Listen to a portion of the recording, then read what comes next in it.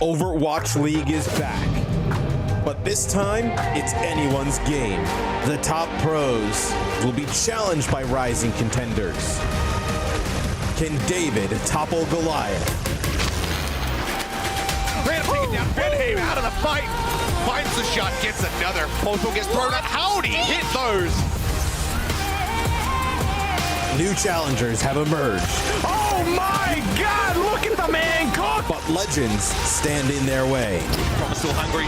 Oh, Gio! You best get up early if you want to come at the king like that. Picked up in the middle. Oh my word, Edison! Still game over. There's no power up. Oh no! Oh, but he doesn't have his ground beneath his feet. He kills as soon as he respawns. Backbone. This is the Overwatch League Pro-Am. Hello and welcome everyone to the Watchpoint pre-show. We are on the final day of the round robin portion of our Overwatch League Pro-Am tournament. My name is Zoe Xun, and with me are Danny, doesn't believe in proper anymore, Lim, and returning to the desk is no other than the iconic voice behind Can David topple Goliath. Matt Mr. X Morello, that is you indeed. And what's up with the Davids out there? It's been tough for the Davids out there. They have not fared well against the Goliaths. But maybe we see some Davids get some wins today, possibly against Goliath today. Yeah, I believe in. There's a couple Davids here that are playing that I put my trust in, and I think they could topple a couple Goliaths. I guess. Remember, he said that when we get to predictions. Keep that in mind, everyone. Now, to find out bearings after some pretty hectic days of play, let's have a look at our group standings to see where we're at right now. Boston and Houston have already clinched the top spots in Group C and D, as you can see, which leaves Washington, the Gladiators, and the entirety of the rest of Group D still alive and kicking. And if we take a look at our schedule, you'll see that we have 6 matches today, with a lot still on the line for these teams. So let's hope the teams are bringing the heat, bringing some spice. So guys, I must now ask of course, which of today's bubble matchups are the spiciest, if you will, the ghost pepper games of today? Danny, you go first. Which one is picante?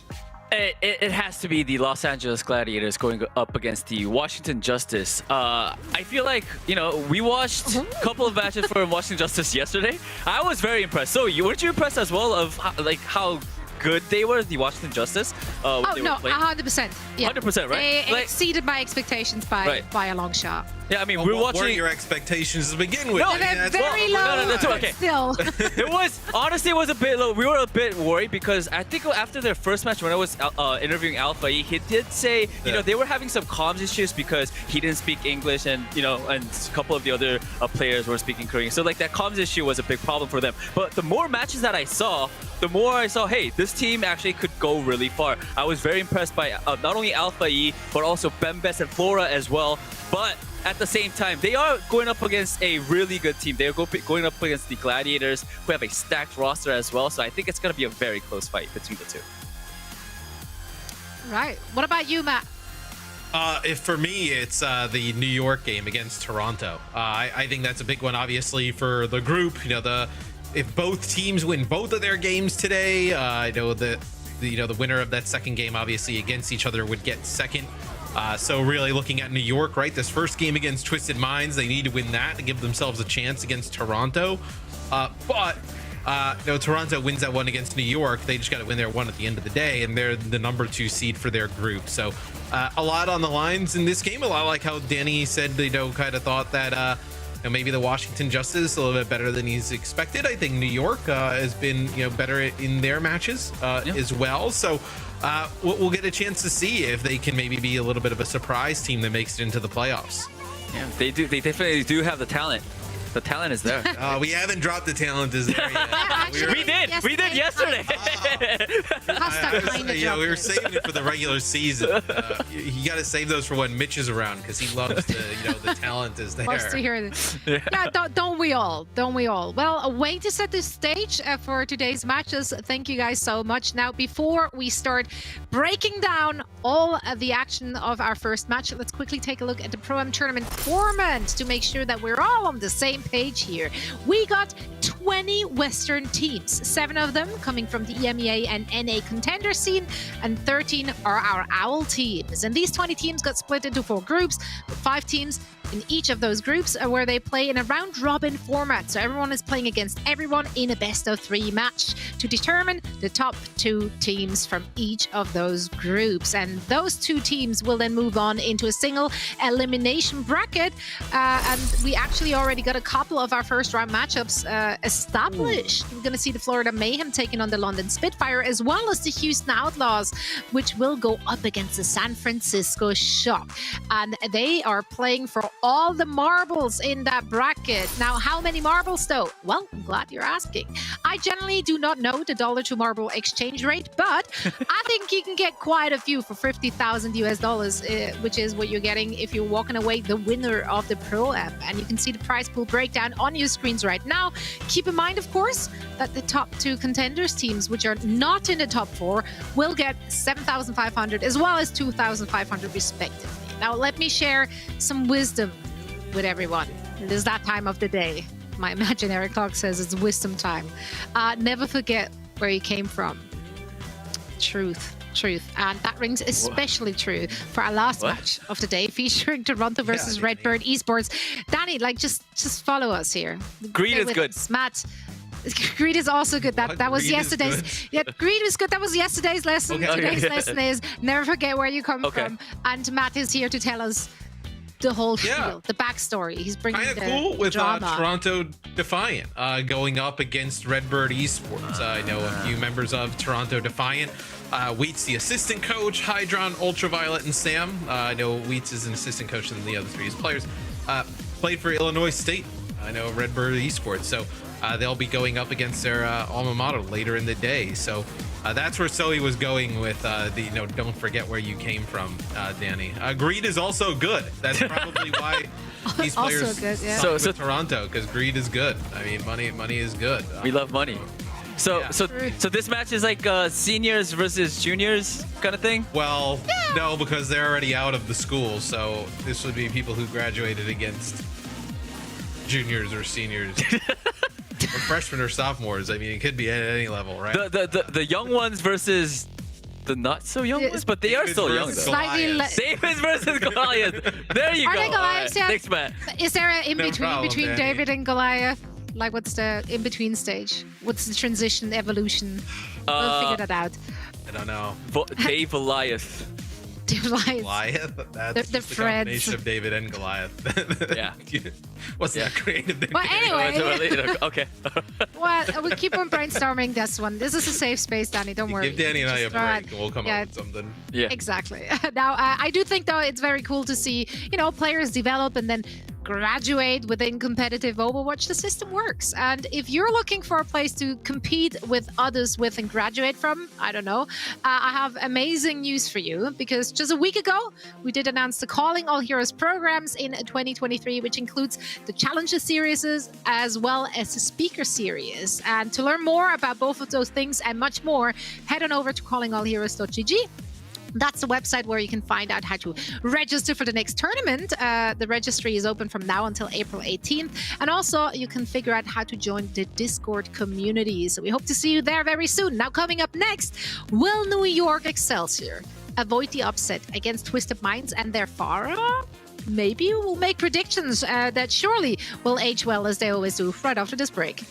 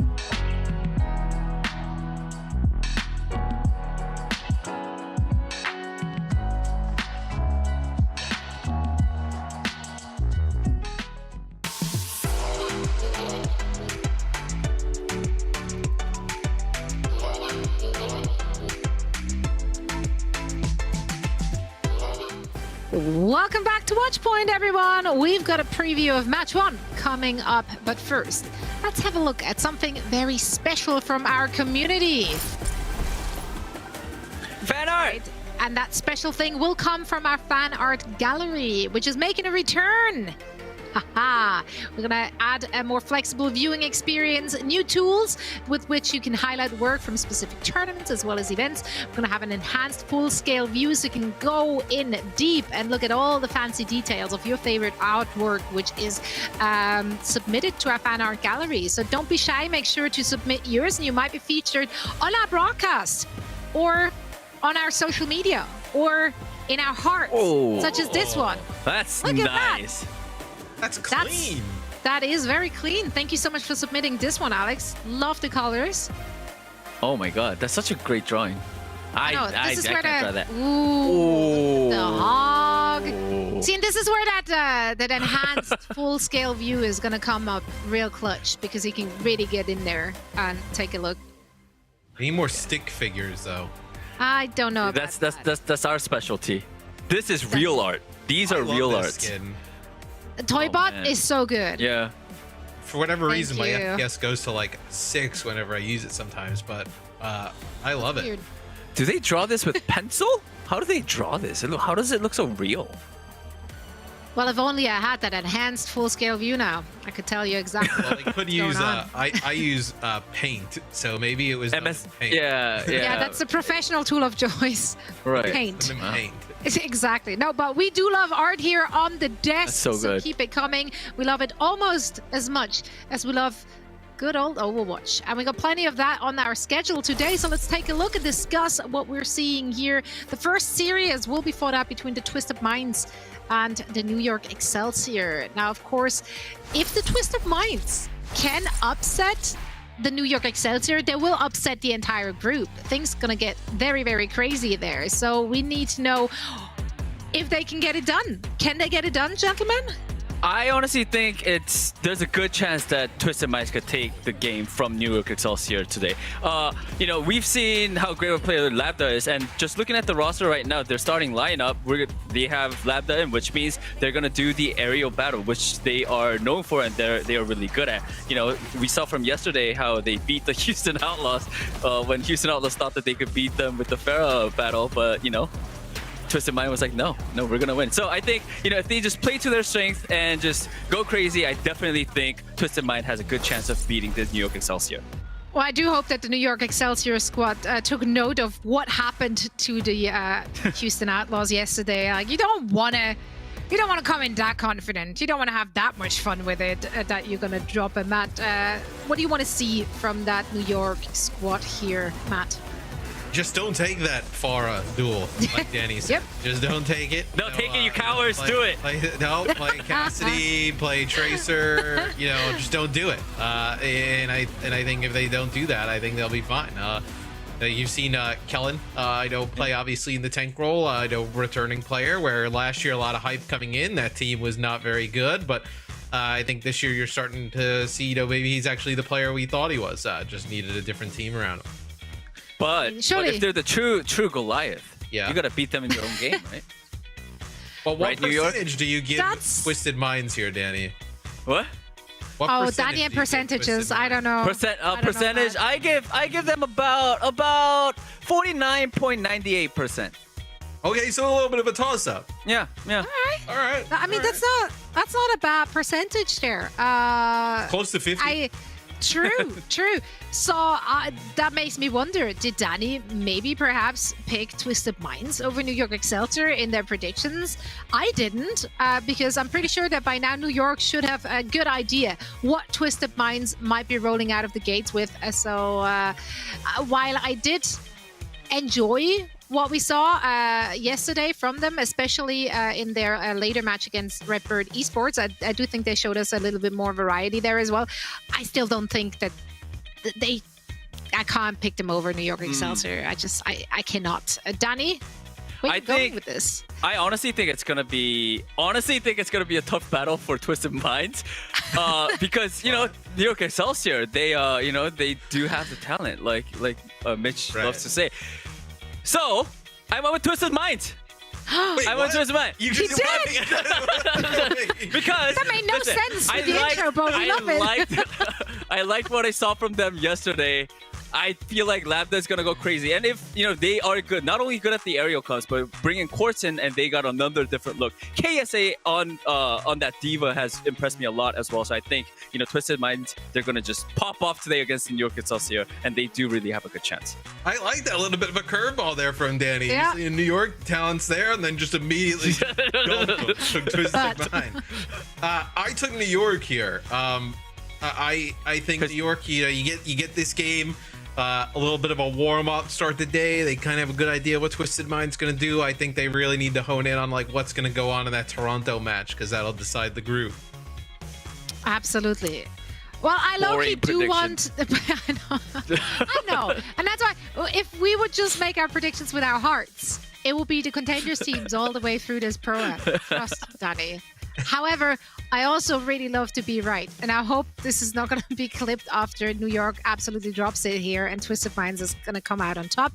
However, I also want to quickly remind everyone watching that before the teams are going to throw it down, you can now enjoy watch parties. That's right. On YouTube, you get to join your absolute favorite Overwatch creators for all the Owl madness, such as Twisted Minds versus New York Excelsior, which is coming up next. And for all of that, we have Dustin and got Moxie, which have all the action for you in just 60 seconds. Let's go.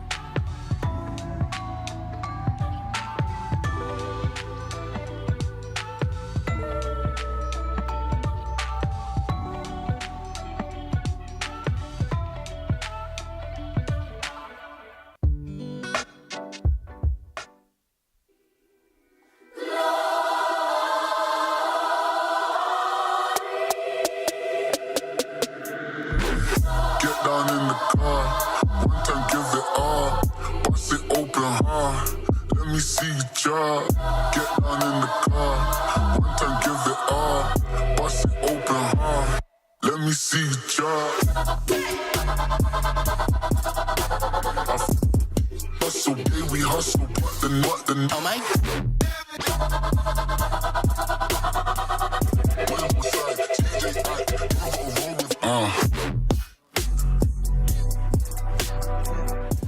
Hello everyone and welcome back to the Pro-Am with myself, Dustin, joined by Moxie. And if Group D was a bunch of dominoes, Moxie, this is the first domino to fall for the New York Excelsior. They desperately need to win this game today.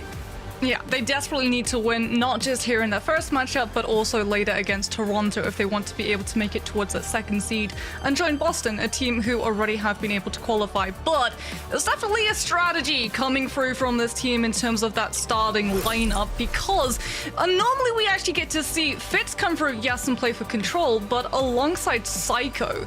Instead, it's going to be Fitz, but they're fielding Shockwave, and this signals to me that they have an understanding of what they're going to be running into. Fitz typically plays that Sombra, and KSA has been a menace on the D.Va, as Desk was saying, allowing Lambda on the Pharah a lot more space to be able to work with. If Fitz can come through on the Sombra and keep him hacked out so that the mech and D.Va boosters aren't there to protect that Pharah, it should be a lot easier for Shockwave to go either onto that Hanzo or pick something like a Cassidy and duel the Pharah out of the sky. That's a very good point. Then, as our famous desk analyst Danny has said, that they have the talent, but unfortunately, Danny predicted still for Twisted Minds. So respect to Danny, but we're going to Oasis first. And, Moxie, like you mentioned, Lambda on the Pharah. This is a great map. Oasis known as a good Pharah map. What do you think New York Excelsior has to do? What's their win condition for dealing with them? Because we've seen teams focus down Lambda, but at the same time, when you have Nutella pocketing you, you're not able to kill that Pharah as easily. Yeah, this is the big adjustment that we saw Twisted Minds make the second time that they ran this pharmacy comp, because the first time that they tried running it against Outlaws, it didn't fly. Nutella was the one being hounded down, was being punished by both the Tracer and the Winston, constantly body checking that Mercy's position. The second that GA was on cooldown, Nutella was gone from the lobby. And NYXL know this. They have Shockwave, they have Psycho. These are two players that came from the EMEA region that faced up against Lambda and Nutella. In fact, this entire roster, both Slay and KSA, used to play with Shockwave and Psycho. So NYXL have a very good idea of what they're running into and a very good idea of how to counter it, because they've countered it even before the Mercy nerf was in play. Well, let's go, guys. Get hyped. This is our first match of the day, and a big match like that prompt you just said, or that just popped up, just said Twisted Minds. You know, if they lose this, it's all over for them. So these contenders teams really fighting for their lives right now. And off the rip, you see Labda pressuring out Kellen immediately, forces that bubble, makes him jump back, still over this top left angle. Now goes for the engagement, but gets traded out by Shockwave. However, he did find Creative with a nice boost in the anti-grenade. The res tries to come through from Nutella now, but Kellen is all over Nutella. He cannot escape that Winston. Kellen doing a great job just finding those targets, diving with his team, and that's going to give New York Excelsior this first point. Shockwave, obviously, by the way, a standout European player.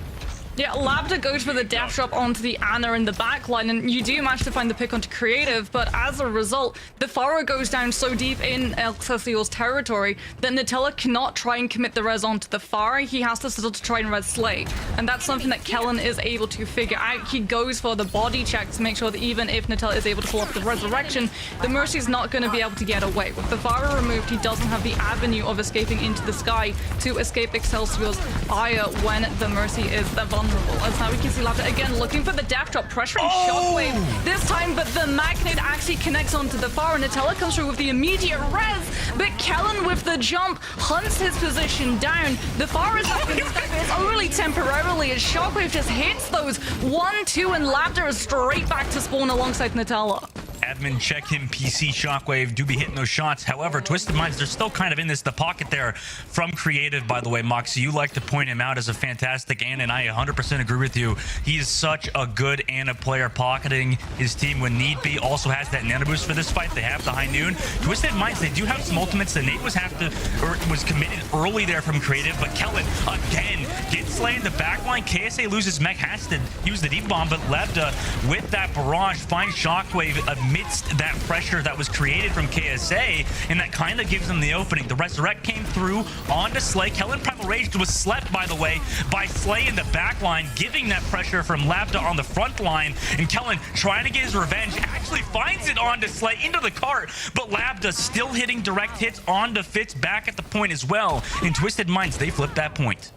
Yeah, Twisted Minds finally going to be able to find the flip, but it is at 73%. The good news for this team is that Excelsior already committed both the Primal, which can be used to push Kellen aggressively in towards the backline, and the Deadeye, which means that Labda does have a little bit more space. You can see him now not really having to worry about using the buildings as much as when we saw them lose that first fight and have to intrude back into that space, knowing that if they stay up in the sky a little bit more vulnerable to the Cassidy, which does leave them vulnerable to the EMP, they're still going to be able to commit the nano boost onto Labda so that he still remains flying. Barrier now forced from Let, but the sleep tuck catches on to Labda, and all the while he's just continuously cycled through EMP, slept, hacked, making sure that he doesn't get any opportunity to actually commit a full drop and look for that 1-2 tap with the Mercy pocket onto Excelsior's back line. I mean, yeah, he's still going forward onto Creative. And this is what we were talking about, though, previously, Moxie, right? Where a lot of teams try to focus Labda, but, you know, you focus on him, there's like, you got the rest of Twisted Minds all over you. Yeah, we saw Outlaws try the strategy where they would just run onto the vulnerable members of Twisted Minds in the backline, ignoring the pharmacy entirely. Didn't work out great for them, and unfortunately this strategy from Excelsior is not working out great either. Twisted Minds, because they have all of these spam angles, can just poke and pressure you, elongating these fights in instances as Excelsior try and take that high ground. Shockwave gets the nano boost, so he will survive the point blank barrage, but it's only for a split second that he's able to survive, because immediately afterwards there's still that Mercy pocket, and you don't have the Deadeye hyper armor to be able to sustain all the way through. Twisted Minds, 96%, 97. Fitz is going to be here to touch with that hack onto Yubi. Potentially no ops to just go for the direct SMG shots. Meanwhile, Lebda on the front line just pressuring out Creative, who is now onto that Kariko, but looks for Lep now, trying to maneuver his way around the point. But can he live? He's got KSA on him as well, but he actually managed to avoid all of that pressure and find the boop onto Slay at the end of it too. Now the Valkyrie comes through from Nutella. KSA has to use that deep bomb and remake fast, but Fitz with the EMP, built it up just in time onto Lepta, but he's doing a good job just playing his life. The pocket is there from the Valkyrie Mercy, and Slay's going to be coming back onto that Lucio, so it will be a 5v5 again. And Lep, can he avoid these shots? Yes, he can, because of primaling Winston. Kellen, standout Winston player for New York Excelsior, finds him. Nutella's gone as well. Excelsior are going to flip this point, it looks like, in just a bit, but Twisted Minds, they're not going down without a fight. It's final fight territory, and look what Slay has done. He's swapped after the Lucio. It's not back onto the Ana, it's back onto the Kiriko. They know that Shockwave has that pulse bomb, and they don't want to risk the gamble of KSA missing the defense matrix and losing the fight off of numbers alone, because Shockwave, he's just waiting for Twisted Minds to walk past him. If he lands this onto the Mercy, this push is done. Lavra is not going to be able to survive going for a barrage without the support of both of his two healers, and that's exactly what Shockwave is looking for. They've been able to find the Kiriko, but they don't make the Suzu, and as a result, the Pulse Bomb remains in Shockwave's hands. He almost goes down to the kunai with the ultimate still intact, but now they can just look to pressure even more onto Slay. He goes down with the Suzu still in hand, and as a result, Shockwave now just has to get the D-Max to be able to land this Pulse Bomb and keep Twisted Minds from being able to find the flip. Nutella does get that resurrect though, so Slay will be back in the fight, but no KSA means not a lot of tank help on this point. In fact, Yubi, however, does trade back Fitz onto this point. Nutella goes low. Pulse bomb out from Yubi. Is he going to go insane right now? Lep and Fitz both down. Shockwave gets Nutella. It's a tracer battle onto this point right now, but with Kellen still here, he'll build that primal rage. Slay goes incredibly low, has to swift step away. They're still delaying this point. Slay is being so elusive right now, avoiding Kellen. Kellen has no clue where he is. Finally finds him in the middle, but Left is back with the barrage. Can he find that? Winston, no, he cannot.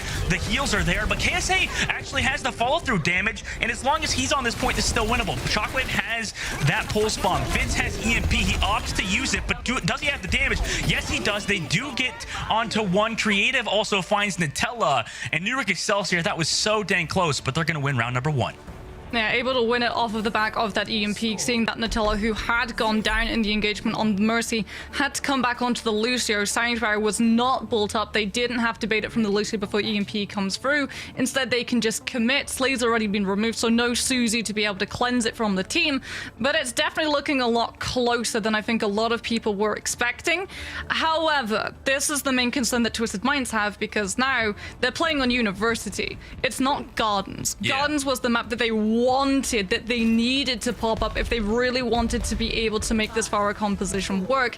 It still can find a lot of value on University, but there's high ground and there's a ceiling, and that means that Labda is going to be severely limited in terms of movement and ability, not just to escape from Shockwave, but also to escape from Fitz with the hack. Fitz on this back line, and I like the members of both teams saying it's a dog fight, because it really is a dog fight right now with Lebda onto the Sphera, trying to get that pressure, like you mentioned, just all this positioning, the ceiling being a bit too low here for him to get a bit higher than what he wants to, but the hack comes through onto Slate dive, then gets engaged upon from Kellen. Shockwave though goes low on the opposite angle, but Kellen on the Winston finds Slay again, doing a great job for New York Excelsior, opening up these fights, and it looks like Excelsior are going to cap this point first. Yeah, and unfortunately for Slay, he can't really get the peel from his team either. He's taking that off angle so he can keep Labda in his sights and also be a little bit of a hard target for Excelsior to be able to pin down. The idea thinking, well, if they have to jump onto the high ground, they're not really going to have those tools available to when I try and run back into my team. That doesn't work, because Diva Defense Matrix, brilliant to protect Labda when he's going for the barrages, doesn't manage to Matrix out the Winston's Lightning, the primary. So Slay immediately going to be off the Ana onto the Kiriko. He's seen that he's going to be a vein of vulnerability for the team, and instead he's going to sacrifice that burst healing that Ana brings, the survivability in terms of long-term sustain. Here, Yubi comes back around this backside, notices Fitz is trying to get that flank angle off. He's going to have to translocate back, but left gets Slight early. KSA trades back Shockwave, pulse bomb whiff from Yubi, but he's still on to Creative, who needs that peel. Nano boost onto Kellen, keeps him getting that pressure on the Nutella, also onto Lepta, so no resurrect available. Left and Creative both down though, so no supports on the side of New York Excelsior. As long as Slay can play his life, it might be winnable, but no. Kellen finds him, then pops that primal rage. The point, however, in the meantime, was flipped by Yubi, so KSA opts to drop that Diva Bomb to make sure he comes back in this fight fast, and Yubi still wants to delay this point, has to recall out of there. But will they keep contesting? Yes, they do. Last second, KSA comes back, but he's hacked again. They have to go for that point, and he'll lose mech. This might be extremely detrimental long-term for Twisted Minds. Yeah, because Twisted Minds without that Diva mech can't actually throw in the barrage. Shockwave is too close to Deadeye, and as a result, we're actually seeing KSA just throw themselves off of the point to get that mech back faster. As Lambda is waiting to see whether or not Excelsior are going to try and pressure forward. Might have been able to land a concussive onto Shockwave if he was being a little bit too forward in terms of the angle that he's taking, but it's Lep now who Twisted Minds are going to have to worry about. This Lucio has all of the time in the world to make himself so elusive in that backline, sitting back with the sound barriers. Yubi comes in with the backline pulse bomb. Will be able to find the Ana, immediately then moves on to Shockwave to pull the Cassidy's attention away from the Pharah and set Lambda up to actually hit that barrage and find a couple of damages with it. And now they can just move on to Lep, who dropped the sound barrier but doesn't manage to save the team with it. This is brilliant play from Twisted Pines, but it's a little bit late, Dustin. They still have to stall out another 89% to be able to equalize what Excelsior have already been able to pick up. Well, let's see if they could do it. Slay with that Kitsune Rush in this fight really has to avoid that dive from New York Excelsior. By the way, Lep's movement has been cracked on that Lucio, just consistently avoiding Lambda's shots. Not exactly easy to do. We see Lambda picking off Lucios quite frequently, but not in this match at all. Slay trying to find that damage. The hack came through from Fitz. He was a bit too focused on dealing that damage. It resulted in him losing his life, so Kellen opening pick onto him. Now New York Excelsior moves on to this point. Over to that top side, Fitz is yet again being a nuisance onto KSA, makes him lose his mech. They also get the Lambda Nutella right after, 90% on the flip. They don't even have that Kitsune Rush. They have it, or they have to touch Moxie, but 94%. He has to use it so early, and he's being a dove on at the choke. Can they even touch this point in time? It doesn't look like it. Yubi's almost there, but no, New York Excelsior winning map 1. Yeah, creative, honestly, on this Ana, really impressing me. He landed that sleep onto Yubi, and that was actually what Twisted Minds were looking to try and turn that fight around and buy themselves the space to be able to get safe passage from spawn point back onto that point to be able to try and use that Kitsune Rush and look for the flip. If Yubi finds that stick onto the Ana, we don't get to see Excelsior go for that really forward aggressive push towards the spawn of Twisted Minds and drop in that early EMP because they have to wait for the Ana to walk back into them. But the sleep dart comes through, and creative saves his team long-term for the fight afterwards because of it. Yubi goes down, Pulse Bomb still intact in the Tracer's ultimate charge, and as a result, Twisted Minds just don't get a chance to be able to touch again. Yeah, round 1, Twisted Minds look good, but unfortunately, New York Excelsior for them has come out on top. But guys, we'll be coming back after a short break for that map number 2. Twisted Minds still in this, so don't go anywhere. We'll be right back.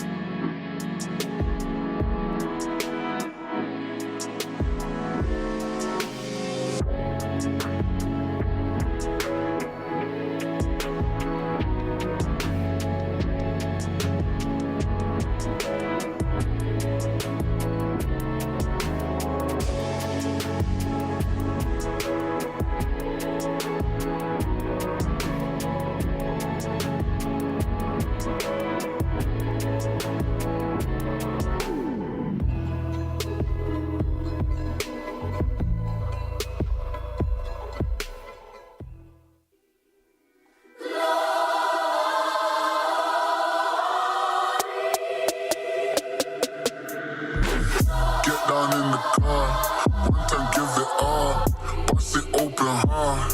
Let me see you drop. Get down in the car. One time give it all, bust it open hard. Let me see you drop. Hustle, baby, we hustle. What the oh my.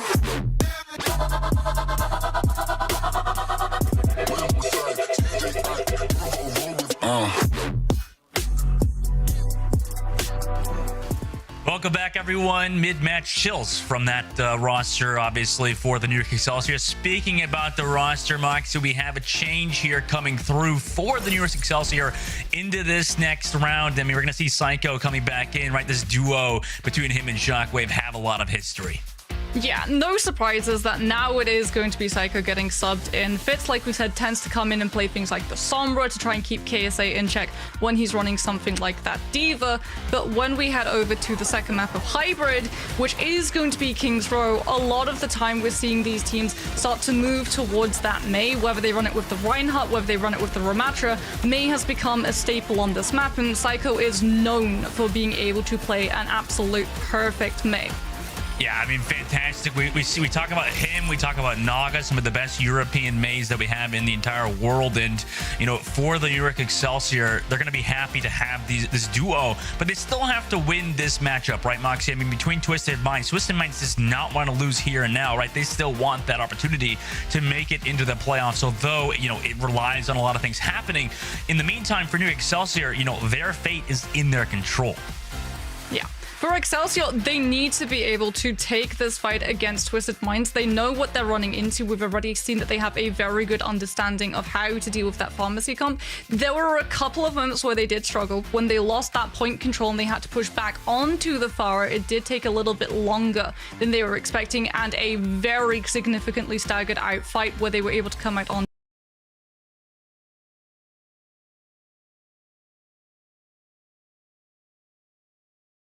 swap, the Lucio swap, so they could get out from spawn and back onto the point faster.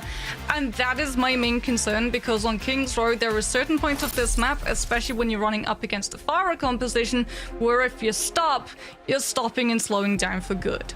Yep, King's Row. Like you said, this is going to be a map where, you know, for Twisted Minds, how do you think they come back now, though, Mox? Right, this first point, you can run that Pharah, but after that, like you mentioned, it gets tough, right, to play that composition throughout the whole map. That's why, you know, we've seen Quartz get subbed in on this map, but now Lavda back on today. I mean, what's going through the minds of that Twisted Mind? Well, Twisted Minds have already committed to running this pharmacy composition on this map before. The difference is that they ran KSA not on the Diva at the beginning, they ran him on the Doomfist to just be able to punch onto that point, create the space for Lavda to be able to round that corner and try and push on the defending team and players that sit around the back of that hotel, so they can, if they get pressured, pull back towards the choke. The adaptation we've seen from Twisted Minds from qualifying stages, however, going up against those contender teams, is to just consistently run KSA on that Diva rather than the Doomfist, because they've seen overall long-term the Diva mech just has more value, not just in creating that space for Lavda and the safe environment for the Pharah, but also to make sure that there's peel available for Slay. Yeah, that's going to be crucial for Slay on this upcoming map. And, you know, now on this first point defense, playing this Pharah composition, it's been always a bit difficult with the Pharah comp, right? But look, Moxie, they're playing Seiko onto the Echo. I mean, his classic hero. Yeah, Excelsior not going to be fielding either the Ramatra or the Reinhardt. Instead, they're taking the dogfight right up against Twisted Minds. We saw Houston Idols try and mirror the Pharah composition, but Psycho is going to be going for the Echo. Note, however, they don't have the Mercy. So there isn't going to be a pocket, there isn't going to be that damage boost, and as a result, Psycho can't directly go for the engagement against Lavda because he'll lose. Instead, he has to try and spam Slay down, denying the Ana the angles and leaving the rest of the team, most notably that Diva mech, vulnerable. But Psycho goes in deep, he tries to connect the beam onto the pharmacy, and as a result, Lavda just needs to hit one shot, then a second, and Psycho goes down, because look where Creative is playing from. Because of all of the pressure coming through both from KSA, UB, and Slay, Creative is not getting an angle to be able to heal the Echo when they cross around that corner.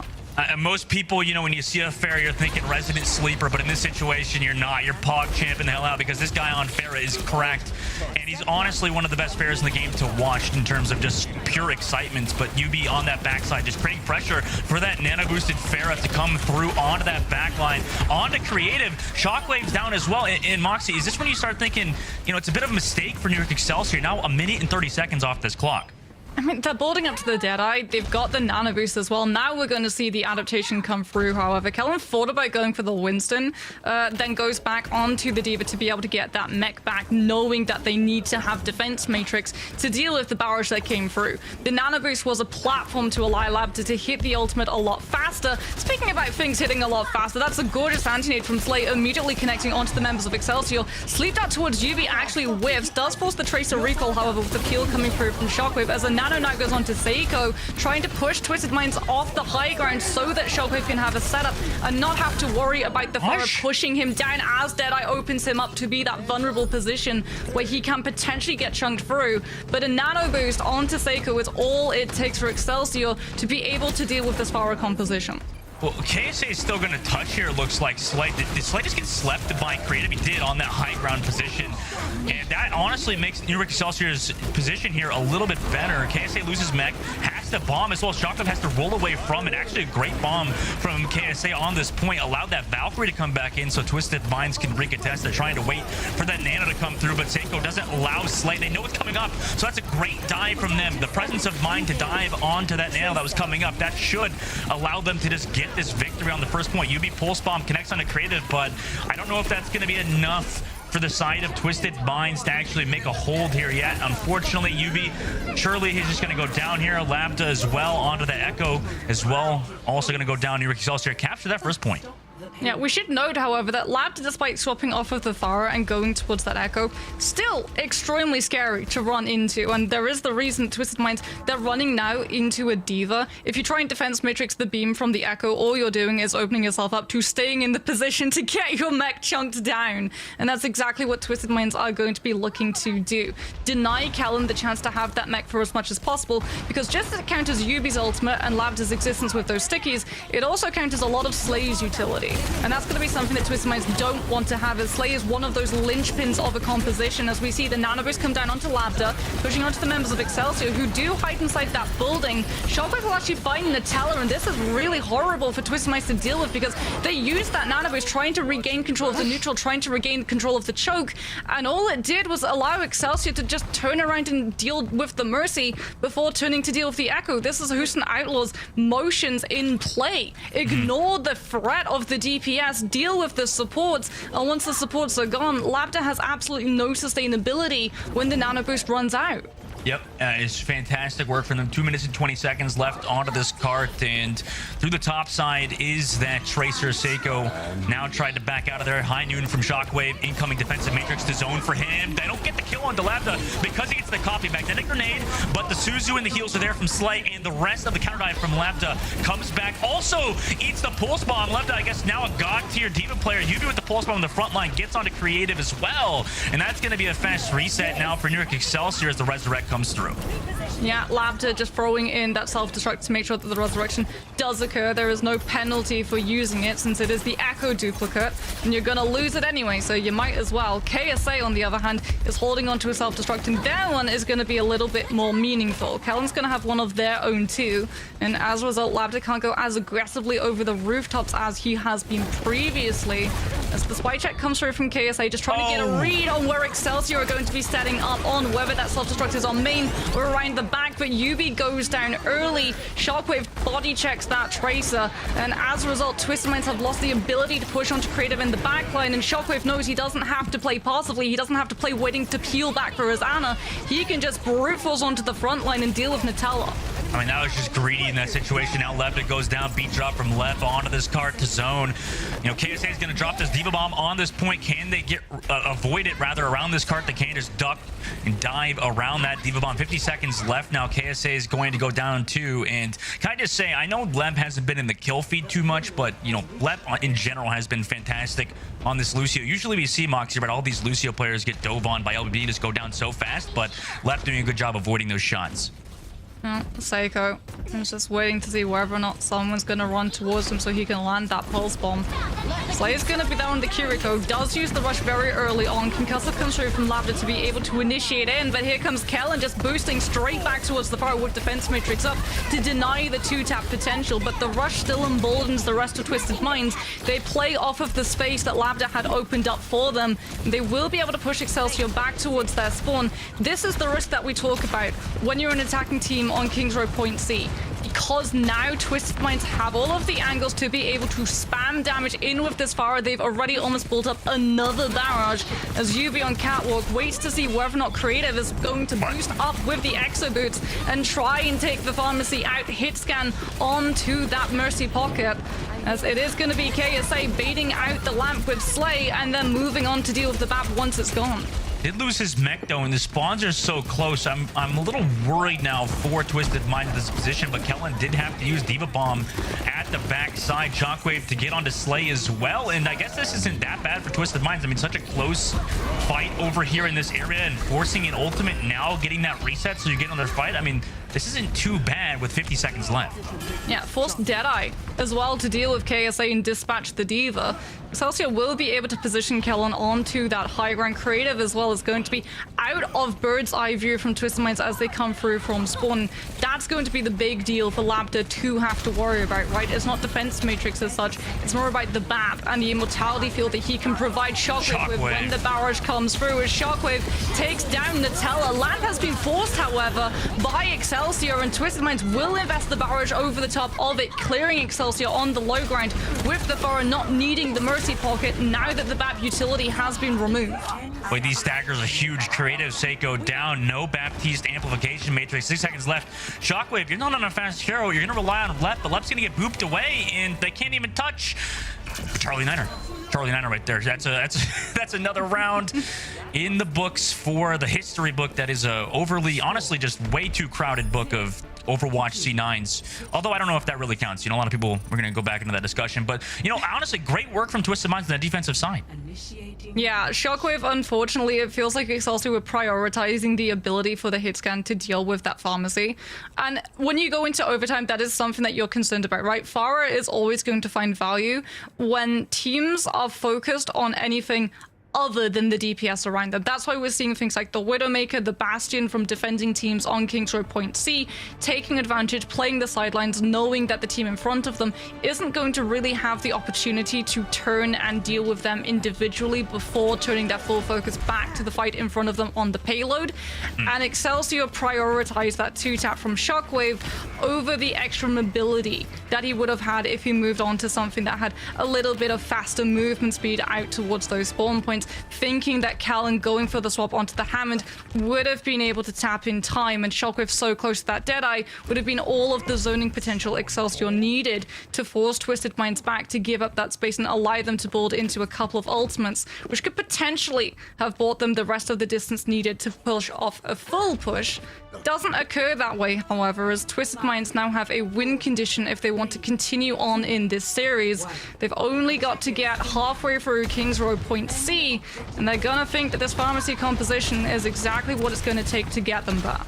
Yep, over this top angle, forces Kellen out of the statue, and a nice shot actually from New Excelsior. I think there was Shockwave onto the head to make sure Labda can't get that space that he so desperately wants to go over this top side. I'm sure with the boop onto this back line, but he's waiting, you know, biding his time here on this angle. Anti-grenade out. Kellen, nice bubble to zone it off, but he already uses that cooldown. Labda knows this, now already diving onto Shockwave. Support ult or support abilities already used from Creative. 2-tappage bolt onto Shockwave and Creative. Nutella does lose their life, but Kellen's already low here without any supports besides Lep, but Lep does trade back Labda, so this isn't that bad of a situation for New Excelsior, but Lep gets slept by Slay on this top side, and that's been a standout player by the way. Slay 100% deserves to be an Overwatch League in my opinion. Fantastic and asleep. Should give them the point, but New Excelsior, they want to recontest. Yeah, off of the stall that Lep was able to provide Excelsior with, they will be able to potentially get that contest back onto this point, but Labda is back. And Excelsior now are going to be moving out from the choke straight into a Pharah who has the angle to push those rocket damages in before they get to see where the Pharah is playing from. Yubi comes in with a pulse bomb to land onto Creative, locking the Ana's position down, and that is going to be any chance of a contest coming from Excelsior going up in absolute smoke as they have to pull back and wait for their support to come through. Okay, now 4 minutes 57 seconds. I mean, that was a faster take than New York Excelsior's was. So I think we're in for an incredibly exciting series. KSA can wait for their mech to come back. And, you know, Moxie, they have a little bit of ult advantage too. Twisted Minds do. How do you think they snowball into the second phase now? I mean, it's going to obviously be that nano boost, surely. Slayer's got it built up for Labda, and we've seen every single time Labda gets that nano boost, he always is able to find at least one kill. They have to go quickly, though, as Shockwave is approaching that Deadeye, and Excelsior, if they pop it, will be able to put the nano boost onto the Cassidy as well. There's the nano boost onto the Pharah. The Winston bubble already comes through from Kellen to try and peel for Shockwave. As a result, Nutella does go down, but you don't need the Mercy Pocket if the Pharah's already got the damage reduction. Self-destruct even blocks Lep's passage outside of that door frame, and Labda is on an absolute tear, comes in with so many kills, and then such a good Pharah goes back towards the spawn to escort Nutella a little bit faster back to cut. What a nice lad. Now coming into this second phase, New York Excelsior are going to recontest. They do have a little bit of ultimates here, though. They do have that beat drop, Primal Rage, and High Noon. But Labda, like you said, it's just been such a nuisance. Also, they have the Valkyrie in this fight, so the sustain is there. Around this corner, they wait for New York Excelsior to kind of come into their trap. And now at the same time, the dive comes through from Kellen, so he goes aggressive. Shockwave pops the High Noon, but gets slapped by Slay on the cart. That should open things. But Kellen, because he had to use sleep onto Shockwave, is now free to use this Primal Rage, and Slay eventually will go down after dropping that biotic grenade. Twisted Minds without their Ana in this situation, you have to wonder how they win this. It could be through a barrage, but they opt not to use it, play it slow, and try to get their Ana back. Yeah, disengagement, but Kellen is still chasing them. Oh no, they've been able to catch Nutella away from Labda.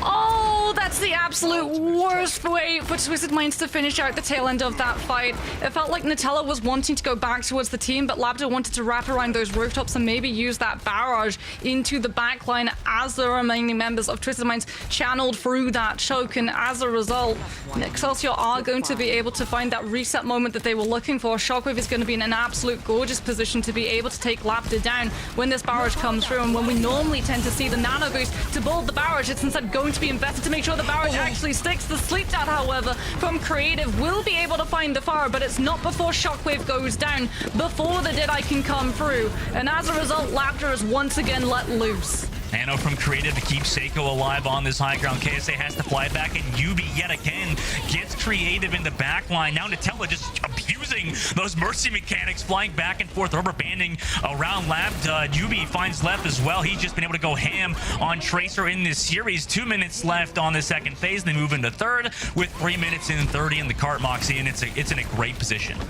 It's so doable for Twisted Minds at the moment. Yubi's going to be building up to the Pulse Bomb. Nutella's going to have that Valkyrie. You do have to be careful, though. As a Mercy, when you go for that Valk, you do leave yourself oh so vulnerable to that Deadeye to come through from Shockwave. Psycho's going to go towards the Echo once again. And Lep is actually off the Lucio onto a Mercy pocket of their own. They know if they lose one of those players, they have to be able to get that spawn without waiting for 30 seconds. Otherwise, Twisted Minds are just going to win off of numbers overwhelming you alone. Yubi gets anti-needed, doesn't really get to push as aggressively as he wants. Deadeye has run out for Shockwave, though, and with it, Twisted Minds once again come through with the nano defense matrix from KSA to make sure that Labda survives the drop onto Shockwave. Nutella gets the resurrection up onto the Pharah with the Valkyrie, making it even harder for Excelsior to pin his movement down. And this is Twisted Minds on an absolute victory lap of King's Row. They just have to deal with the staggers coming through from Excelsior. Shockwave onto the Widow to try and one-tap this Pharah without having to worry about the Mercy healing, keeping him intact, but he takes Yubi down instead. And nice shot onto Yubi as well. Kellen with the Primal Rage to finally stop Twisted Minds as well. And they have Barrage for next fight, Moxie, and a Pulse Bomb coming up. But, you know, New York Excelsior, they actually have a decent ult bank to stop this push. Ooh, Slay almost jumps into the headshot from Shockwave. The defense matrix not there from KSA to heat that one up. The Psycho does have the duplicate as well. Kratos gonna have a nano boost too to give the Echo even more oomph behind the power. It might actually go into Kellen if they want to dive onto this backline. The Shockwave is waiting for the Ana to reveal themselves. There's the nano boost. It goes on to Psycho, who doesn't even need to use the ultimate. That primary beam just does so much damage with the Ana boost that it immediately takes Lambda straight back to the spawn point. And once again, Shockwave gets an absolute shooting gallery before the fight even begins to try and force Natal to use that res oh so early. Now, I mentioned off broadcast, we're talking about Shockwave and not seeing a lot of Widowmaker, but now Lebda goes aggressive with that nano boost. Barrage comes through onto Creative. That's one. Also back onto Kellen, and now onto that Widow. Maybe that's why we haven't seen much Widow. It's just too easy to rock and roll now. It's just Lebda LVD, whatever you want to call him. Labda just hits those shots. A 4K for him, and Twisted Minds are going to equalize this series 1-1. Moxie, I am so worried for New York Excelsior right now. Yeah, Labda, a lap of victory for the Pharah composition, honestly. And like you said, there's a reason we don't typically tend to see the Widow come through. It is because of the nerfs that have happened. Cassie is just a lot more viable and a lot less vulnerable when the death drop from the Pharah is initiated. The Widow lacking that extra 25 health that's available for the Cassidy. Worse, the fact that Cassie has 50 health over the Widowmaker, given that Widow currently sits at 175. But the true killer for the Widowmaker's utility is the grappling hook cooldown. 12 seconds to be able to disengage yourself and find a better position means that the Pharah, as soon as she sees that grappling hook come through, just gets to chase your position down. And because you've given up that position as a Widow, you've given up the early angle advantage where you're just holding with your scope at the ready, looking to connect onto that Pharah's dome. And as a result, it's open season for Labda the second he sees Shockwave go for that disengage. Yeah, nice job from Twisted Minds. And we're going to that map number 3, guys. So don't go anywhere. We're going to a short break. We'll be right back.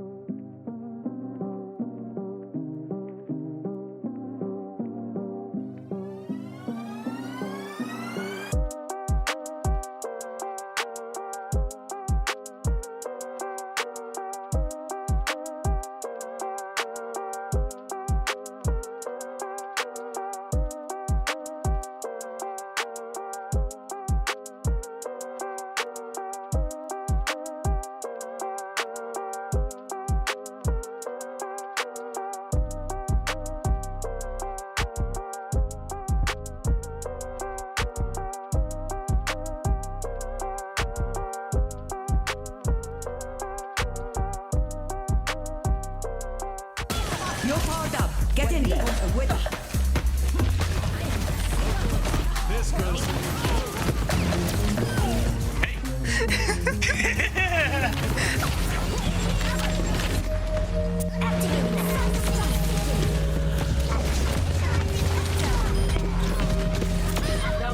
Was there any doubt? You're powered up. Get in there.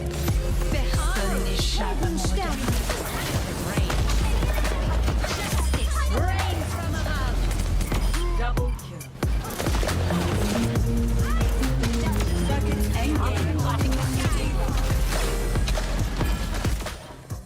What a fantastic series we have on our hands, guys. 1-1 between Twisted Minds and New York Excelsior. And I don't know if we expected quite this outcome so far to be able to go to that map number 3. But you know who's brought us there, Moxie? It's obviously going to be Lebda. I mean, this guy has been phenomenal so far, Moxie. What can you say about him? I mean, he's one of the best Pharahs in the game, isn't he? Yeah, I mean, again, just look at the stats, but most importantly, look at the eliminations and final blows. He comes from with 24 eliminations. His final blows are 15, so that goes to show what his team are doing to set this player, this Pharah, up for success. This is what we talk about, right? These teams that come from Saudi Arabia, that play this Pharah constantly, consistently, every single contender season, they know exactly how to initiate these engagements so that Lambda gets that space to be able to breathe, even going up against these star-studded hit scans. But talking about star-studded hit scans, it's not going to be Lambda picking up that second DPS slot. Once again, Quartz is going to be coming through to play for Twisted Minds as we head towards push. We saw him get subbed in yesterday, and he did actually field himself onto that Ashe, a little bit of a surprise pick, which with the power of the dynamite punishing a lack of Kiriko on the other side, did find them a lot of value going up against hitscan like Vision. But they're not the only ones, with a couple of changes to their rosters, as XL also going to be fielding Fitz to come back through. So no more Seiko coming out from Excelsior. Yeah, no more Seiko. Fitz gonna probably play on that Sombra like we've seen before. And, you know, history between both these teams, and I guess Quartz specifically, Twisted Minds, right, just won, you know, contenders last season without, you know, the Ex-Oblivione, where Shockwave was playing, you know, in that season. So really, this is going to be a testament of how good is Quartz, right? Coming into this matchup, this is one of the first times he'll have to deal with Shockwave on the other side, right? Both very similar players, have that Cassidy in the hero pool, have even the Sojourn, Widowmaker, you know, all of the classic hit scans. Who do you think comes out on top in that matchup, especially since Quartz, you know, hasn't really, I mean, he's had the opportunity to play against Shockwave, but since he's leveled up, since Twisted Minds have leveled up, how do you think he does versus Shockwave on the New York Excelsior? Well, it's interesting that you said the Sojourn, because that is what both of these players were on the last time that they met. It was Sojourn meta, and both Quartz and Shockwave were the ones playing those two DPSs, and Shockwave was heralded as one of the best, if not the best Sojourn in the entire EMEA Tier 2 region. Quartz has since stepped up. He's taken a little bit of time to really come into his own, and that is what the Path to Pro is all about. Picking up fresh talent, giving them that opportunity to grow and become truly a professional player ready for Tier 1. We've seen that movement come through from Shockwave. We're now ready to see whether or not Quartz is ready to take that next step, or if he needs a little bit more time in the oven, as Twisted Minds aren't going to be running him out immediately onto the Ashe. Instead, it is going to be Cassidy for Cassidy to go up against Shockwave and try and keep him in check. I kind of like that. I mean, it's just the Cassidy in general has just been so dominant as of late, right? With that health change, with a lot of the damage boost that he's gotten recently, it just seems like Cass meta is in full swing. And speaking about full swing, Fitz is swinging around this backside towards that backline of Slay and Nutella, who Nutella's on Lucio now, just playing back with Quartz. But New York Excelsior, they want to wait this out, wait for the robot to unlock, and then they'll press the go key. So now they go for the hack. Incoming dive from Kellen onto Quartz, and maybe they don't even need it, just left with the follow-up to sleep though from Slay. Perfectly hit. Can they find the damage to get him before he recalls? Yes, they can. So that is a 1-for-1 trade. However, it's a little bit of an uneven trade because now KSA is about to lose his mech potentially, but he's inside the robot under New York Excelsior's control. They're playing this off-angle nade used to contain themselves on the inside. Twisted Minds, but KSA still loses mech, and it looks like New York Excelsior kind of just playing with their food at the moment, although Kellen does go low, but he does have this top angle to just play his life. Now can dive onto Slay afterwards, and left with that follow-up final blows. I mean, he's had 3 of them now in this one fight. What a fantastic Lucio player. Yeah, against any other composition, falling back into that little building is absolutely the right call to make, especially because Quartz was the one to go down, and the Casti is the burst of damage that keeps the dive in check, keeps Kellen from going in deep alongside Fitz. The problem is, by Twisted Minds taking that decision to go into side room to try and keep themselves safe behind natural cover, they invited the cleave from Kellen and Shockwave to just continue to rain damage into Twisted Minds forces and connect to so many players on this team. As a result, Kellen doesn't even need the nano boost to board the next stages onto the primal. He's as good as already got it for the next fight. Yep, that's going to be very impactful now for the New York Excelsior. They're just waiting back, letting that car or that robot push to a certain position, and then they go for the dive. Twisted Minds getting it 2 meters. I mean, that's all they're going to get now. That nano boost for Kellen, like you mentioned, just goes deep. But he slept again by Slay, and UB and Quartz trade backline, and also Shockwave. So Quartz just has the follow-up damage onto Kellen. Primal Rage committed from Kellen, although he's lost everybody on his team besides what, Creative? In this situation, there's Creative, and now there's back one of them. They did lose Creative, so Kellen, bit of a waste Primal Rage there, huh? I love this adaptation of teams just ignoring the pick of that Sombra and instead fielding the Tracer. Excelsior have actually bent the knee from the Sombra and ran Fitz on the Tracer because they've understood that when the Casti goes for the Deadeye, he is vulnerable to being stuck by the Pulse Bomb. And yes, with the Hyper Armor, it doesn't guarantee the kill, but as long as a little bit of extra damage comes through from either the Pulse Pistols or anyone else in your team, you can immediately pick up that kill on the Casti and deny the zoning utility of the other side. It's something that we've seen so many teams, so many Tracers punish Casties with on this map, especially with all of those flank angles, as Shockwave shows why you need to keep the Casti in check. He moves forward, takes the pick onto Slay, and without that Ana, KSA is going to be vulnerable. Fitz gets to have an absolute field day towards the back line, trying to force out this fight from Twisted Minds, as the robot just seesaws between both of these two teams. Diva Bomb pop now for KSA to zone towards this point as well, and nobody was looking at Fitz the entire time like you mentioned. It's just Fitz kind of on a rampage on this backside angle. Maybe somebody will eventually deal with them. They take that robot back on the control. They still have the meters in their advantage as well. Quartz building, or has that high noon Shockwave playing back as well. New York Excelsior, they don't want to extend. They're just going to keep playing on this defense. I don't know if that's the right play in the situation. Twisted Minds, they always look for this dive, this tempo dive around the cart. UB with the Pulse Bomb. Is he going to press the Goki? Yes, he goes for that backline. Does it connect? No, unfortunately it doesn't, but Quartz does. On to Creative with a little bit of follow-up damage from his support Nutella. They do get that backline Creative. Now he's not in this fight. No heals onto Kellen besides left. They're going to reset, and Twisted Minds take the meter advantage. Yeah, Excelsior was going for that position because they knew Deadeye was available for Quartz and it wasn't available for Shockwave. More crucially, they knew that Pulse Bomb wasn't there for Fitz to be able to chunk through Quartz's health bar and deny the ultimate. So as a result, they had to play a little bit more hesitantly, where they had natural cover to fall behind, and all that did was force their hand when the dive came through. They didn't have enough space to be able to avoid it. As it is now going to be Shockwave sitting up in this high ground, is being pressured currently by KSA, and Fitz in the meantime will go down to Quartz. Shockwave is looking for an off angle, trying to play from Ming to set this Deadeye up, but KSA still being in mech and Slay having enough time to be able to cycle back to another sleep dart means he has to hold on to the trigger. Shockwave now. I mean, these fights are happening so fast. It's just consistently back and forth. Shockwave around that back angle. He goes for the dive. Kellen goes for the dive on that front line to create a little bit of space now for New York Excelsior on this robot, but it really hasn't done much because Twisted Minds just going to keep control of this high ground pressure with Quartz. He's just been pumping out that damage lep around the robot, trying to take control of it again, but KSA now goes back for the peel onto Kellen. Fitz is with the kill onto Slay. Shockwave on the cart to deal with the Tracer as well, but it's Kellen on this frontline dive with Fitz. Just the duo of those two was really what opened it up for New York Excelsior to take control of this robot. And a little bit of fist to UB's face action. Twisted Minds reset. Excelsior going to have that forward positioning of the high ground as well to set Shockwave up into a position to force Twisted Minds to back on out when that Deadeye comes on through. Excelsior going to get so close to having those forward spawn checkpoints, and when you're running composition this mobile, you want those forward spawns, as there it is. Deadeye comes through, but it's from Quartz first of all. Shockwave, however, is the one that comes in with the kills off of his. Slay goes down, Lep goes in deep, diving onto the Casti before the Deadeye can actually connect onto the Lucio, and as a result, Twisted Minds are just falling apart, picked down by Excelsior's squishies, who show exactly why supports have to be so bloodthirsty and look for aggressive angles in this meta.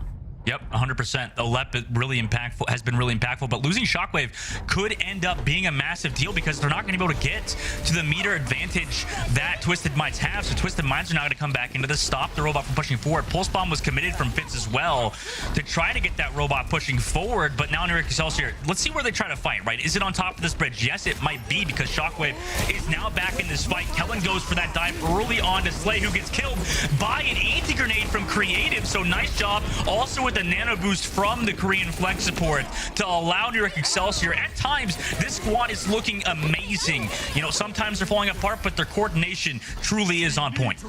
Yeah, Excelsior now also going to be able to continue to have access to those forward spawns, something that Twisted Minds had used to try and push onto Excelsior a little bit more aggressively than the team were maybe waiting for in the last engagement, but now it's not going to be an avenue that is available to them. KSA will have self-destruct, has to wait until Kellen has burnt that Winston bubble to be able to actually throw it in and allow Twisted Minds safe passage through this choke, through this arch, as Shockwave is just playing from that high ground with the Cassidy damage fall off upgrade. He still is going to be able to land those 140 headshots onto any squishy that tries to put their head through the parapet of that archway, and as a result, Twisted Minds can't find an opening until now. Nutella with the Lucio primary is able to take down the Cassidy, and the floodgates have opened. Twisted Minds surge forward. What shots there from Nutella. A little bit greedy from Shockwave. I mean, he's a typical hit scan player, I guess, right? All aim, no brain in some situations. Not to, I mean, obviously that's me in that situation too. Kellen now using the Primal Rage to go aggressive on his slate to try to equalize it, and he does so. And the High Noon actually committed from Quartz to zone back Kellen. So maybe that actually is a one-for-one trade that New York Excelsior are totally fine taking, because now Quartz goes down as well, and Twisted Minds in a bit of a weird situation. Yubi does capitalize with a 2K Pulse Bomb. KSA drops onto Creative. Diva Bomb committed, and it actually somehow connects onto Kellen, who has 11 HP, but nobody there with the follow-up damage. And that was such an awkward fight that New York Excelsior somehow came out on top. Yeah, they do come out on top, but they unfortunately don't really get to continue that presence on the bot, as Kellen falling extremely low and without two supports to back him up has to jump towards the health back, and as a result, Twisted Minds, who were able to regroup a little bit faster, should be able to apply more pressure onto Excelsior. The problem is Excelsior, when they come back where the fight is actually about to go down, have immediate access to high ground off of their own respawn, and Shockwave has a Deadeye, something that Quartz used in the last engagement, so they just have to try and bait it out. Yubi is playing around the objective, trying to force an engagement from Excelsior, trying to bait these ultimates so that the rest of the team behind him have spaces to be able to hide from them when they eventually come through. As the Pulse Bomb hits onto KSA, the Diva Mech falls extremely low, will be healed back up by Slay, and that actually provides the Nano Boost to now come online for the Ana. That Nano Boost is going to be incredibly impactful now for Twisted Minds. Playing back full portal, Shockwave with the High Noon though, keep playing. Avoided the entry this time, great job from him. And the bubble actually from Kellen to help zone the rest of Twisted Minds from getting onto Shockwave, but now they are aware the ultimates are popped, and the Nano Boost onto Quartz. I thought that was almost a boostio for a second, and Quartz hits those shots. Fitz, then Kellen, or Kellen then Fitz, now onto Creative through this top side. Lep did trade back KSA's mech though, so they do find him. Beats off re-engage, Sleep Dart from Creative. Shockwave has the follow-up as well, and Slay with Yubi on the Carter trying to get the robot back in their advantage, and that actually could be super impactful with 20 seconds left. They took that advantage. They'll have another fight. Anything you can do, Excelsior can apparently do better. Shockwave with that immediate pushback onto Twisted Minds with the sound barrier, catch them in such an unexpected location, but Twisted Minds do still have ultimates to zone Excelsior away from this point. Nano Boost is there for Creative, will be able to go on to Kellen to build up that primal as we head towards overtime. Twisted Minds, however, have the Deadeye, have the Pulse Bomb. Excelsior can, however, play their backline all the way up in this high ground, making them nigh unreachable for the Tracer to be able to connect onto this Ana before that Nano Boost comes through. There it is onto Kellen, going in super deep, pressuring onto KSA. The mech needs to go before the self-destruct has been charged up. Excelsior trying so hard to oust KSA from this mech, as Quartz actually has to use the Deadeye to zone Excelsior away from his backline. Catches onto Shockwave. KSA catches Kellen with the self-destruct, and Twisted Minds turn the fight around. We said that Excelsior Excelsior needed to win against Twisted Minds if they wanted to stand a chance of being able to come out on top of their qualifying seeds when they go up against Toronto. And Twisted Minds pull off the upset of the century. Everyone was shocked when Trickery beat San Francisco Shock, but this is the true upset in Pro-Am so far. Twisted Minds take not just one map against Excelsior, they take two. They take the full series. We questioned Quartz coming back in. We shouldn't have, to be honest. We shouldn't have, and he's really what the linchpin for Twisted Minds on that third map was. In New York Excelsior, they could have closed things out. At times, they looked really good. You can agree with that, Moxie. They looked really good at points, but really at the end of the day, it resulted in them, it was a little bit of the maybe new team vibes, right? Things kind of not coming together at moments. At times, they looked amazing. They truly looked crisp, but really where they faltered, Twisted Minds capitalized, and that's why Twisted Minds won. And now, Moxie, we're in a bit of a clown fiesta right now with the group standings, aren't we? We're in a little bit of an up in the air situation, I'm pretty sure, as everyone was sort of expecting, okay, Excelsior, if they beat Twisted Minds and they beat Defiant, then they're going to be able to take that second seed and qualify alongside Boston. Likewise, if Defiant are able to beat Redbirds and also beat Excelsior, they're the ones who are going to move forward. Now, however, we're in an entirely different universe, an entirely different reality. I feel like Dr. Stephen Strange is we're just sitting here seeing all of the realities, all of the possibilities around us as we have to figure out which team is in the best seat possible. Surely Defiant are watching this map and absolutely grinning because now they are in the best possible position to be able to leapfrog past Excelsior and make it towards that second seed. Yep, and we have our player of the match, guys. It's going to be LBBD or Labda as well. I mean, phenomenal Pharah player. Obviously, you're going to see why. One of the reasons why they won this match in its entirety, right? It obviously was a little bit rough at points for the entire team of Twisted Minds, but to come out on top versus a official Overwatch League team, right, when they obviously played against Shockwave and contenders at times, really to finally come through onto this New York Excelsior squad. It's a completely different team, obviously. But realistically, Labda, you'll see all these play of the games. One of the best Pharahs in the game, well-deserved player of the match. Yeah, really good team effort as well. As we can see, a lot of these replays, a lot of those kills are off of the back of resources put there by his backline. Slayer getting the nano boost onto him, Nutella making sure that he's able to stay alive and keep that mercy pocket going.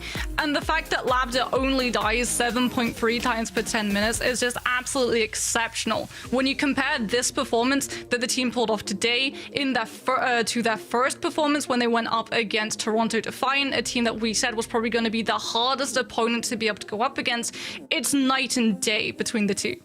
Yep, I think it really is night and day. And for Twisted Minds, now they're going to have to try to hope, honestly, that things go wrong, things go right later in the tournament, guys. We're going to short break. When we come back, we'll come through with the next match. You're not going to miss it.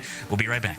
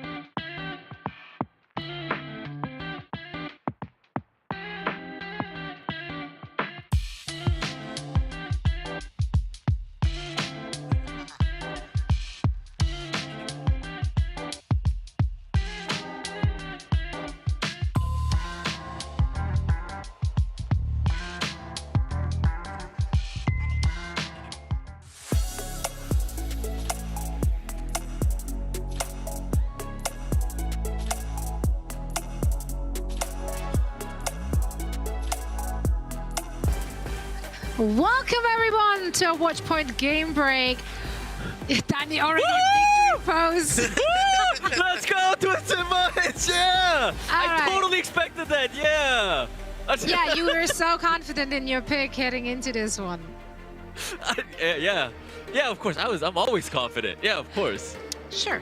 Let's go with yes for now. Honestly, I mean, my big takeaway is I'm never going to pred New York for the rest of the season. Other than that, let's discuss how they got it done. I mean, I am shocked, and I cannot stress this enough. I am shocked that Twisted Minds keep on getting away with playing Pharah comps where they have no business even playing Pharah comps on most of those maps. Yes and no. This point on Oasis, the first one, it's actually a really good point for Pharah. Like, if you get a Pharah one trick on your team, this I give you the Pharah on any control map. Why not? But I'm not going to give it to you on King's Road. Yeah, that's where I draw the line. It can be troublesome on King's Row as well. Yeah, clearly, right? It just forces your team to make some adjustments if you're not able to kind of deal with it. One thing as well we've talked about, I feel like for a bit, New York not having like the capabilities to, I mean, Kellen not traditionally an off-tank player, like no diva option here, right? Winston just kind of getting pummeled with rockets isn't really the best. And I mean, this last map, New York just dropped the spaghetti. They were up. Then it was like a back cap push of the bot, and then this is just bonkers. Like the Deadeye here, the Deadeye kill on a shockwave, which is huge. And then Kellen actually dies to the bomb, 5% away from Primal. For the L, I mean, that is tough. I think for Twisted Minds, I think of course, like on maps like King's Row, we don't really see the Pharah, but I think it really worked out well for them because that's what they're good at. That's what they're known for. They're comfortable on that Pharah composition, and they just kept pushing it. And I think that really made a huge difference for this match. I also just feel like in a lot of the matches we've seen so far from Twisted Minds, they're the ones being able to push the other team to make switches. They were playing to their own strength and let the other ones figure it out. And that's a great position to be in. Now, speaking of great things, we do have a winners interview ready for all of you. And for that, we would like to welcome KSA to our Watch Point game break. KSA, huge congrats. Thank you so much for joining. Yeah, thanks, Zoe. Of course. Well, let's dig into this. I just talked a little bit about it as we were breaking down all the action. Your team and Pharah comps, right? I mean, why do you think you're actually getting away with it on the level you are currently? What is it about it which gives other teams so much difficulties dealing with it? Well, first of all, we have an insane Pharah specialist Libda. And like our team, like they all know how we can play around Pharah to get like maximum value off it. So it fits our team comp. So it was like keep running it till and it keeps working. So yeah, why break it? Like why fix it when it ain't broken, right? Like it's working well for you. Yeah. And I think obviously that Pharah comp played a huge part in your win today's match against New York Excelsior. KSA, I want to ask you about, actually, I want to focus on the last map, Esperanza. I think it was very close. It was very back and forth. What do you think gave you guys the edge at the end of the map and for you to get the win against New York Excelsior? Well, we just had better cooldown trades and we actually played our game right. Like we had like perfect positioning everywhere and we just knew our game plan. It was just kind of easy from there. I gotta ask, because that last map on Esperanza was crazy towards the end. What were the comms like when they just kind of like, really kind of, what was your take on the end of the game, right? Where they kind of let you guys push the bot from behind, take the lead with a few seconds to go. I mean, surprisingly, we were all calm. I mean, there was no like, you'd think there'd be like very chaotic since it's last fight, or it's the game decided. Yeah. But no, like everyone kept calm. I think we waited till we won and then we started screaming. That's good. We love to see that. Well, that was so much fun to watch, and also it was so lovely to see you again, KSA. Thanks, sorry. course. Thank you so much for taking the time. Again, congratulations to you and your team.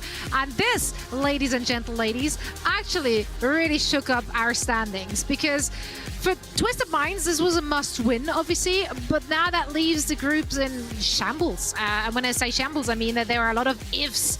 New York now needs to beat Toronto, and then Toronto, I think, needs to win against Redbird Esports, which will then lead us into a tiebreaker scenario, which could mean that Twisted Minds are still in it to win it. So they could be the one contenders teams to make it out of the group stage and into the single elimination bracket. As well, Zoe, if you look at all the other groups, right? Saints is the other contenders team at 2-2. You know, the prize pool, right, for just the contenders teams. Like, they put themselves in a really good spot to take some of that as well, if they don't make it into the top. Exactly, and that will be decided via a tiebreaker as well amongst the contenders teams if none of them is getting into that top 4. Now, we have all the reasons to celebrate the matches today. And speaking of celebrations, you too can join us in celebrating the Pro-Am tournament with those lovely Pro-Am tournament tees, which are only available throughout the duration of the Overwatch League Pro-Am tournament. So make sure to snag yours right now. And we are now getting ready for our second match of the day. The first one was an absolute banger. I hope we can continue in that fashion. Team Peps will have an uphill battle, though, because they are going up against the Boston Uprising, and Boston has been looking good. Yeah, they've been phenomenal. What can you say? Like I mean, they've been really good. Peps has had a little bit of a rough go, Danny. I'm not sure if you're, Danny's riding with the contenders teams this weekend. I'm not sure about this one though, Danny. Naga's had some bright moments, but really, it's been tough for Peps. It was. I mean, they are down 0-3 right now. I think for them to just go on 0-4 would be kind of disappointing. So I do want to see them put up a really good fight. They have been showing us some different looks, but they have been showing a lot of those rhyme brawls. But they are honestly going up against like one of the best teams that we've seen in the Pro-Am. It's Boston Uprising. Just every player on that team is just superstars. They're just too good. I don't know, Matt. What do you think? What does Pets do? Bird ring. For me. Bird ring. Yeah. This gives the Uprising an opportunity to grab some new clips, right? So they're not using bird ring headshots on like Zebosai and players from season 1. I think really Boston. Boston is interesting because for me, this roster, like it felt like though you're just kind of like waiting for something to go wrong. But if nothing goes wrong, like the talent on this team is like undeniable, right? We're actually Birdring, like how he kind of returned and looked, probably would have been like one of the big question marks of like where's their ceiling in terms of teams. But he's been fantastic. So you see that type of play, they kind of keep it together. This is a really scary team that you'd have to start talking about, just even in terms of talent, being there with Atlanta and Houston. Oh, absolutely. I think we've already established that on the desk, like as the Pro-Am went on and as we got to see, Birdring back in fashion, I want to say. It was rough to start doubting that team. I don't even know why some, like you, Matt, doubted them to begin with. But yeah, Matt. I was not the only one, but yeah, sure. No, my narrative says otherwise. Okay. You are 100% the only doubter, Boston. I don't know why you're hating on them so much, because I am not. I picked them as the winner of this team. That said, though, while I do not think the Team Peps is actually able to, take the W in... I just don't think this is going to happen, no matter what they play. But I do want to see them leaning heavily into their strength. I felt like they kind of got pushed around, like yesterday by Wisp, right? Like I think they could have relied more on playing to their comfort, and that's what I want to see. I want to see them going out with a bang. I do think that they have a lot of great potential on that roster, a lot of great players, and I do just want to see them pop open off, having fun with it. Danny, how about you? Yeah. I'm on the same page, like at this stage, I think for a contenders team, if you're 0-3, you just gotta go whatever you're comfortable at, whatever you're good at. But I mean, they are going up against Boston Uprising. I just want to see Lee Jae-gon just, zooming around again. I think Lee Jae-gon gonna be going fast in this. I am riding with zooming. Boston. He is gonna be zooming everywhere.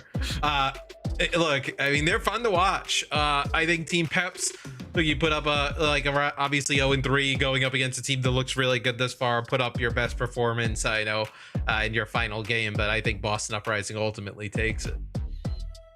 So that's where the desk is going with predictions. Let's bring out our lovely casters to see who they pick for this match. Although I do think, I know the answer. Dustin, Moxie, any surprises? You never know. I don't know, Moxie, if we have any surprises, to be honest. I think, I'm with the desk here. What about you, Moxie? Yeah, I'm gonna go with the majority opinion. I've got to say, I'm not sleeping on Boston. Boston's sleeping everyone else, though. Honestly, that backline is absolutely cracked. And they do be hitting those sleep darts. But I've been on the Birdering hype train. I know Desk has been on the Birdering hype train, too. You, however, have been singing the praises of Decay all week. Every single time I've talked to you, you're like, nah, in my opinion, Decay did better. Yeah, Decay did really good on Tracer, right? I mean, we've seen Decay previously not necessarily... Well, he was always a star player, right? Everybody was consistently, even through the drama with, Outlaws, the Fuel at points, then coming to the Washington Justice, and now to the Boston Uprising. He's always been this interesting player where it's like he has that star power, but truly hasn't had a team that he's been able to, get a lot of wins with. Now with the Boston Uprising, right? This team truly has a star-studded lineup, which is kind of surprising for this team where they've been, since season 1, a bit confused. Yeah, we talk about, cracked backlines and really good tank players. Look no further than Boston Uprising, because this is honestly a team that are likely going to be able to rival the star-studded lineup, the likes of Atlanta Reign, who is looking extremely dominant, so too are Houston Outlaws. And Boston, they have a little bit of a safety cushion, right? They already know that they've qualified. They already know that they're going to be top seed at the moment of their group. So as a result, they might experiment the way that we saw Houston Outlaws do yesterday. It seems, however, like they're just here to finish things off quickly. Meta composition coming out from them. Birdering going to be on the Sojourn. Smurf going to go in deep onto the backline with the Winston, as Hybrid expects the dive, is going to be looking for some of these players, trying to keep Birdering in check before the Railgun can charge up, looking for that one-tap potential, as they do see a little blink of Decay, who decides to be a bother on the Widow and allow Birdering a lot more space to be able to move around freely with, not having to worry about the one-tap. Okay, points unlocking. Hybrid's back in spawn. Peps are 4 versus 5 back on this point now. You have to use Suzu to keep her Drunken Queen alive. Wait for Hybrid to come back, who's still on Widowmaker, by the way. So he's just kind of playing at the back of the map. Boston Uprising take the point first. Naga's forced to recall, but maybe all of that time spent away as leveled up Hybrid. He traded back Birdring. Decay does get Naga, though. It's Smurfs on Cron up, so no, the Drunken Queen comp is in fact not going to win this first fight. Boston Uprising now come through with stagger kills.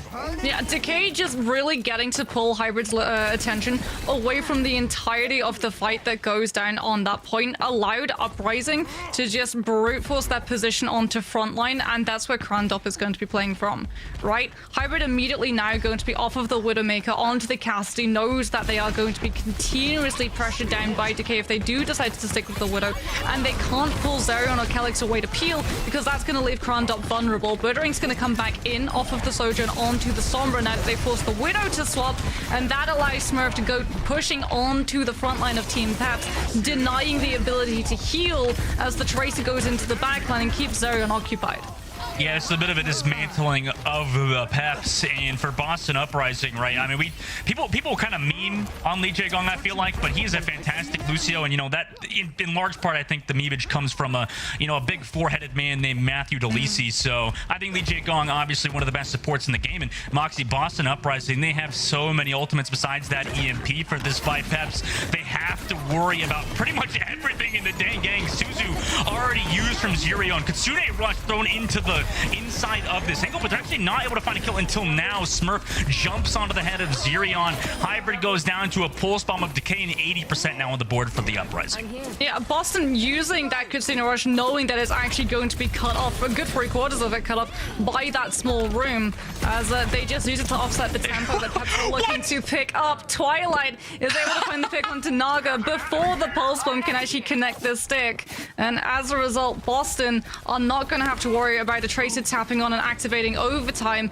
Instead, it's going to have to be Zerion to tap on with the Suzu. We'll be able to swift step back towards his team, but Twilight comes in with the headshot. The Kunai picks out the Cassidy. Hybrid's not going to have the angle on the side lane, and Smurf just sitting on the Primal, doesn't even need to use it. Tickling down the squishies, as now we see the Primal finally come on through, pushing Krandop away from the members of Boston, making sure that he doesn't manage to connect those wounds and get the self-sustain necessary for the Junker Queen to be able to hold on to that point long enough for Zerion to cycle back online. Wow.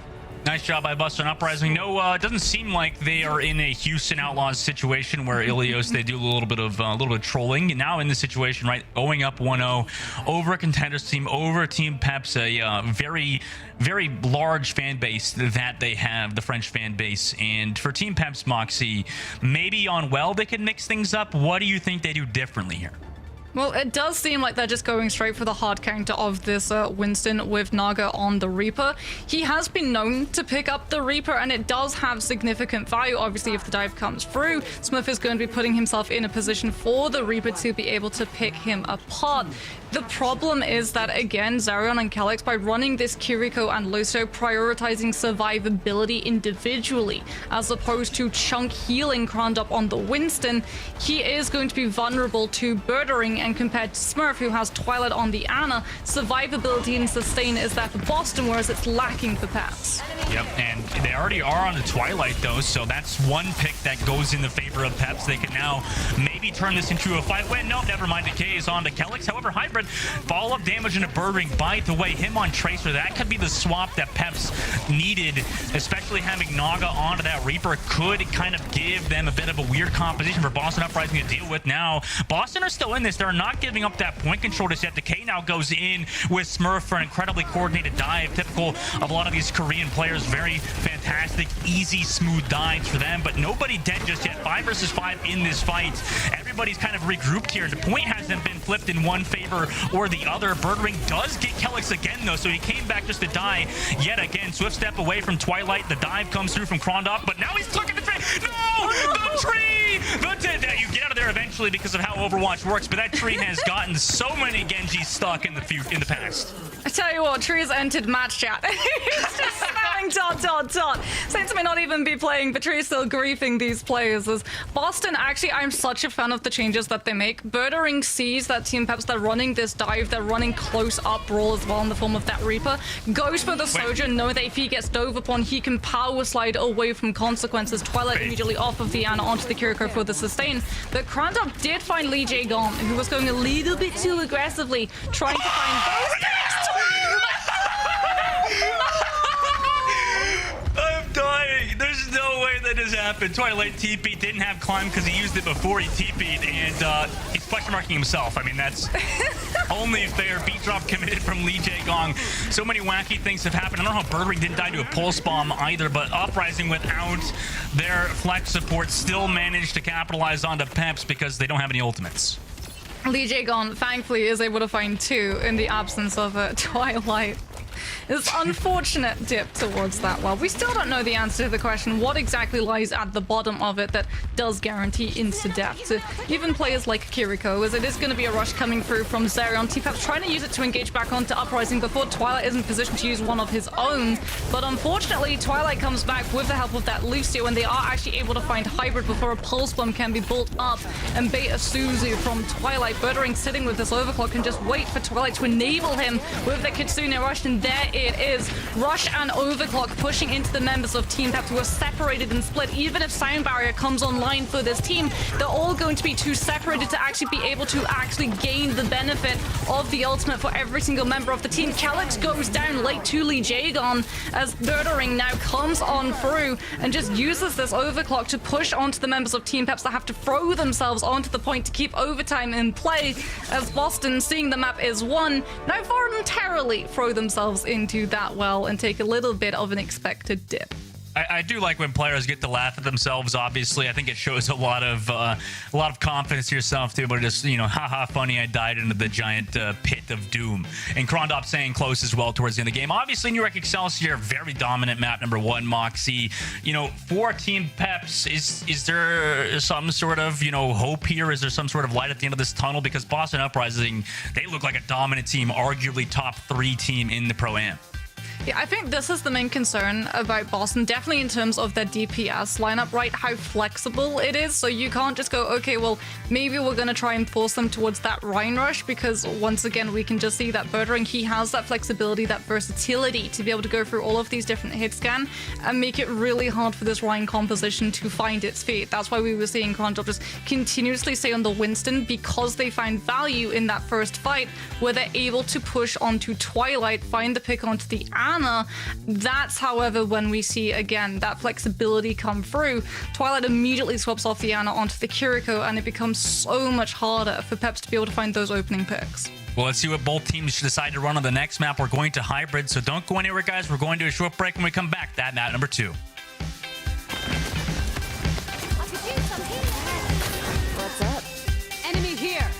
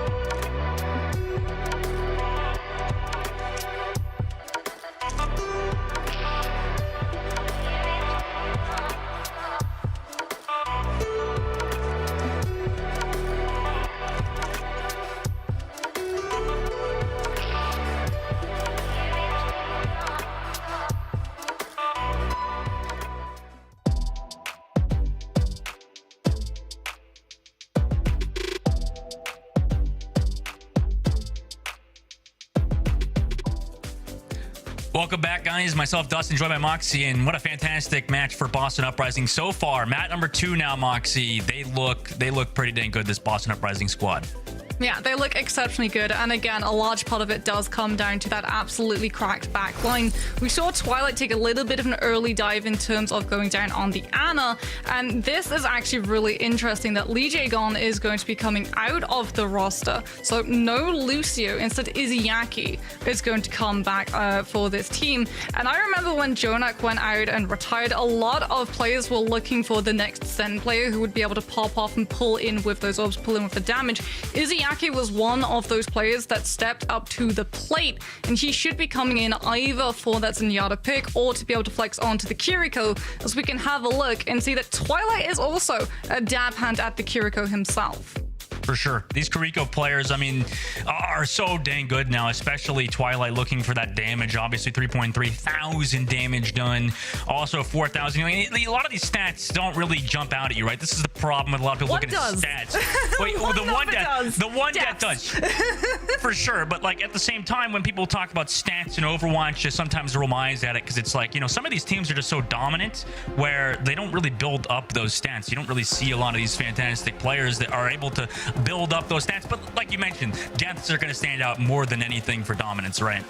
Yeah, when we talk about supports, like, I think the biggest stat and the most important number is the amount of deaths, because it really signals an awful lot. It shows how aggressive you are in terms of your positioning to be able to make sure that you can continuously heal players. It shows how good your team is at offering that peel, but it also shows how good you are at taking those duels 1 versus 1 and surviving. The reason why I'm always going on about Houston and why I think Houston over Atlanta Reign, this is my hot take, I don't have oven mitts, but you're still gonna get it. I think Houston are gonna be able to win over Atlanta Reign because their backline doesn't need tanks to be able to peel for them. They can keep themselves alive, and Boston has the exact same benefit. Izayaki and Twilight are so good at guaranteeing each other's survival that Smurf doesn't have to worry about saving that jump cooldown and bubble to be able to back out and help his team. That's a very good point. With the little square off between Birdring and Smurf. I mean, who would come out on top, a bird or a tiny little Smurf? Peps, you know, Moxie, it looks like they're going to play on Hanzo again, and versus Birdring Hanzo. I'm curious to see how this matchup is going to go. Peps obviously playing it slow in main, just trying to maybe bide their time, allow their Hanzo to get those pickoffs. But every second that you spend in this choke, Birdring's going to chuck those longs in your face. Yeah, and he's got that Sonic as well, so he knows exactly where Peps are going to be playing from. Is able to land a gorgeous shot onto Krandov as well, who has to use that bubble immediately. And as a result, he can't keep holding himself onto that high ground. Has to drop towards the low and wait for it to come back online to be able to keep applying pressure onto Uprising's back line. DK does fall down pretty low, but doesn't go down, most importantly, as Birdring now hops up onto the high ground from the window to keep applying pressure onto Krandov. But in the meantime, DK does go down to Hybrid. Twilight is the one that you have to worry about. Izayaki comes in with the kunais, and this Ana, until now, absolutely untouched in the backline. Zerion is the one who actually has to go in deep. Swift steps to that Winston to be able to find the pick, but that means that they're vulnerable. They don't have the cooldown to be able to TP back to the rest of their team. Smurf with the peel will be able to trade them out, and Team Peps, without that Kiriko, have to think twice about how they're going to break the sustainability as Uprising put together a contest. Yeah, almost fully capped for Peps. That recontest, though, like you mentioned, wait, not even to come through. And maybe this is a bit where that little bit of an overconfidence comes through, Moxie, right? They went at that choke point. They went at the staircase all the way back to the map, the Uprising did, on to Peps. They're fighting in kind of precarious situations because look at this, Izayaki on the backside, trying to go aggressive onto this off angle for the side of Naga. And actually lands the pulse bomb, too, onto Izayaki, who committed a lot of his cooldowns to fighting there. Now without your Kiriko, Boston, they're going to back up again. Do they try to fight this 4 versus 5? It looks like they're just taking the duels and backing on out of there. Decay trying to swiftly get back to his team and wait for Izayaki to return.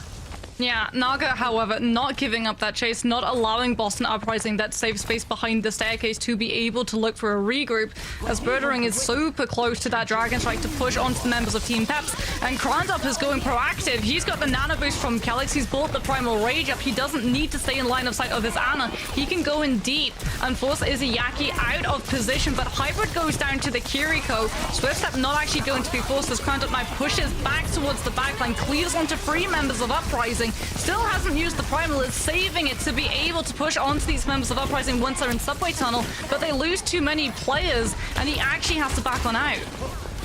Ring is follow-through damage onto Kelix as well. Krondop falls 3 minutes and 47 seconds left. The time bank, you would think as a viewer, is not that bad for Peps, and they do have, you know, every ultimate besides their supports, and same for Boston Uprising now. Moxie, I'm curious what Peps decide to do coming into this now at this choke where Boston Uprising want to fight. They're going to be looking to Naga to try and open things up with this pulse one, but Izzyyaki's keeping an eye on the off angle, knowing that the Tracer is looking for the fight. Okay, that's the most aggressive swift step I've ever seen, and it comes up trumps. Kelix goes down to the dual dive of the Kiriko and the Winston. Dragon Strike from Uprising to make sure that Peps aren't able to peel back and look for a trade as it catches them coming through from that choke, and Smurf is immediately out of that. Izzyyaki goes entirely unpunished. Yeah, Izzyaki just really aggressive. He did get hit by the Hanzo ultimate, but it required Hybrid to drop that Dragon Strike. So very, very aggressive for Boston Uprising. Meanwhile, Zurion trying to control this right side back of the pub towards that subway station and just healing Krondop up a little bit before they go. But at the same time, they don't really have a major target besides Izzyaki now, who goes low to Krondop onto this backside. Krondop trying to force Izzyaki to either Swift Step or Suzu.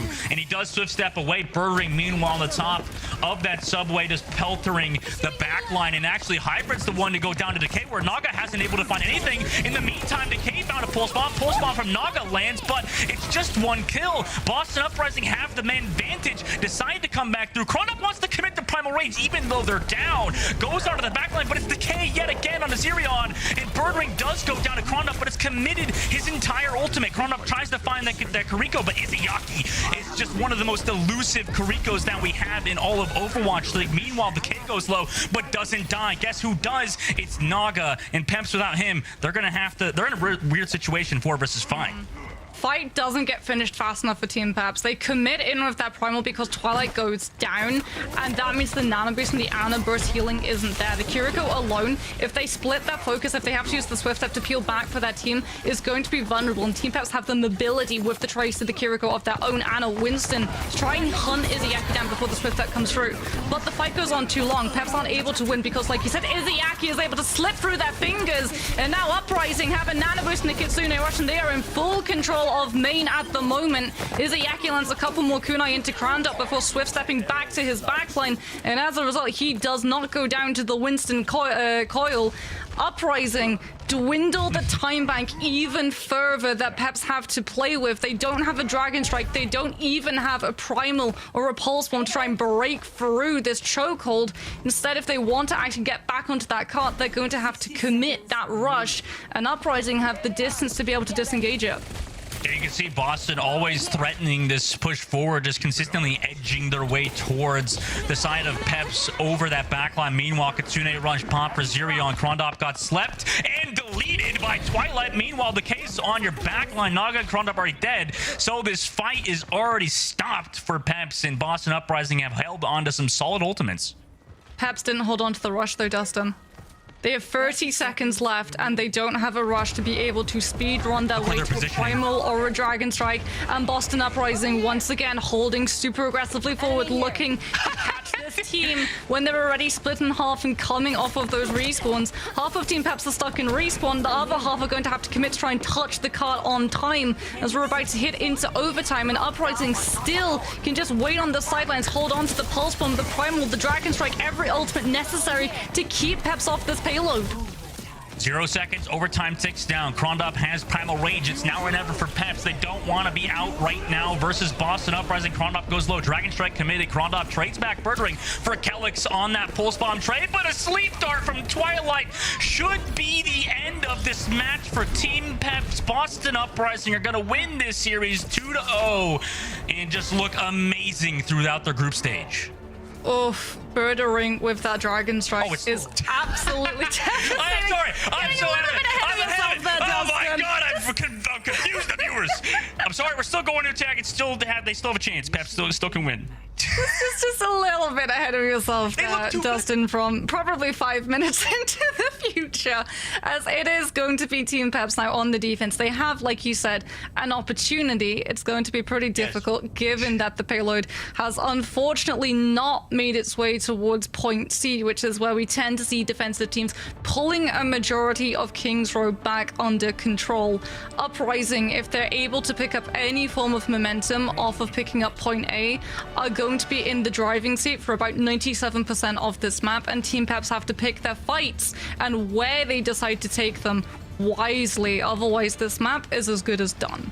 Right, yeah. And you know what's interesting about Boston, the reason why they look so interesting is we haven't seen too many teams, Moxie, do like 3-man pushes. They were consistently doing dives with just Decay, Smurf, and Izayaki, and they would just consistently get on with their lives. They just can't get punished because the characters they used were all too mobile, and they couldn't stop, you know, the aggressive pushes from Boston Uprising. Well, talking about aggressive, we don't typically see Kiriko's using Swift Step to actually dive with their Winston, because it's such a long cooldown, and when a Kiriko Swift Step is gone, every single comm on the opposing team is literally, get the Kiriko, she's vulnerable, we need to take her down now. But Izayaki is able to survive because, again, he wins those duels and buys himself the time to be able to get that Swift Step back online, as Team Peps now on the defense, going to be fielding Hybrid on the Hanzo. Sonic comes on through, checking out where Decay is going to be popping up from, as they're playing so far back at the moment. I mean, I like a Hybrid on Hanzo. Really has a great Hanzo in his hero pool. They rotate around this top side high ground while Krondop goes deep towards that statue to push back the Boston Uprising. Force that biotic grenade from Twilight, but it doesn't result in too much besides some ultimate charge for the Boston Uprising and Peps. Both Tracers about even on that pulse bomb. Smurf goes to touch the point. Birdwing dove on, and a great bubble zones him off. Krondop, expertly placed dive, does segment off Birdwing from that fight, and now Peps, they have the man advantage. Yeah, but Calyx does go down to Izayaki. Like we said, this is such an aggressive Kiriko, and Krondop now actually has to try and force Twilight off of holding that angle to be able to keep Smurf topped on up. As Team Peps take the fight to the front line, Zerion is able to duel out their mirror, and as a result, Smurf is going to be looking vulnerable. Peps just playing that waiting game, waiting for Uprising to walk onto that point and split their focus, are able to overwhelm the separate players and be able to pull out in terms of consequence long term. But Uprising have just been waiting. They're building towards the ultimates. They're going to have the nano boost, and Twilight has full control of Naga's life as he lands the sleep dart, and down the Tracer goes. Down the Tracer goes indeed. Nice sleep from Twilight. Those are always the sleeps you love to hit. I think Tracer, Moxie, do you think Tracer's the most satisfying character to hit with a sleep dart in the game? Nah, Sombra mid EMP. Oh yeah, I've never done that though. So easily the most satisfying thing. Tracer second best. For sure. And now for Boston Uprising, the satisfying thing for them would be to get the victory here. 4 minutes and 30 seconds now after capturing this first point. Peps, though, do have some ultimates. They could potentially stop Boston Uprising here, but with Izayaki on these off angles, like you mentioned, Moxie, that he's been able to do, he's just doing so much work. Birdwing, though, segmented off from his team again. Both supports kind of fighting on the off angle, keeping themselves alive. Meanwhile, Hybrid with the nano boost able to defeat, and the backline got juggled forward and still is getting juggled forward. Smurf eventually finds him, but it almost set up Hybrid to get a crazy trick shot in the air. But Boston Uprising still coming out with this man advantage. Surely will stop Krondop's push here, and pretty much one fight territory now for Team Peps. Yeah, the important thing for both these teams, however, is that fight was won and lost on the cost of one ultimate. Calyx used the nano boost, Smurf used the primal.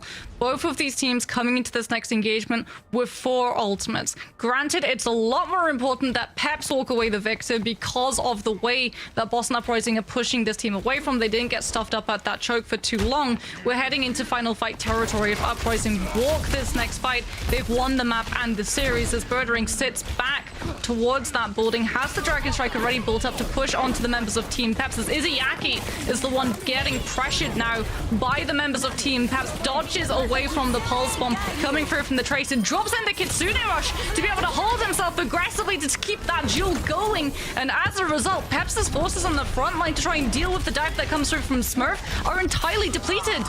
Yeah, there's not much that Krondop could do in this situation. Now low HP out of there, and finally we can call it potentially if Team Peps comes back. I don't want to call it too early. I've done it in the past.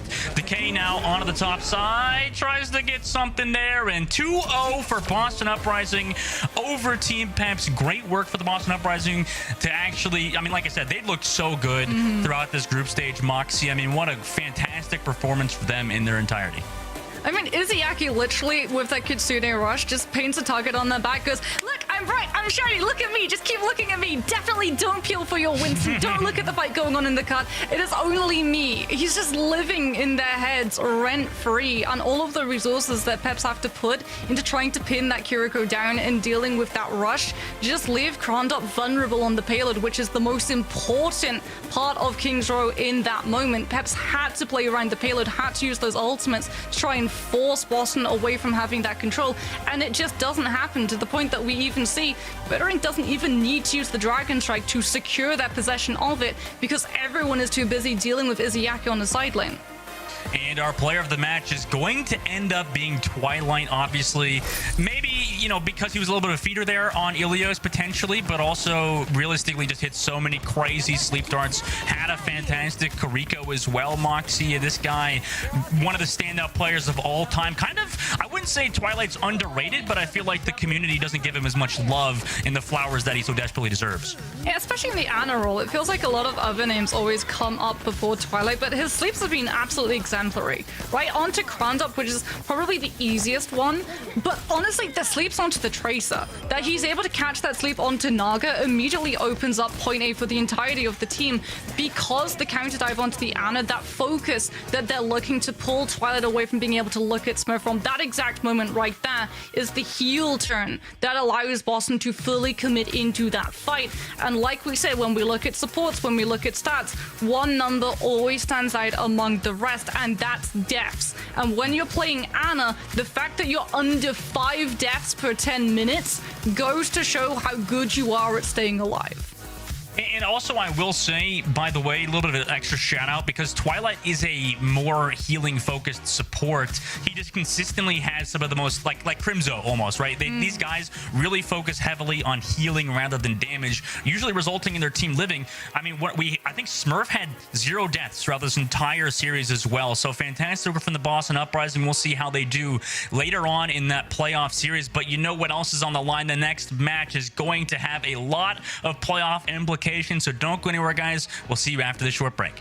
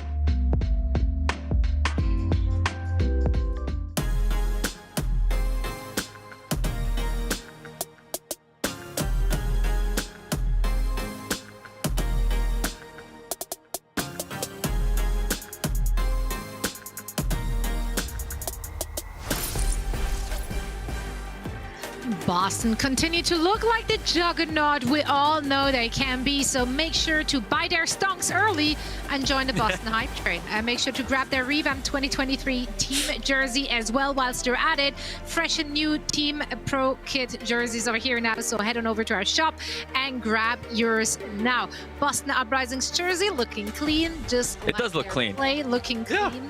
Most of the time. It looks aggressive, that's for sure. They came out victorious. Don't think there's a surprise here, but still, let's break down all the action. Guys, what was the big takeaway here? I think played way faster, Danny. Oh. Yeah, they play way fast. I think my big takeaway, I think the easiest one is just Boston's too good. Like, this team is kind of nuts right now. I think everyone on their team is just, you know, way too good. I don't know what else to say. Man, what else do I say? Look, for Team Peps, they had a really difficult group, right? In general. For sure. I believe it was the group with the 3 Owl teams in it. In a tough spot going into it. And then, Boston performed maybe better than what people expected. But now, after seeing this roster perform with the talent, you kind of do expect it as... they were just dominant. I think just playing insanely aggressive. Lots of like weird off angles. I mean, you see Twilight taking every duel here on Ana. I don't think you'll see Boston play this way against Owl level teams like in the playoffs and whatnot. I think they'll have to like tone it down a bit. But you see them just pushing their pace and putting it on Team Peps, make it hard for them to even get anything going. I was laughing when I saw Izayaki on King's Row. Like, he would take like off-angle shots. He would just like peek, see like 3 people. He would like shoot a couple kunais and be like, "Oh, okay, never mind, I'm gonna go back." And he did that like multiple times. I thought that was super funny. I do love though that they know their limits so far. They know they can get away with this right now. I do hope, of course, to see them going up against one of our other juggernauts. I just love the word juggernaut. So I'm trying to say juggernaut as often as I can during this entire broadcast. No, but I do want to see them going up against one of the strong teams we have here in the Pro M tournament to see, who can really like stop them from going this aggressive. Although it is fun to watch, but still, of course, show some love for Team Peps as they had an uphill battle there, so that wasn't the most winnable scenario to come into it. Now we do want to, of course, chat to the winners. We have Smurf standing by for an interview with Danny. Thank you so much, Zoe. All right, Smurf. Yesterday this interview didn't work. Let's see if this one works now. Smurf, 들리시나요? Can you hear me? 안녕하세요. Ah, we got him. 들리시죠? Okay, we got him. Smurf could hear me. I could hear him well. Perfect. Of course, big congratulations on the win against Team Peps. I do want to ask, this Boston Uprising team is just such a stacked roster. You guys have so many veterans and people, and most of your players have at least once won the Overwatch League. So, with so much talent on the team, like how has that teamwork? Were there any like problems with teamwork or anything, or is it just smooth sailing? 자, 첫 번째 질문은 이번 현 보스턴 업라이징 로스터를 이렇게 보면은 굉장한 선수들이 많잖아요. 이제 스머프 선수도 그렇고 모든 팀원들이 제가 봤을 때 거의 다 대부분이 우승을 한 경험이 있는 선수들로서 이제 뭐 팀 합이나 좀 이런 걸로 봤을 때 좀 문제가 있지 않는지, 아니면 다 그냥 좋은 친구들이고 다 이런 뭐 팀워크 같은 문제는 다 좋은지 여쭤보고 싶습니다. 일단은 이제 거의 대부분의 선수들이 이제 각자 다른 팀에서 오기도 했고, 이제 의견 차이가 있을 수는 있지만 저희가 이제 아직 정규 시즌 전이기도 하고 맞춰가야 되는 과정이라고 생각해서 그렇게 큰 문제라고 생각되진 않아요.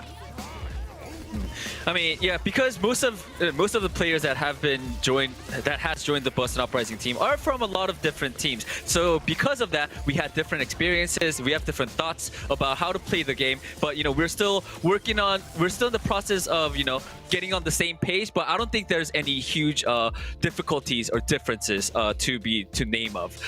I do also want to follow up on that because you guys have so many good players. Like, I want to ask, who is like sort of the leader of Boston Uprising? 자, 두 번째 질문 방금 말씀하신 거 조금 더 보태서 지금 굉장한 선수들이 많기 때문에 지금 이 로스터에서 좀 리더 역할을 하는 선수가 있나요? 따로? 리더 DK 선수가 잘 선수들 이끌지 않나 싶어요. 아, DK 선수가요? 그 좀 그 네. 특별한 이유가 있나요? DK 선수 어떻게 리더가 됐나요?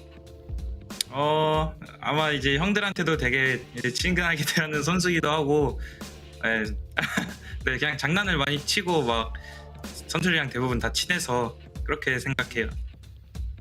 Alright, I think Decay is sort of like the leader for the Boston Uprising team, mainly because he's just very friendly and very funny. He has a very funny personality, so he gets along with a lot of the players. So I think right now, Decay is sort of the leader of Boston Uprising. Alright, Smurf, my last question. I do want to pick your brains on a certain composition. I feel like starting from, I don't know when it was, but we're starting to see a lot more Doomfist being played by main tanks, such as yourself.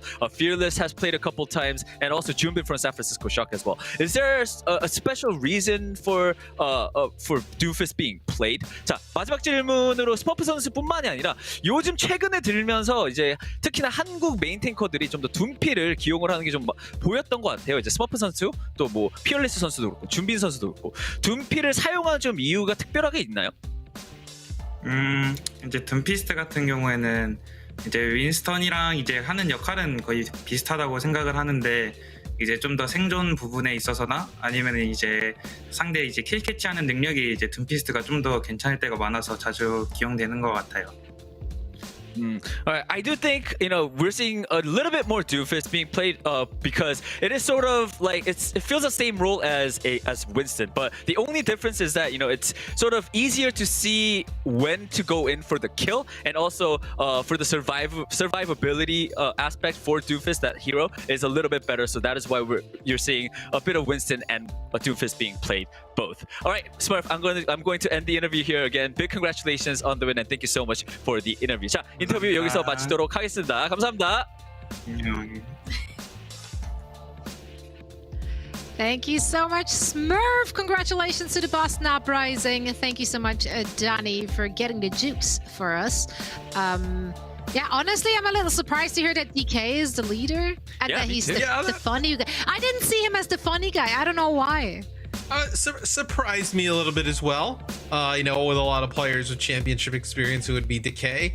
But I also think for me, we're not really gonna learn. I think Boston, they obviously showed they could play on the level of the top strong. Like, how do they deal with that adversity, right? Yeah. They obviously didn't have any of that this week, and they're just blowing teams out. Yeah. I mean, pretty easily. But when they go up against a Houston Outlaws or a San Francisco Shock or an Atlanta Reign, kind of how they maintain for a whole series. If they can, I mean, they can beat a lot of those teams. Like, I think skill for skill, they definitely can.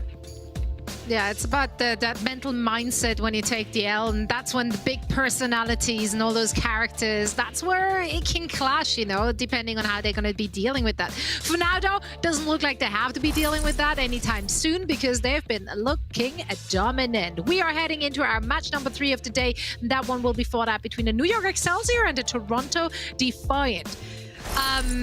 Yeah, let's set this one up in style. Of course, New York, we did see them play a little earlier. What was the big takeaway there? Well, for me, the big takeaway is that they lost, right? Which they needed to win both games to make it out. But if they win this one, then this group becomes silly, right? Because you'd have just a tie all over the place. Maybe they weren't, awake and ready to go for the Twisted Minds game. Maybe they just play a little bit of a weird style. Going up against another Overwatch League team that probably scrimmed a few times. Maybe it's a little bit different here for New York. Yeah, but I mean, I think this is going to be another tough battle for New York Excelsior because they're going up against Toronto Defiant, who has also been very dominant, I think. And every time I see Toronto Defiant now, I just think of Speedly and his interview where he just laughed, smiled, and said I'm just having so much fun on this team, and it really shows.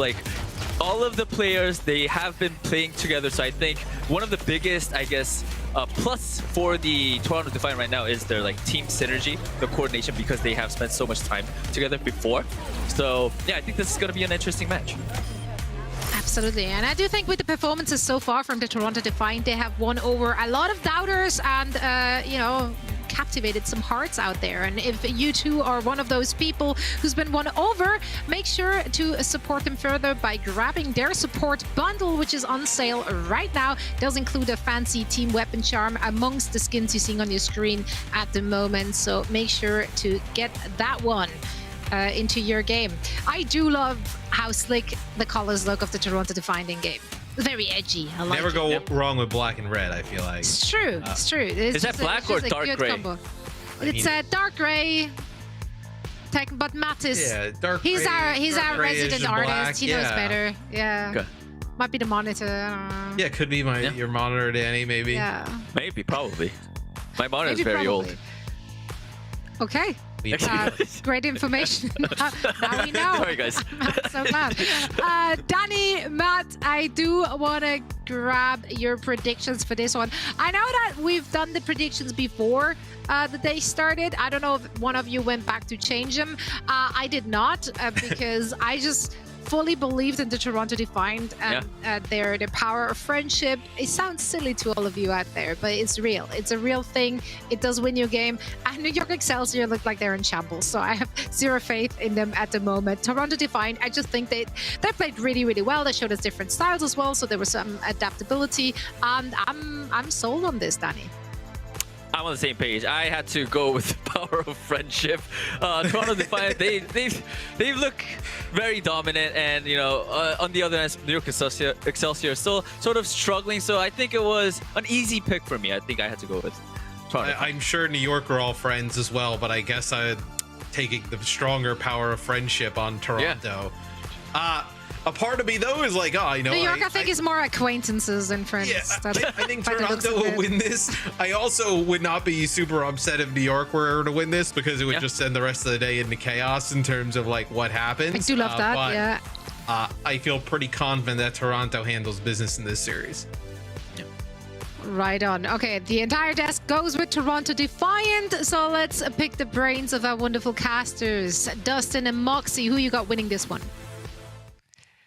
Well, I think I'm with you, Zoe. I think that generally, sadly, for the team of the New York Excelsior, they don't look as good as they once were previously. I'm joined by Moxie, by the way, and I like Moxie, by the way, how Danny's burgundy, as we call it, a red-ish kind of color, and then also Matt's black. It's almost like they're creating the Toronto Defiant, and so it's like the collaboration between those two. Yeah, they just need a fusion. They just need like the Dragon Ball and all the fusion, huh? We could probably, unfortunately, not do that because I don't think our colors blend together to make an Overwatch League team, but it's definitely going to be a blend of madness this next match because there is so much on the line. Because we saw Excelsior lose that first matchup today against Twisted Minds, they have to take this win against Toronto Defiant if they want to have any chance of being able to qualify in towards the playoff stages. Defiant, on the other hand, get the opportunity to immediately shove Excelsior out of the running. They just have to be able to win against Redbirds the next match a little bit later on in the day, and we're going to be kicking things off on Nepal. It's not going to be Sangsum, it's not going to be Shrine, it's going to be Village. So grab a Reinhardt, grab a Symmetra, grab a Mei, and get ready for a lot of fun, as it's just going to be a race to this point. Over the top of the point, and like you mentioned, Moxie, New York Excelsior, a lot of playoff implications for both teams, obviously for the Toronto Defiant, so they have to win this series here, and especially against the match of Twisted Minds earlier, not exactly a great way to give yourself that opportunity to win. And for Toronto Defiant, they move over to this high ground on the top side to take the duel with New York Excelsior. They drop the Mei wall early, and now New York Excelsior, they actually have kind of the advantage here against Toronto Defiant. Hydra does take a bit of damage, but Shockwave is fully charged up, kind of dealt with that turret, then teleported in the back line, goes on to Ultraviolet, immediately forced out his heals onto himself, doing a great job pressuring out that immortality field already. New York Excelsior now use theirs, and actually New York Excelsior, although last series wasn't as clean for them, this one is off to a great start. Yeah, getting to pressure that immortality field out from Ultraviolet early on allows Creative to hold on to theirs and allows Excelsior to use it to springboard towards that aggressive position with one of theirs. Defiant, having lost that fight, are still going to keep running this composition, but they are going to be behind in terms of ultimate charge, as Kellen is nearing towards that shadow. The fact that he was able to land those fire strikes onto the members of Defiant laid out in front of them has allowed him to have such a good head start as the Maywall comes on through. Defiant have been able to use that to wall themselves towards that point, but a symmetric wall comes through from Shockwave, and Kellen with the safety, knowing that there's no potential for the counter shatter, brings the hammer down straight onto the members of Defiant. Only finds the lamp, however, as Kellen falls extremely low. No kills currently picked up as Ultraviolet with the amp looks to turn it around for Defiant. Yeah, great beat re-engage, and also the kill on the creative gets onto Ultraviolet as well. Kaluj, though, with that beat drop from OG was a bit late, but it does end up working out for them. And after that incredibly close fight, they flipped the point 45% for New York Excelsior. Toronto Defiant on the defense. Double-edged sword. If one team does more damage to another team, it does mean that the support ultimates for that team are going to be online a lot faster. And as a result, Ultraviolet does manage to get that. Amp does manage to keep everybody healed up and keep pressuring XL, as we can now see XL looking to TP, but Defiant have already been able to rotate around to meet them. They're just sitting on point waiting for Excelsior to walk towards this blizzard that speedily has. There's the wall to cut off their exit. Symmetric TP is attempted by Excelsior to try for the disengage, but unfortunately Speedly's already been able to freeze out so many of the members that they're not able to make it into the TP in time, and it's Defiant walking with a team kill. Yeah, Shockwave or Seiko using that May ultimate there.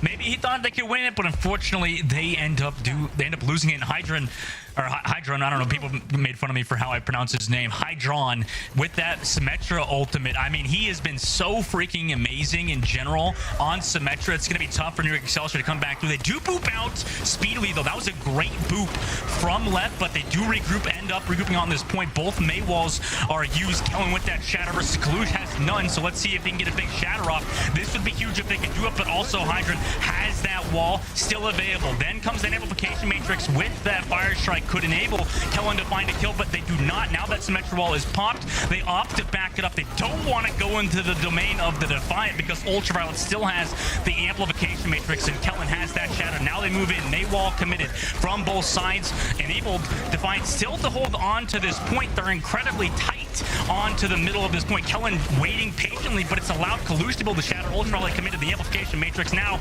around the backside, Defiant have moved, but they're Maywalled off from Seiko. Shatter now from Kaluj. Doesn't connect on anybody. Does connect on a Psycho. Counter shatter, but it hits onto Ultraviolet. Is that enough? Kellen killed speedily and overtime ticks down, but Defiant are surely going to lose here on this round. We're at the percentage, and New York Excelsior flip the point. Yeah, however, Defiant, because they were able to stall that engagement from Excelsior so many times over, picked up 99% of the point, and they're sitting in control, not just of Pokeface to set speedily up to come in with the ice picks, but also they're going to have the sound barrier to try and push these members of Excelsior out of position. They're going straight for the point. There's the Symmetra TP, but Ultraviolet gets left behind in the rotation. Psycho takes the BAP down. OG sound barrier does not come through in time to save him, and as a result, Defiant now just have to disengage as quickly as possible, baiting the Symmetra ultimate out, at least from Excelsior, but that's all they're going to be able to find. What an aggressive TP play. Maywall there from Shockwave, zoned out. I'm assuming that's right, Moxie, where that zoned out Ultraviolet so he couldn't get that beat drop. That's how he died so fast. And now New York Excelsior, they're in a great position. 90% on the board. Have that May ultimate amplification matrix available speedily. Has been huge with his own TP available to fall back and forth towards this point. Toronto Defiant TP to the high ground. Amplification matrix into the Maywall. The May ultimate's used on both sides. Who gets more value here? Hydron frozen. Meanwhile, Excelsior, they have Shockwave frozen, but the sustain is there, and New York Excelsior are looking a lot better against the Toronto Defiant. They still have Hydron Hill. We've seen them be able to clutch previously, so it's not over just yet, but a beat drop into a Symmetra wall. The shatter, though, from Kaluj. Can they find the full-up damage? Ultraviolet finds on the creative. Hydron's still here in this fight, but nobody can touch! Nobody freaking can touch! The Maywall from Psycho to stop them from being able to walk onto the point and keep overtime in play comes in at the perfect moment. And Excelsior are making this competitive. Dustin, we have a series on our hands because, oh my goodness, what Excelsior were able to do with this Maywall here. We can see the charge comes through from Kellen to push Kaluj back. back. The ice block from Psycho to guarantee that he has that time to set the Mei wall up perfectly to catch out all of the members of Defiant and wall them off of that point. It's literally the best way you can play the Mei, and Excelsior use it to be able to take Village and put themselves in the driving seat to pick up early momentum and put Defiant into a really tough spot. We did not expect Defiant to come into this series already one sub-map down. No, but now you got Seiko onto that Tracer instead of the Mei. I mean, I'm sure he's comfortable on it, but it's definitely maybe not to the level of... Yeah, see, look, Hydran already picked off Seiko on this backside. Obviously a fantastic Mei, but on Tracer, maybe needs a bit more time with this team to gel. Shockwave separated as well towards this health pack, and, you know, New York Excelsior, a bit of a rough start now on this round. I wouldn't say it needs time to gel, it's more needs space created by Kellen, because at the moment, Defiant sitting themselves up center of that point with Hydran at the helm, they can't really go for that dive, they can't commit, so as a result, the Tracer doesn't get to follow up with the one clip on the space that Winston provides. And Defiant are going to make it any easier for Excelsior to find that opening in this next engagement either. Toronto Defiant playing back, ready for the dive, and with Hydran just consistently pumping out that damage, Kellen has to use that bubble, but the nade is there to keep him nice and healthy, and the sleep dart as well on the Kalush. Great work from Creative onto that Ana.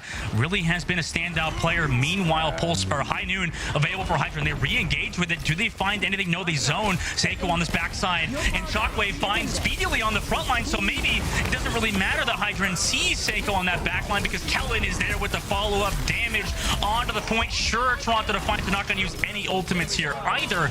New York Excelsior flipped the point at 51%. Yeah, cost and nano boost, however, that is an ultimate Excelsior are more than happy to provide, as it allows Kellen to bull towards that primal and be ahead in terms of primal charge in comparison to Kaluj, who is not going to have primal in this next fight. Psycho does have a pulse bomb, so too does Speedily, but Ultraviolet and OG are both closer to the support ultimates to save a squishy if they do get stuck. Psycho looks for the high ground drop down, immediately goes for the off angle, tries to find the stick onto the members of Defiant, chase towards it, doesn't manage to find the kill. Speedily on the other side picks up Lep and cancels the sound barrier. Oh no! Oh my god, poor Lep.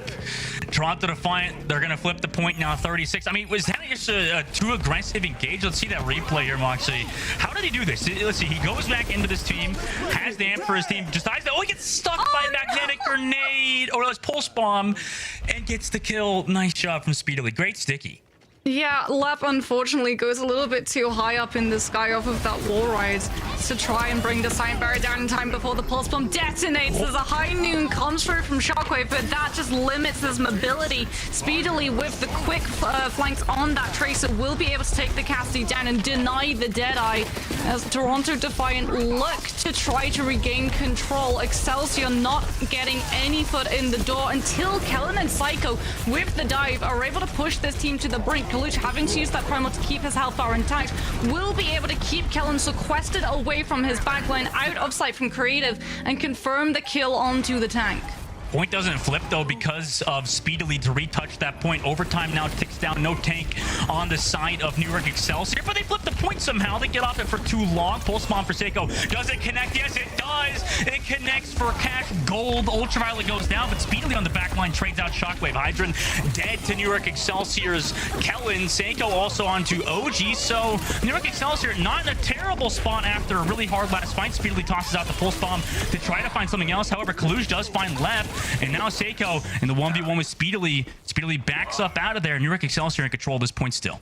Excelsior going to have time to be able to return to this point, but not a lot of it, as Defiant now immediately surge on forward, looking to find these members of Excelsior before they're able to keep that point in play. And indeed, that back out allowed Defiant to find the flip. Creative has to use the nano boost to push Kellen towards the back line onto Hydran, who was mid Deadeye. There's the ultimate, and Ultraviolet, however, is the one to go down. Shockwave moves forward with the Magnet, takes the Ana out of the mix, crucially before Nano Boost can come through from Ultraviolet and allow Kalush the staying power on this point. Excelsior with the target focus, deal with the Winston before the Primal comes through, and then turn and deal with the Cassidy on the side.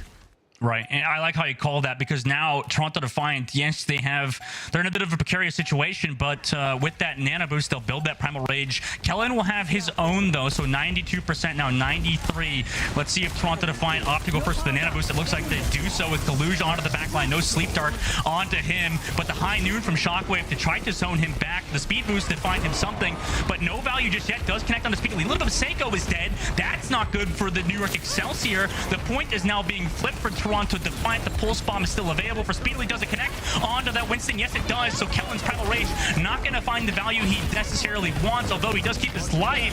Kaluge is slept into the back line, but it doesn't really matter because the beat from OG keeps them healthy. They flip the point and they win the round. We're going to round number 3. Yeah, Psycho goes down, and that's really unfortunate for Excelsior to deal with because they were relying on the threat that the Tracer and the Pulse Bomb that the Tracer already had charged up to keep Defiant from diving aggressively towards the backline so that Creative could keep that angle onto Kellen and keep the Winston healed up. The Pulse Bomb is removed from the fray, and Defiant, as a result, immediately push onto that backline. Creative getting hit by the Anti-Nade, and then even then, the follow-up damage of Defiant, making sure to chunk the Ana down as quickly as possible.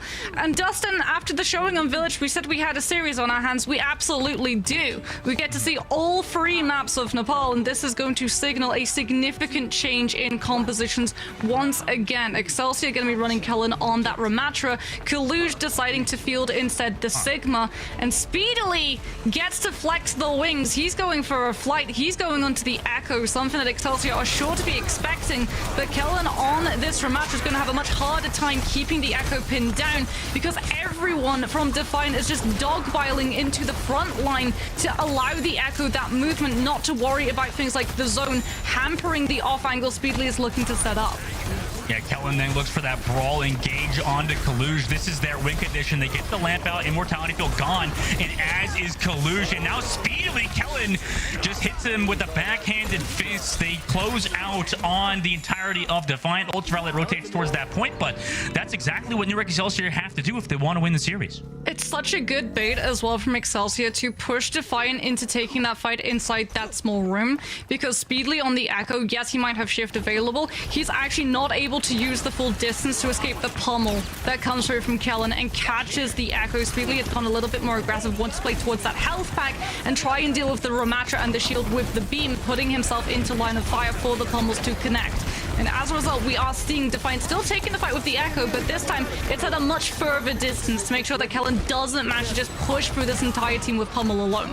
Oh no, Kellen went a little bit too deep. It looked like New York Excelsior wanted to back up out of there. A little bit miscommunication from them, but that's what happens when your team is kind of just forming that synergy as the game goes on. They actually popped the amplification matrix from Creative. Maybe that could give Shockwave some kills, but no, Hydrant snipes him out there. And unfortunately for the New York Excelsior, that amplification, nice shot from OG, but nice, honestly, a little bit of a waste of ultimate from Creative.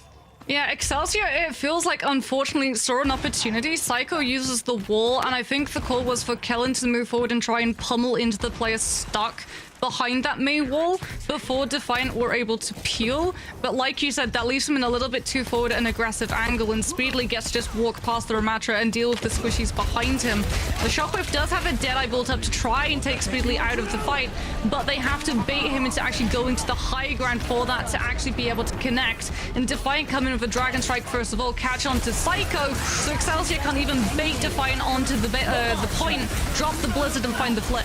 The copy Ramatra then into Gravitic's Flux. The follow-up is there, but the beat drop from left did connect. However, he will eventually go down and speedily get the annihilation in the copy form too. He's just the better Ramatra at this point. I mean, that's the new April Fool's lines, right, Moxie, where you copy you and she's just better. She's just better at your own character.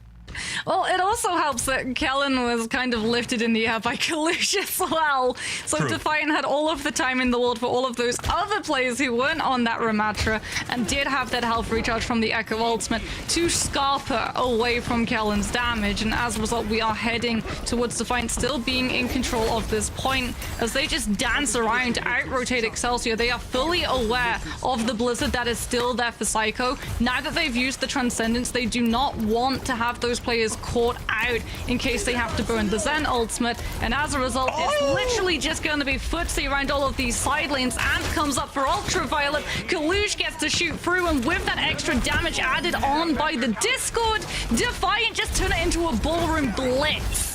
75% now for the Defiant. Excelsior, they've built up, that May ultimate. They have the high noon, but Toronto Defiance rotates, Moxie. Like you mentioned, they're just too clean. They're too smooth. And this map in particular is a great map for the Zenyatta Baptiste just to rotate around the backside. And for New York Excelsior, they're going to come in with those ultimates like we mentioned. But, it's a wonder, how are they going to get onto Toronto Defiance backline when they're just so evasive? Maywall's not been able to catch out anybody. Amplification Matrix, though, from Creative, that could be the opening they need. Speedily is already out of this fight. The rotate comes through now into that form. Kellen goes forward, but he needs that lamp early from Creative. Again, they do flip that point, though. So New York Excelsior, they're building up some time, but Hydran from across the map hits that shot onto Creative, so no more Baptiste. Shockwave wants to play back, but he doesn't really have a lot of damage. The May ultimate, can he find the follow-through? No, he does not. Defiant now rotate towards this point. They don't have a tank. Shockwave, not sure what else you could do here, buddy.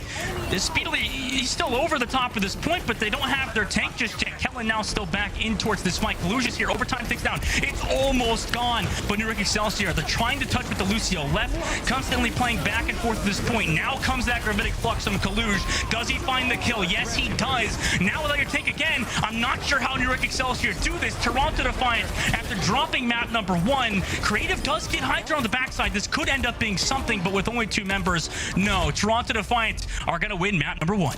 Yeah, Defiant get to just sit as well on that Sigma Flux. Excelsior were fully aware that they did not have the time to build up Sound Barrier to be able to deal with it. That was why we saw the swap come through from the map onto the Kiriko to try and use the Suzu to be able to cleanse the impact, but it actually comes out when Suzu is on cooldown. So even when your tank gets picked up, you're not able to cleanse and iframe the damage of that slam impact. And we talk about a lot of these DPS players. We really do argue over who is the most impactful in all of these teams. Hydran has been coming up time and time again, even though Speedily goes down to the Amp Matrix that comes through from Excelsior in the back corner.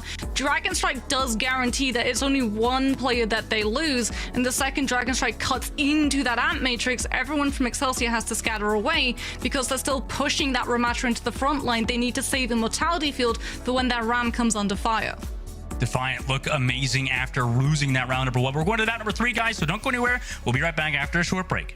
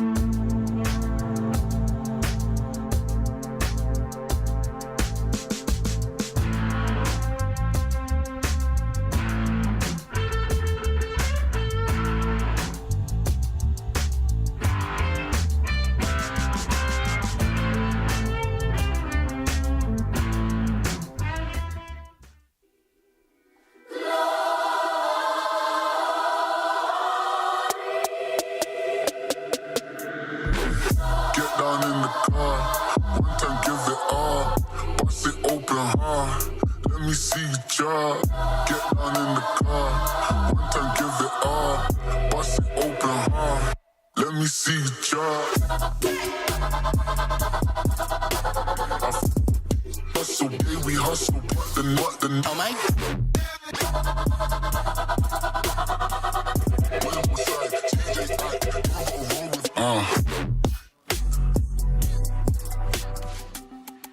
Welcome back, everyone. You're joining us mid-series between the New York Excelsior and the Toronto Defiant. You're joined by myself, Dustin, and Moxie, and we have a bit of a change-up now into map number 2, not 3, between these two teams. We didn't think it was going to be as close as map number 1 was, but now some substitutes coming in.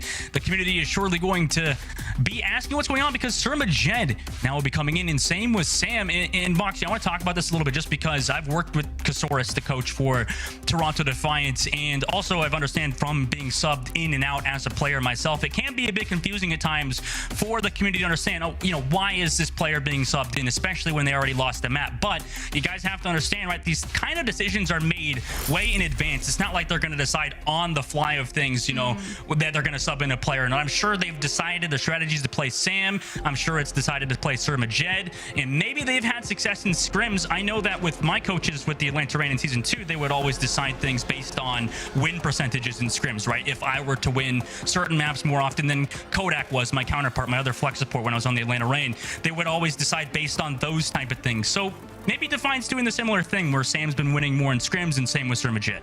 Yeah, it could definitely be map dependent as well, given how we order subs to come through, right? Map pick always comes through, and then teams get the option to be able to sub a player in or out. So Defiant know very much where they're going to be taken to, and I would fully expect Sam to be coming out on the Hanzo and Surma Jed to be able to either flex onto that Zen or onto the Kiriko, whereas Ultraviolet is a little bit more stuck towards that Baptiste, which has been working out so well for Defiant. Excelsior, however, we can talk about, we do know the composition that they're going to be running out with since they are on the defense. Shockwave going to be running that Hanzo, and I've already sung the praises of Hanzo over Cassidy on King's Row, especially when it comes to defending, access to the verticality, the ability to keep yourself safe as well in terms of not eating into the resources that is there for the backline, allows Kellen a lot more free reign to not have to worry about Lep keeping 2 players in his sights and putting himself into an over-aggressive position. Yeah, that's going to be something New York Excelsior are looking out for. But Kellen, already having that pressure from Defiant at the statue, he's pushed all the way back. And Defiant want to capitalize with Sam looking for that shot through the window. Sleep Dart committed. Kaluj finds creative. Sam through Hotel gets onto Kellen. And this is the hero pool that you want to see Sam on, by the way, too. Is we were wondering, was he going to be flexing onto that Cassidy? But playing that Hanzo obviously looks a lot more comfortable than previous matches. Yeah, he takes a gorgeous angle as well at the start of that fight, just climbing up towards the base of the statue, and he's able to spam Shockwave out from almost a single shot, right? Shockwave is coming into this next fight under 40% of the way to a Dragon Strike. Sam doesn't have damage ult charge to his name, but his job wasn't to find the kills. His job was to deny both Lep and Shockwave presence in the fight, which allowed the dive to come through and not have to worry about chunking through and sustainability. So the trace of Winston damage was all that was needed as Defiant pick up so much momentum, speedily surges forward, picks up Shockwave, and then hurls the Pulse Bomb straight onto Kellen's side to claim the Winston as well. It's tough. I mean, I think on the side, Creative was looking for an angle, but it resulted in, that nade coming through perfectly placed from Ultraviolet onto that Hanzo to open up this fight. And now New York Excelsior, they have, Pulse Bomb for this next one, but Surma Jed's aware. Going to have the Zuzu for that right now. Toronto Defiant are going to set up in great positions, but Shockwave, you can't really do much about that besides speedily getting picked off there from Shockwave. That's a great shot. Should give New York Excelsior this positioning to go forward. Defiant off to play around the pub side, fall back towards the library. They'll get speedily back towards this fight if they don't get any kills here. So New York Excelsior, they're going to back up, but maybe Defiant off to press the Goki here. They have the Nano. They pop it onto the Winston of Kaluj. Does he find Shockwave? Shockwave goes low. No, he's back onto the Ana. So it's a 1-for-1 trade. Shockwave gets speedily, but Kaluj trades out left. Now Kaluj knows the Hanzo's not in this fight, so he decides to fall back towards the cart and help peel off Kellen and the rest of New York Excelsior, who went into his backline. So it's getting a bit confusing now for New York Excelsior, and maybe this is where they thrive. 2 kills for them. Dragon Strike to the back of the pub, and New York Excelsior, pretty solid hold for them right now. Yeah, Defiant going to have to rethink how they're going to be able to break through these chokes. They will still have a Dragon Strike, a Primal, and a Rush to try and force Excelsior back, but Excelsior have that positioning where Shockwave can just come in and find those picks. Already we're seeing Creative as well as Psycho just set up a little bit more aggressively, very similar to how we were seeing Izayaki in the previous series. Just hold themselves up, look to land a couple of those kunais, and if you do get pushed, you have teammates to be able to peel for you. You don't have to burn that Swift Step, as Creative has actually used the Swift Step, will drop in immediately with that rush onto main, so Defiant can't actually punish the Kiriko for the cooldown being gone. Whoa, Kalush pops the Primal Rage, trades back Creative in that close library angle. He does get slept, but with Creative down, like you mentioned, I mean, now New York Excelsior out of position, 3 minutes left. You know, does New York Excelsior reset fast enough to get left back in this fight? They're surely going to get a recontest, but it's definitely going to be 4 versus 5. Yeah, Kellen is in position though, and he does have Primal. He doesn't have to wait for his Ana to build the Nano to be able to sustain him. And this is when the contest comes through. However, Surma Jet, Defiant was waiting with the rush to be able to land it onto the members of Excelsior once they were too deep onto the payload to be able to disengage successfully. Sam comes through with the Dragon Strike, having to invest the ultimate since the rush didn't find the initial value that Defiant were looking to pick up with. They should be able to turn the fight around, as Creative does find Sam. However, the Dragon Strike has done more than enough to sow descent into Excelsior's ranks. They haven't been able to form up for this dive to find these targets, but Defiant have been pushed all the way back. Note, however, Dustin, in the confusion, they did pick up the second checkpoint, so they will continue King's Row.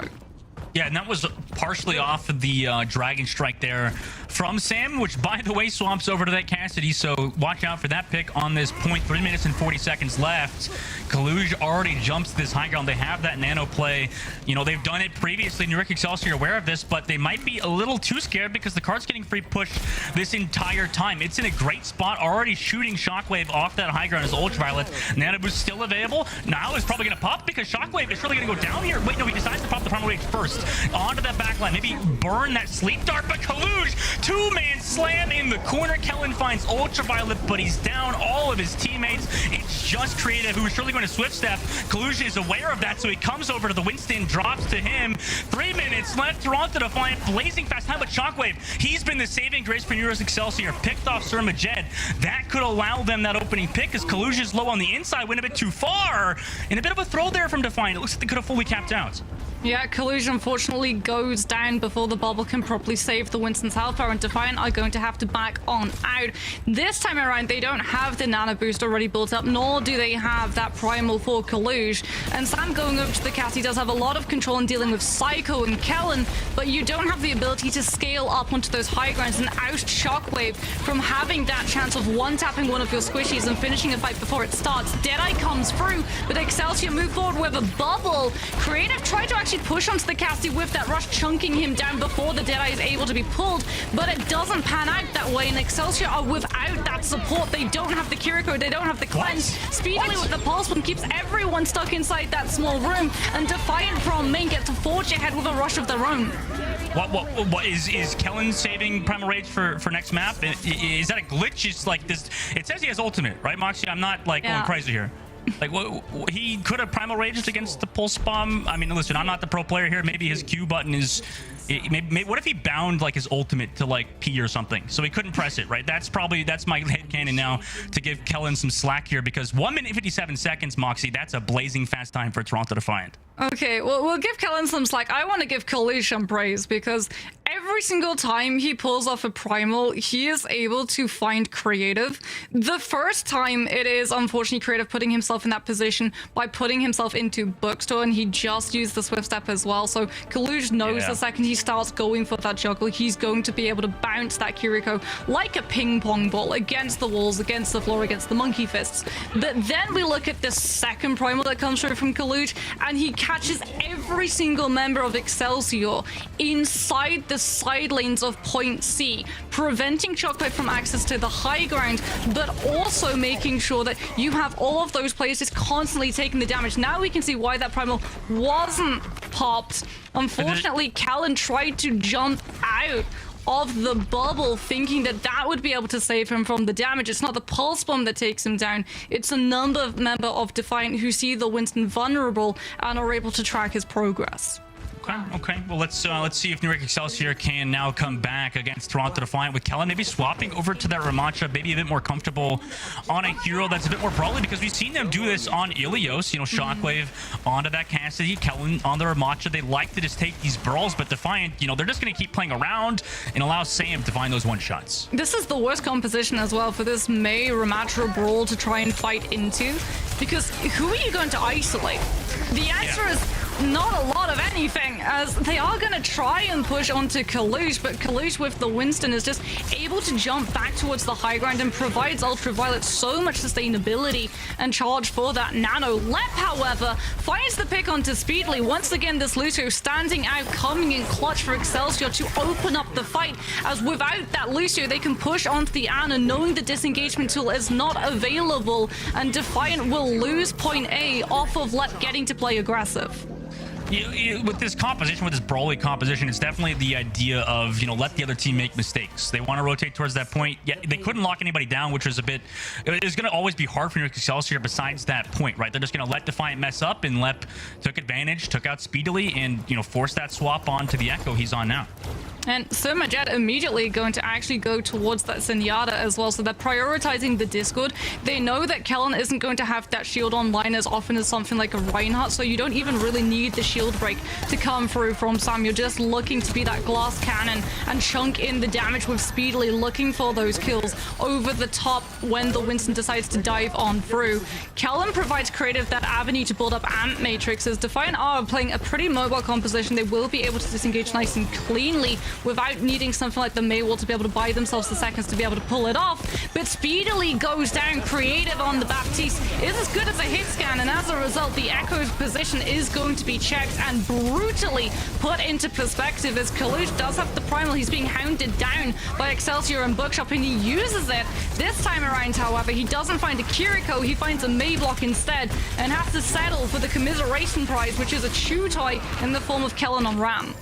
Well, he does find him, though, right? He did kill him, but yeah, that was a great push there from New York Excelsior. They have 4 ultimates now. Defiant, like you mentioned, popped everything. They popped into his Primal Rage, Dragon Strike, and couldn't come out with the victory. Speedily going to come back with that copy. Surmajet here with the Transcendent, so they can take this fight on second point, but let's see if they opt to. Speedily goes over to that top angle. New York Excelsior now have Kellen back in this fight. They have that ultimate for Kellen to go aggressive, but they come left. They see Surmajet. They wall him up before he can get the trance. That was a perfectly timed engagement. Has the immortality field to stay nice and healthy as well, and that might be enough. A Shockwave anti-grenaded from Ultraviolet. Speedily there with the follow-up, and although they lost so many members, you can't count out Speedily on the Echo, just giving them the fight win by being alive. Oh my goodness, Speedily with the absolute clutch play and kills that Defiant needed. Like you said, Excelsior are playing a composition which is all around letting the other team make mistakes. And Surmajet trying to play that off angle, making sure he doesn't get caught in Psycho's Blizzard, instead isolates himself voluntarily from the rest of his team, leaving him vulnerable when that Maywall blocks off his exit. He's still going to be able to survive this push, however, as Sam catches creative. The Hanzo coming in clutch this time around as Defiant push Excelsior to the brink of choke yet again.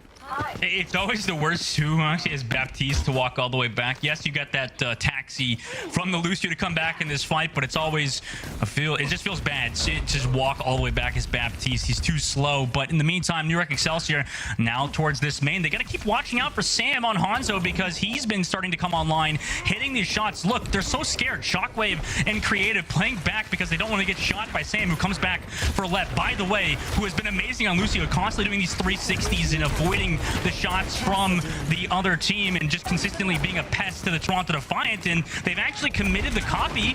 Maybe they're just going to wait it out, but Defiant, they want to win now. They come over the top with the copy. Speedily going to go a bit aggressive because he knows he can afford losing the Cassidy and just going back towards the Echo, so he does lose that copy. Now Kellen goes aggressive. Is he going to pop the Annihilation? Lep gets slept, so that's an amazing sleep dart from Ultraviolet into the Dragon Strike, but the immortality field keeps him healthy so he can pop the beat drop, but still Creative goes down to Kalush, who is popping that Primalation in a second, but with the Nano Boost finds 2. Senko with the Mail did get Ultraviolet on the other side, and Kellen is still healthy. Peralta here has decided not to use his ultimate just yet, and he's going to have to back out of there. So Toronto Defiant, after a Transcendence, pretty solid hold for them. The good news, however, for Excelsior, despite committing so many ultimates, they were able to bait Majed into throwing in Transcendence, and Kellen held on to Annihilation. The bad news for Excelsior, there's two aspects, there's two angles. Kaluj holds on to Primal, so he can literally sacrifice that to juggle Kellen away from the rest of his team, using the Winston's extra health bar to be able to chunk through the damage that Annihilation provides. And Excelsior used all of the ultimates that they had available, barring Annihilation. If Annihilation fails, they have no time left to be able to wrangle together or push the Bulls' ultimates once again. And they know this. They're taking the longer rotation to make sure that Sam doesn't manage to find the one tap and immediately shut this push down before it can really find the momentum that is looking to pick up. Kaluj has been isolated away. The zone actually holds them in position for the Ramatra to come through, but the Primal is there. He will be able to survive and jump out from the damage, but he can't use the ultimate to back Kellen away. The good news is that Kellen was so focused on using Annihilation to take down Kaluj, no one else from Defiant was there in the area to keep Annihilation going. But Seiko does get Sir Majed, but the anti-grenade again speedily with the follow to 3K for him so far. Now on to left, but he's been so good on this Lucio. Speedily does fall to him. New York Excelsior going to have to reset here now, Moxie, but they don't have a lot of ultimates. In Shockwave, after we just built High Noon, he swaps to Sombra. Kellen's onto the Winston. Wow. And Psycho's on the Tracer too. They have to go for fast taps.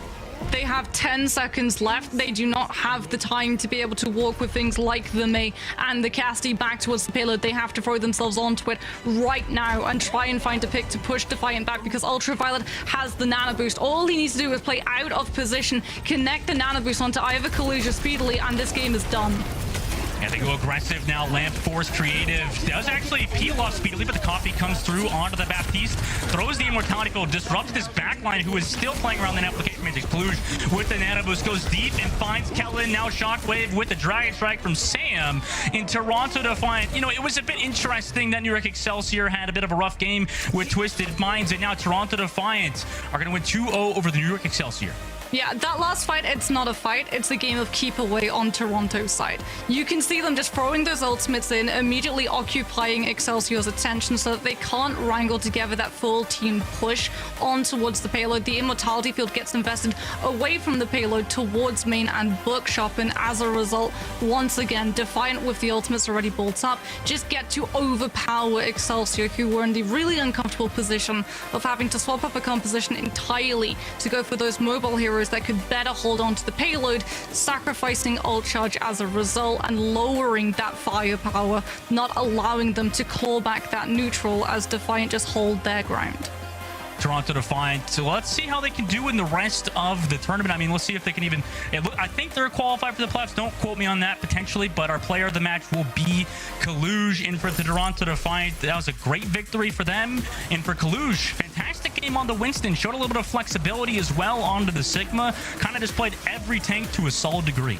Yeah, we talked about this, right? Countering the Ramatra by just holding him in place with those Sigma Fluxes, the juggles on the Winston with the Primals. Here, especially, where he's able to isolate out the members of Excelsior and just catch them against the wall, pushing onto both Lep and Psycho before they can really save themselves and allow Kellen that chance to be able to hold his ground against the dive that comes through. Just allowed this team to pick up so much momentum and burn through King's Row so quickly that unfortunately for Excelsior, even if they'd been able to full push through B, with the time bank that they had available after how slow it took for them to be able to break through choke, I still don't think they would have been able to walk away the winner.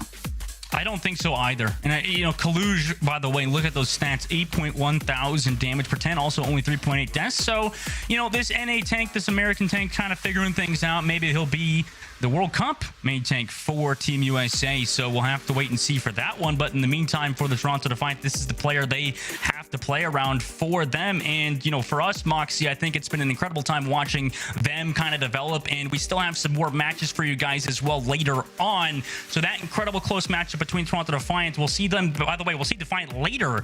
When we come back, we'll have a new set of casters in the desk.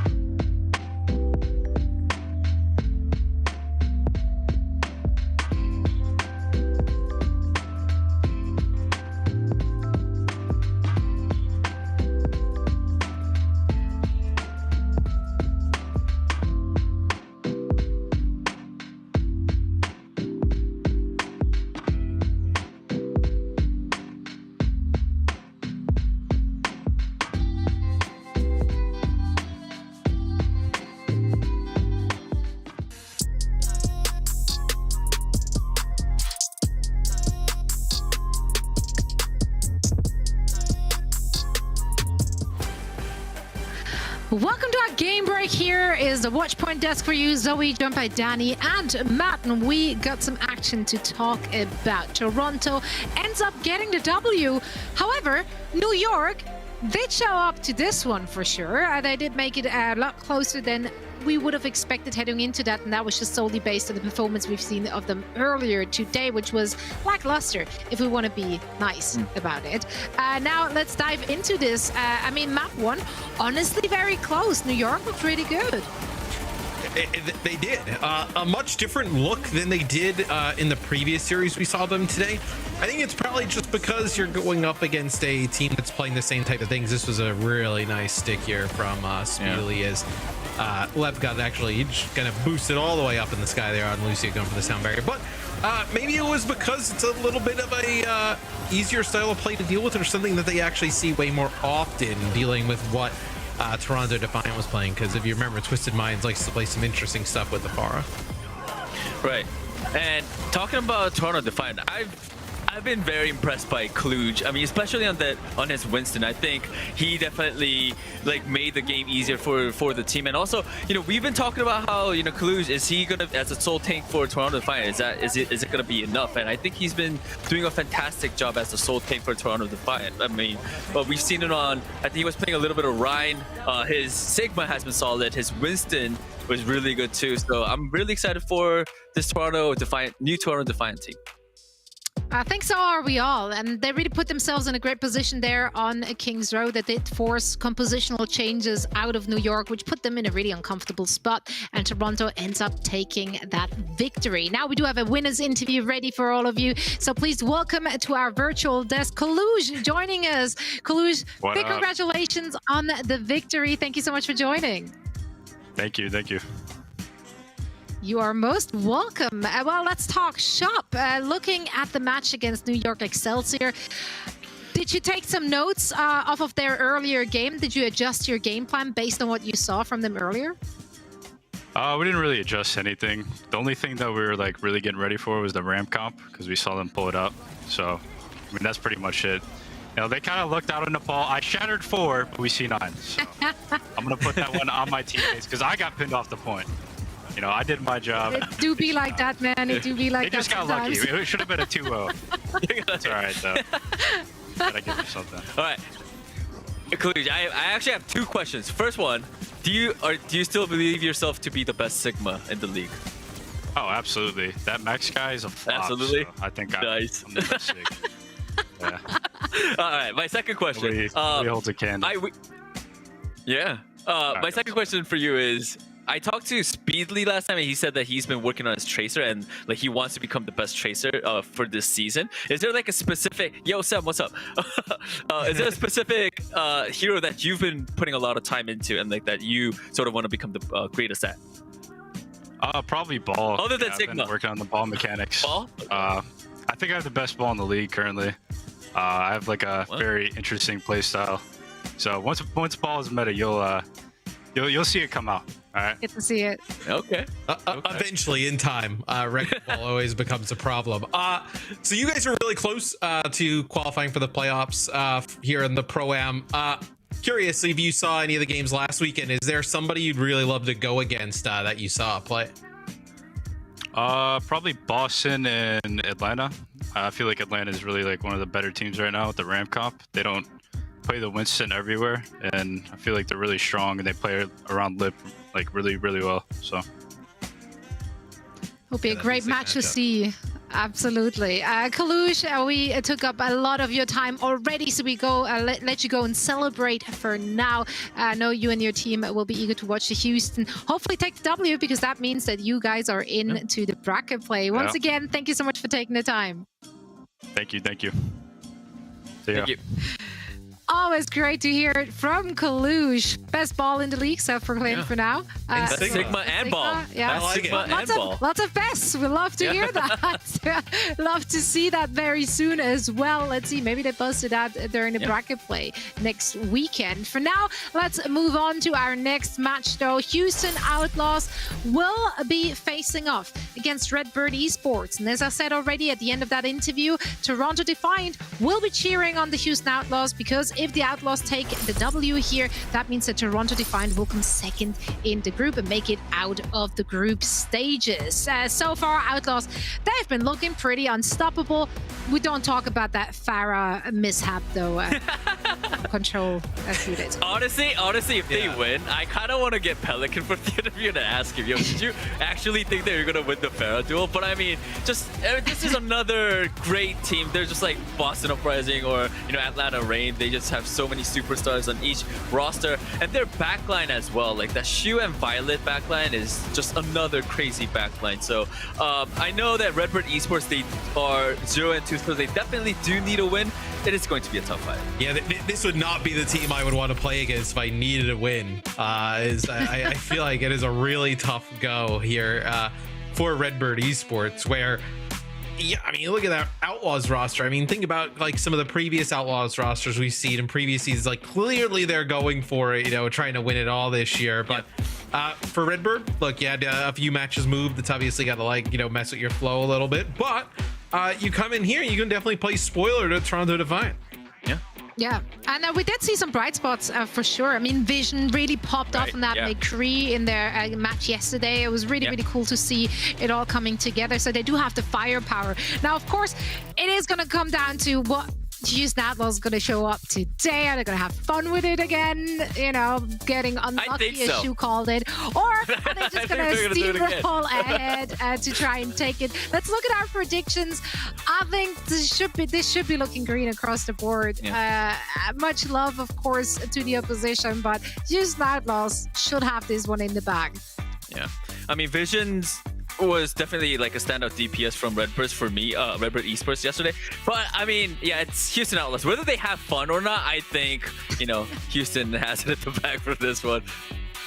It would be very difficult to take Redbird Esports. I love their logo. It's very to the point. It's a red bird with an E. But I feel like the Outlaws, you know what you get. Yeah, you know what you're going to get. I feel like, though, the Outlaws, at least for now, we know what they're going to get. And they put together 5 players who are, in the top, 5 at worst of their selective roles in the world, let alone the league. So I feel like they have a pretty nice advantage going into this one. Yeah, but this will be the David versus Goliath story that everyone has been waiting for. The biggest Goliath. This is about as Goliath as it gets for this David.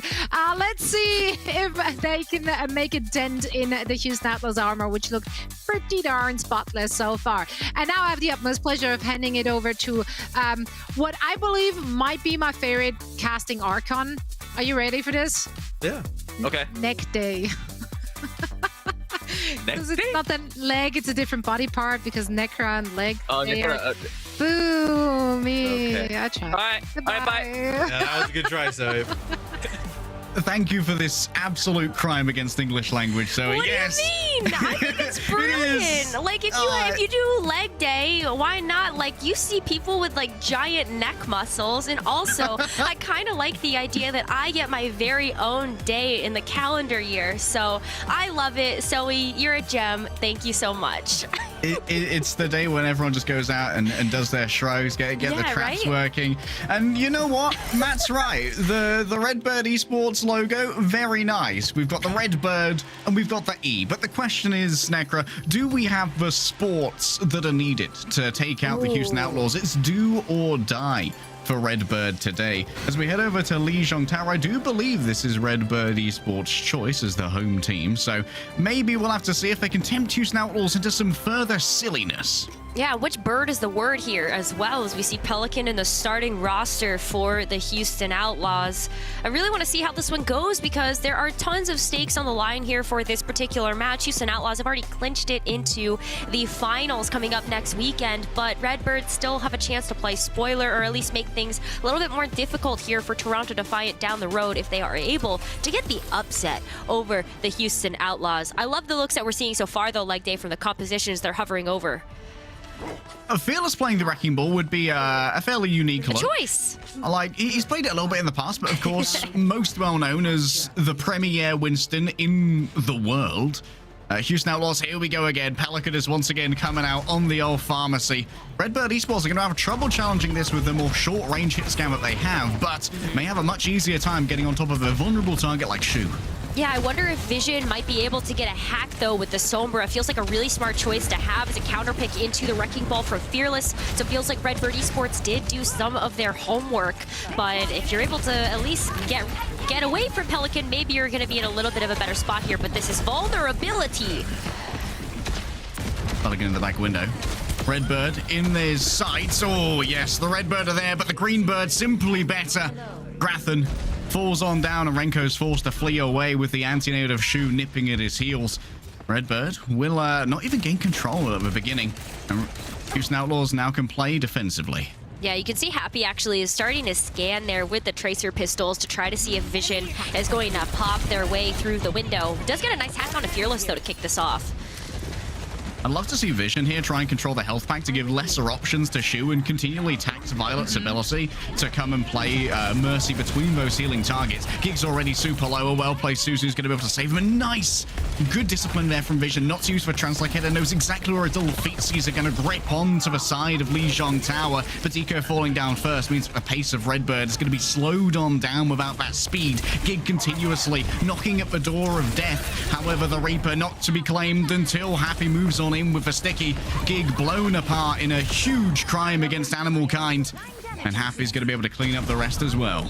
Yeah, look at how much support Violet has been putting into the team. Not only is Shu able to really focus on being able to get the antis down, but yeah, they don't know. Leg day, they don't know. I mean, maybe they know now. Pelican's going to be able to make a quick pivot right on out of there, but still is prepped and ready to go. Especially after Gig is going to be able to get the first pick onto Shu. You might be able to see this justice.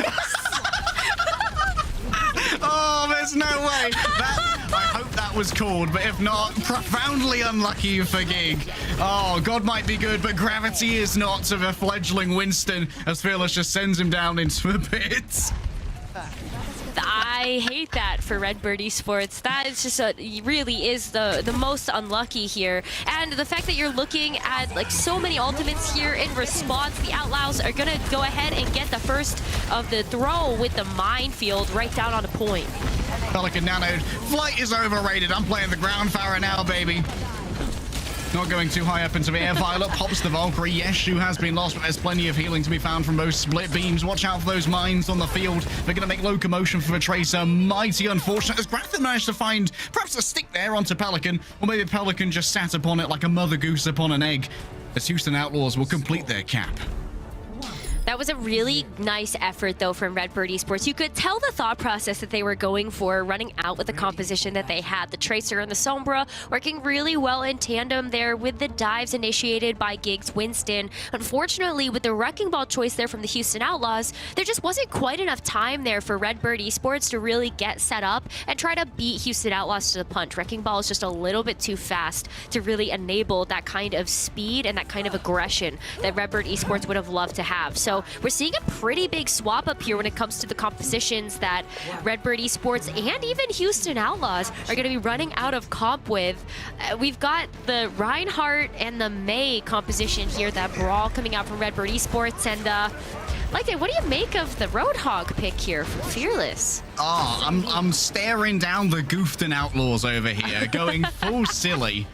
The Roadhog here, you can see that Fearless is just sitting on the bridge at the moment. Fearless is looking for an environmental kill and nothing else. Yeah. He's a little bit of trolling in the lobby, he but wants it's a okay. Pachamari. That's what he really wants right there, is the Hookamari. It's got to catch Amari. Yeah, that much exactly. is for sure. Deco taking look at the actual angles that have been found here by Houston Outlaws. They're playing this goofy, but they're also playing it smart. As it's going to be an isolation onto Gig. Charges back to the safety of the herd. They're like wildebeest here, Lemon. The Houston Outlaws are looking for a weak child to pick off from the mass. I'm like Lemon Light over here. I surely did not just hear you say that one. Oh no! Oh, how embarrassing. That's a voice line like day. We might need to have to redo the video for that one. But hey, look, Renko's gonna go ahead and throw down the amplification matrix, but Happy's in the back line right now. Oh my god! Oh, this is big from Happy. Just continuing to take duel after duel, but Vision, when the chips are down, this man clutches up. We know that Vision is an incredibly clutch hit scan player. And I'm not sure why Violet has decided to play the Moira here. Of all the options, Fearless finally decides to log out from his Goofy.net account and move over to a Wrecking Ball instead. Hey, I mean, the Roadhog would have been really nice to try to get a quick, aggressive pick here, but Vision's going to go ahead and lock down a lot of these entry points with the Deadeye that he earned in that last fight. Coalescence coming on through. Remember, that penetrates through the barriers. It's been a while since we've seen that in the competitive sphere. It takes a while to get through the wall as well. The DPS simply not enough, but Gig, a victim of the orb. I love it when Moira moves in and says her secret line. It's Morbin time. And now Happy, once again, round the back on the signature angle, out of the ice block and into the fire. Happy might be chased out here, but no, the rest of the Outlaws will be happy to move around Redbird. And Rose now, they get to play this defensively. Yeah, they really do, and I think that's exactly where Houston Outlaws try to find their comfort zone here, and I think that it makes it really hard now for Redbird Esports on this composition to try to move back in. The May and the Reinhardt work so much better when you're able to just lock down these defensive points when you have control, so now they're going to have to try to get back in, and look at this. I mean, Fearless really does have no fear here, just kind of sitting on top of those high grounds, waiting for the perfect moment to try to disrupt the backline. Fearless moving over now around the side. It's going to be a blizzard that's mostly avoided here by the ice block. Brathen, nothing to do after that. And now Fearless returns to the center to roll on around, drop his own minefield. Happy doesn't know that the May is behind them. Green square comes through, but it's the double orb kill. No way from Violet. All the orbs are popping off today. Vision and Renko find themselves destroyed by the damage orb. Somewhere Samito is screaming in pain. Pain and suffering, I think, is exactly what Moira might be saying right now, but I think the Moira choice here is actually quite smart. You can't block the incoming damage from a Coalescence, which Violet is going to be quickly working up towards as we're starting to approach last fight territory here, like day. Gig with a slam, but who's going to be the target of this? Maybe Fearless. A solo slam might well be worth it. The flip will come on through. The question is, very much pranked, my brother, very much pranked. And now it's for Coalescence moving through those shields. A little bit of healing for everybody, and a very risky peek here of the window. Remember, those fire strikes can one-shot a squishy hero.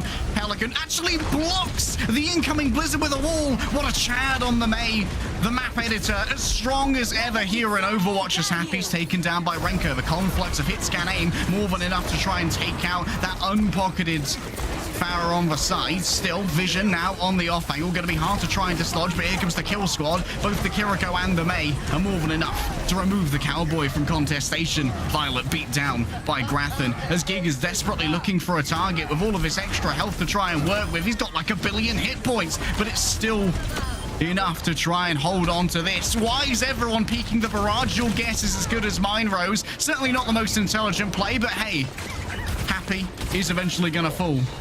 And now, overtime still in favor of the Houston Outlaws. Gig remains with healing at his back. A minefield could be enough here to try and clear the point as Fearless slams down upon the Reinhardt and lays down those orbs of death. Not going to be grinding out, though. Homing in terms of this.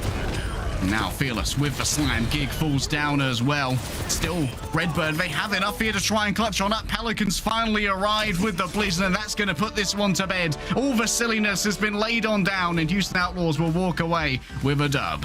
Yeah, that looked like such a close round, though. I was convinced that Redbird Esports had done enough in that second round to be able to try to get a win and bring us to a third. But like what a nice fight coming out there. They really did force Houston Outlaws to have to try to think outside of the box a little bit in order to get that W. So you love to see that, the creativity coming out from both of these teams.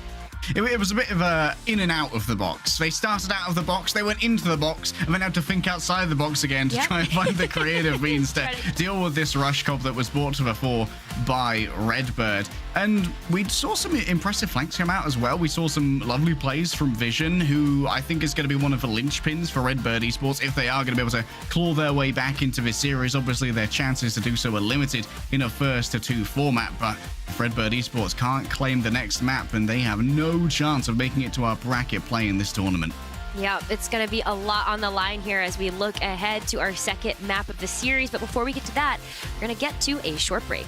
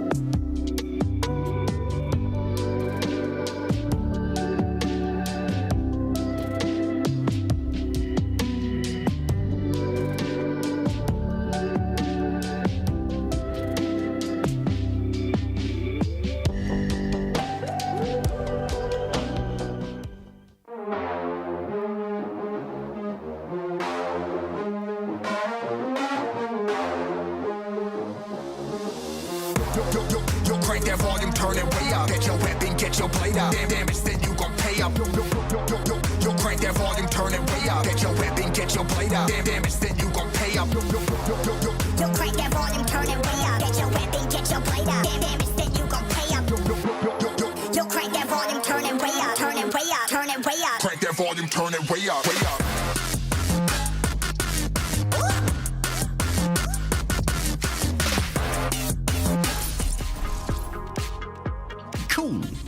And also cool here from Jack on our broadcast team with the 4 skulls for the 2 kills.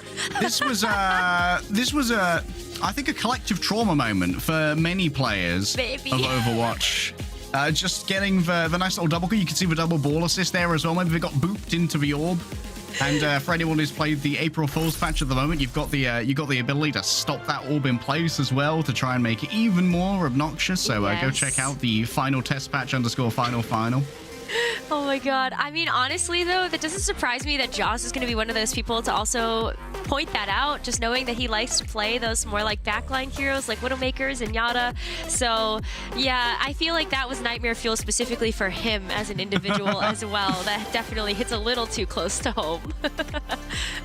Yeah, definitely an affront to Jaws that such a legendary flex support who plays for heroes who plays like Zen and Nana on Violet is picking up the Moira and just fragging out with the orbs, baby. Love that. Here we are over in Hollywood. This is one of the rarer picks, actually. I'm very happy to see it. We're not going to King's Row anymore, and there's a lot more high ground to play around here. Allows Gig to try and demand that Winston 1v1 against Fearless. You could say foolhardy. Some would say it's a great chance to show off how good Gig is at Winston.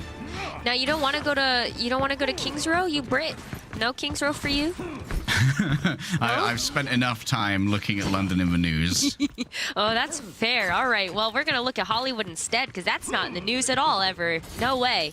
But yeah, I think you have a great call out there that Gig with the Winston as one of his best heroes is going to have a lot more room to be able to operate in when you're looking at a map such as Hollywood. Blizzard World, I think very similarly, you're going to have a lot of really nice areas to jump around, and we do see a lot of Winston play on that map as well for Hybrid, but I love getting a chance to switch it up a little bit here, and we're going to see a bit of a match in the compositions as well as Houston Outlaws looks to run out on a very similar composition all the way around. Oh, no way. Happy just opens up onto Vision, but healing, it would never be able to get through, hitting all of those in a row. We've got Briggs on either side to try and stop the Winstons, and yeah, Vision just hits in the chat, the hard lol. Sometimes you're just standing a bit too still when Legolas gives you a bit of a peek. Grathan and Teep might be able to get a touch of healing here, but now Fearless has put everyone into a corner, and that means plenty of cleave to be given over onto the Winston. Grathan next to fall as Violet once again flexing out the aim, maybe on the whip shot, maybe on the mace, who knows. Violet's definitely showing off a wider hero pool for Season 6 in this fight as Renko's the next to fall. Yeah, Renko falling here is almost going to be disaster spelled here for Redbird Esports as their defenses fall flat, and Houston Outlaws are going to be able to take control of this point and get the cart rolling. But like Day, the job's not over yet. Pelicans just waiting for a recall here and also waiting for that health pack to come back online before going back to the cart and getting it moving. I gotta look at this replay again. This is... Oh, surely not the bounce. Oh, no, the double bounce. Oh, the triple bounce. That's unbelievable. Oh, it's a bouncy castle, and Happy's wearing the crown. He's the king within. Grathan also not being given the 1v1 duel. Violet did not respect it. Bad Violet. Respect the 1v1 between Grathan and Pelican as Fearless is actually just farming up a bunch of nano charge here with this faux dive. Oh, well, going there's on the in. nano. Indeed it is. Plenty of damage to be done, but the Cassidy doesn't seem to care. L plus ratio, plus I didn't see you coming on in. Happy's once again the one to finish off Vision. There's the Dragon Strike coming through, and yes, it does zone away Deco, meaning that the rally can't really be used to rebuff this fight, but it may well have already been too little, too late for Deco to try and rescue. And I think that's a really great call there by Redbird Esports, recognizing that they had already lost too many members. They're going to have to go back to spawn and get a regroup here. And they've saved their ultimates for this moment where the payload is going to start to approach this second objective. So you may as well go ahead and let loose here. A beautiful anti-nade right there. Keeps Redbird at arm's length. A stick going to come through onto Fearless, but it's only the smaller grenade, so it won't quite decimate the Winston as much as he would have been used to. A Nano here to try and buy the space on the high ground. It had to be purchased for Redbird, and Vision's going to be buying with an unlimited platinum credit card. Happy. Caught on the stairwell. When a 1 versus 4, it's a little bit too much to ask for even for an MVP's tier hit scan. And Redbird Esports now have the high ground to play with. This is where they can butter their bread on the defense. Exactly, and they were able to get so much value only using 3 ultimates there. So you had the Nano, of course, we had the Rally as well as the Pulse Bomb, but that leaves the Primal Rage and this Deadeye online, which is such great zoning tools for Redbird Esports to use. That means that Houston Outlaws, they're going to want to try to save their cooldowns here until they see a moment to strike, but that may be a little bit of a waiting game here. Pelican taking out Gig, though. This might just be the gas. Oh, Happy. Taking a couple of ego angles, misses the head there, but quickly has an escape up onto high ground. Coming up on the elevator, laid down into the tavern. Up top, it's Vision with the Deadeye, but someone needs to keep this car contested. It's only about 2 meters away and caught into the corner with the mega health pack. Yes, what in Christendom was that? Happy's an absolute freak on the sticks, taking out Grathan as Vision decides that, you know what, I'm done with this fight. I'm leaving. I'll see you in the spawn, boys. That's a good reset there, though. Unfortunately, Gig is going to be caught out here by the anti-grenade. Can't get the Primal Rage up and running either, and may as well not, because the rest of the reinforcements here for Redbird Esports are now just coming out of spawn. Renko is going to switch over to the Zenyatta, so maybe a little bit more high pick potential here, as you do have the Discord orbs at your disposal, and that might be enough, but what is this dangerous game? What is this dangerous game that Graffin's trying to play here? This is the info gather right here, and it does actually force a recall out of Pelican. Fearless stands ready, does not want to be afflicted with that Discord orb. Nice kick there from Renko. Might well save himself, but can they be saved from a Primal Blade of Fearless? Too much damage coming on in, and yes, maybe the Discord orb is what changes the calculus enough for Fearless to have to try and reconfigure how he makes these attacks. Yes, it makes sense maybe to try and help Vision win out in these duels. Not having to charge that shot as much, but Happy simply different when it comes to the Widowmaker. A legendary beast, a myth come to life, and now he drains every piece of life that dared to course through the Redbird veins. They're avian skeletons. They might be light for flight, but they're even lighter when they're turned into bone meal by Happy. Even the SMG coming out to play now as the cart will roll in towards the parking spot, and there's no time for tickets. There's only time for a victory dance. Wow, Happy just with the mega clutch there at the very end of that map. I mean, when Happy's hitting headshots, I feel like most teams don't necessarily stand a chance. And so that was really, really exceptional play there coming out from Happy and Redbird Esports. I mean, they are still going to be doing their best here. They had some really bright moments in that map leg day, especially looking at their defense at the very end of point B. I feel like that was a nice moment for them to be able to try to coordinate their ultimates there and be able to get a stop for the cart, at least for a few team fights. But sometimes it's just Happy doing Happy things is what we've expected from last year. Yeah, well, we've come to expect this over last year, the year before that, the year before that, since Happy entered the league, I believe on the Guangzhou Charge in Season 2. He's been an absolute demon, a standout on any team in which he inhabits, and honestly, it's kind of unfair that Houston Outlaws, Happy's not even a standout player on this roster. He's just a guy. He's one of the lads. Everyone on the Houston Outlaws, this has been a very, very well-constructed team. And Redbird, like you said, their second point defense, he did a really good job of actually purchasing that space, using the nano boost onto the Cassidy to take that away from Houston, and then could operate from there. Unfortunately, the pressure that was brought out on the cart from Pelican forced them to surrender that position a little bit earlier than maybe is comfortable. Oh, are they honoring the match chat that we saw? Is it? is that I see that right? The Roadhog duels? Because like we're seeing 2 Roadhog here. Yeah, the honorable Roadhog 1v1. Oh. You know what? Redbird, they've been leaning into this Roadhog 1v1 by bringing out the Zenyatta once more. Obviously, Gig needs a lot less raw healing throughput as a character with a take a breather to give a 300 HP back, and it means that the hooks are far more deadly. Happy already forced out from this angle. Now he's going to have to reposition and take another one. Meanwhile, Fearless, he's just roaming, man. He's a free-range pig. Yeah, oh my goodness, and the rest of the team is eating at the moment. I mean, Violet's gonna get another kill with the orb coming out there from the Moira, get a nice hook there onto Gig, and unfortunately the healing just not gonna be enough. Dave. My. And now we have a hostage situation. Deco. Oh, hello. Deco actually takes out Violet, and this turret's been left here the entire time to build up some ult charge for Grathen. This is starting to fall apart at the seams, Rose. Maybe just a little bit here, but hey, you gotta give credit to Redbird Esports walking away with a third of the pie there on that first checkpoint. So now they're really looking at 66 extra %. Gig, though, with a nice pick onto Happy. That's a huge source of damage now out of the way, and Redbird Esports might have a little bit easier to go with things now that that DPS is off the board.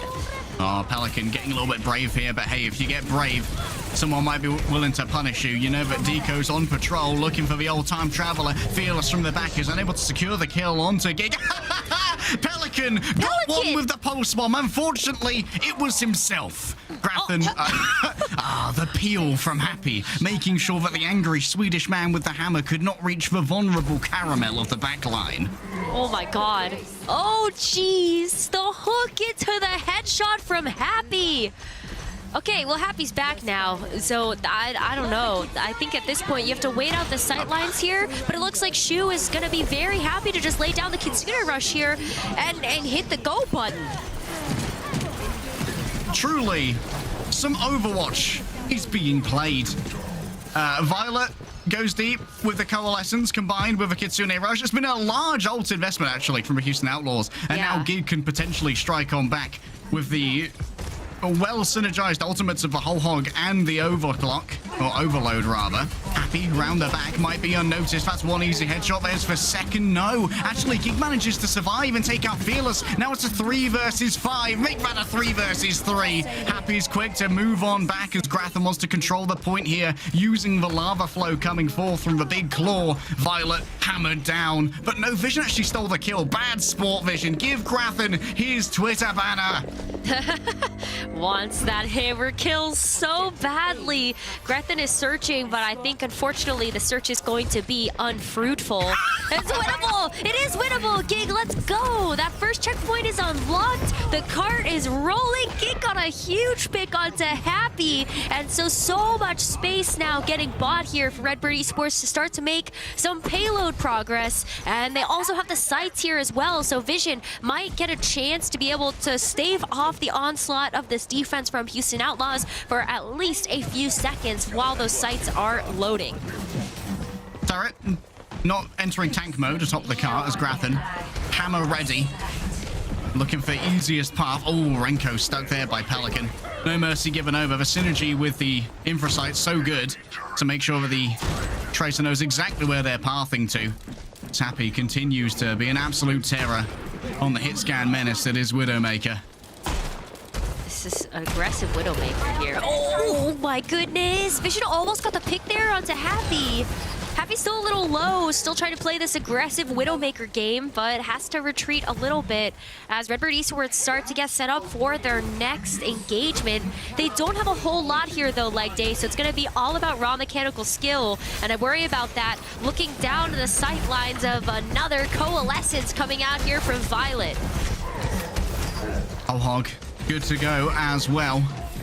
Looking for those jump shots. Here is Fearless. He's just one big porky boy in the way of a big old car. An attempt to peel in case that hook hit sends away any of these interlopers who would dare to touch Fearless's objective. This is his castle, and you are not invited to partake upon this. Lovely hit back there from Vision. The evasion of the elevator. Violet has to wait for the next one, and now goes on the hunt to try and catch out Deco as they return to their team. A well-placed counter orb there. Just going to send Violet away for a moment.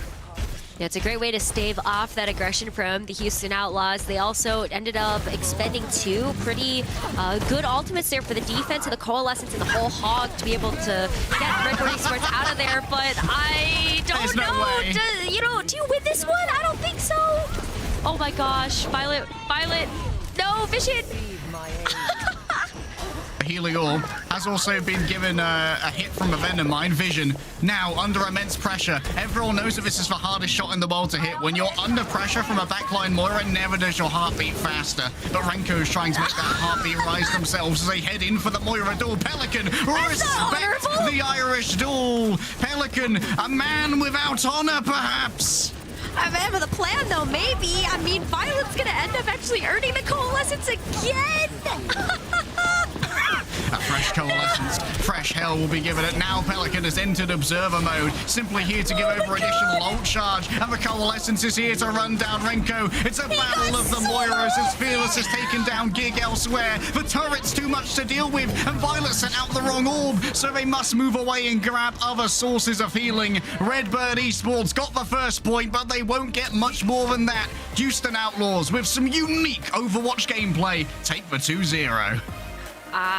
Yeah, Coalescence is unique, all right, especially when that's going to be something coming after you in the back line.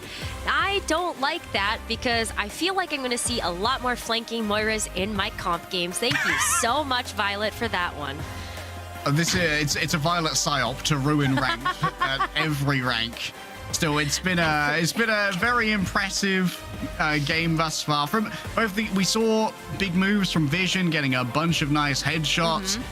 Gratham was denied the hammer kill, unfortunately, and honestly, Vision denied that hammer kill. There was going to be a hammer kill onto Violet. It would have been a guaranteed Twitter banner, but it didn't end up happening in the end. And now Redbird, unfortunately, are 0-3, so they can't qualify for our bracket stage. But they can still create a little bit of pain later on in the day. They have 2 matches coming up today. And coming up, we have our player of the match. And you guys probably guessed it. The Hitscan legend himself, Mr. Flickscan. Happy is our player. Oh my goodness, you just watching Happy get treated to so much fantastic Overwatch. I mean, the pulse bomb picks, all of the Hanzo storm arrows. I mean, the triple into Vision here, like how unlucky for Vision to be on the receiving end of that one, but also just from the Widowmaker play that we saw towards the latter half of Hollywood.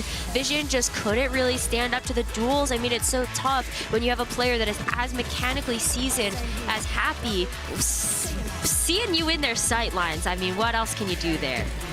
Simple geometry never went away, Necra. The skill floor just dropped a bunch. And it's been a big day from Happy. I also want to call out Fearless on the Roadhog. Actually has a competitive history of playing Roadhog on Element Mystic way back in the day in 2017 when they were playing some absolutely manic comps on that team. Here's a quick look at the stats. Scope critical hit accuracy of 31%, which I think only has one word to describe it, and that's sus.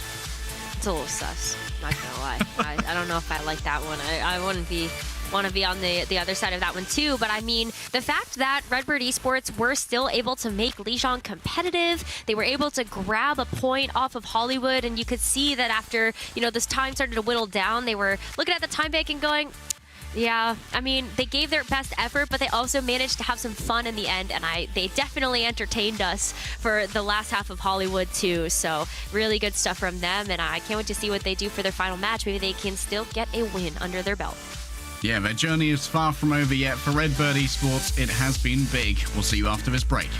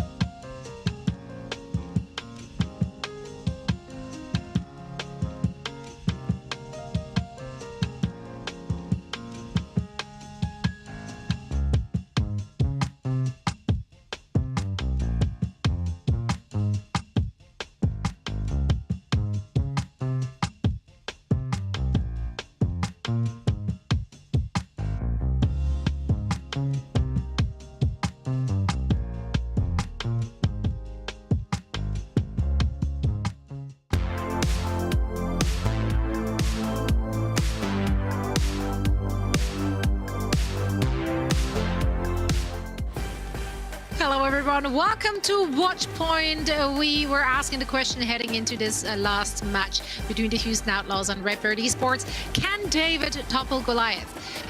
No, he couldn't. But still, David feels like the winner of it all. And no, David stole the for show. all the Davids out there. True. Yeah. Big shout outs to the David. If I would have known how that match would have turned out, and we can take a look at some of the highlights, I would have said Toronto versus Redbird Esports is my match to watch today.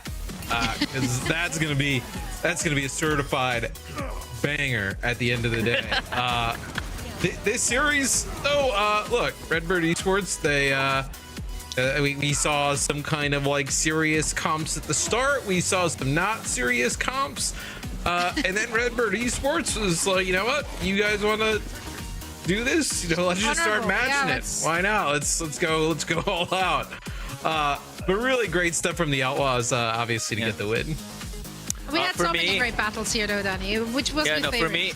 For me, I just want to say I think the MVP should have been Grafton for his Torb trying to get the hammer kill. He was on that for so long. Of course, he didn't get the kill, but I mean, dude was, you know, he didn't give up. He was like, hey, I'm gonna get this kill, and he was just on that Torb for a long time. And look at that, you know, squat. We love Roadhog doing squat. Look at this room, dude. Violet was a menace on the Moira. I think that was the best Pro-Am match that I've watched. That was some great Overwatch play. And we were entertained from start to finish. Yeah. And that's exactly what I wanted to see out of my Pro-Am matches. So shout out, of course, to everyone from Redbird Esports to make that one to remember, and for Houston Outlaws to also have fun with it. We do have a moment now for a quick winners interview with Fearless. So Danny, please take it away. Yeah, thank you so much, Zoe. This is gonna be an interesting interview. Fearless 선수 들리시나요? Can you hear me, Fearless? 네, 들립니다. All right. Yeah, that was an interesting match to say the least. 시작하기 전에 굉장히 좀 경기를 치르셨네요. 치르시기는 그죠? 네. 치르시게 되셨는데. 물론이죠. 네. Yeah, Fearless says yes. Of course, it was a match played. Yes, it was, and yes, you're right. It was definitely a match. I do wanna ask you about that interesting composition that you guys were cooking up, the Roadhog, when you guys first pulled out on the second round of Mat 1.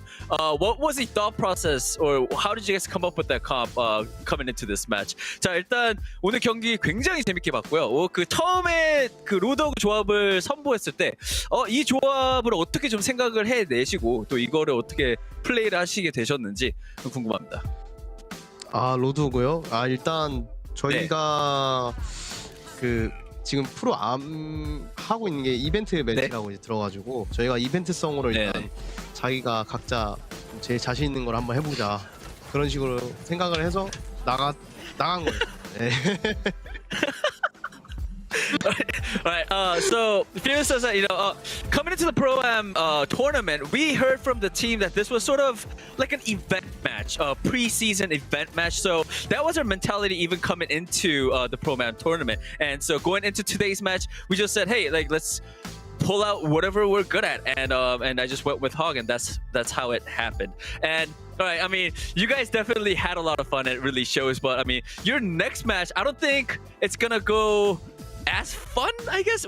That's not the right word. I think you guys have to take it a little bit more seriously, because you guys will be facing off against San Francisco Shock, who had a bit of a slow start, but they are shaping up to be the San Francisco Shock that we know previously. So how do you think that match is gonna go for you guys? 자, 당연히 이번 경기에서는 제가 봐도 휴스턴 팀도 그렇고 굉장히 좀 재미를 많이 보신 것 같은데, 그 다음 경기는 이제 좀 더 진지하게 임해야 되지 않을까 생각을 합니다. 왜냐하면 또 이제 센쇼과의 경기가 있기 때문에 이제 다음 주가 되면은 센쇼과의 경기 좀 어떻게 흘러갈 것 같으신가요? 좀 어느 정도 자신감 있으신가요? 네, 일단 저희가 무조건 즐기자고 한 건 아니고요. 사실 또 전략을 또 숨기기도 한 거고, 이제 쇼크 이제 앞으로의 경기들은 이제 좀 정말 8강부터 시작해서 좀 중요한 경기들이니까 이제 저희가 준비해온 전략들로 무조건 이길 수 있을 것 같다고 생각이 듭니다. 네. All right.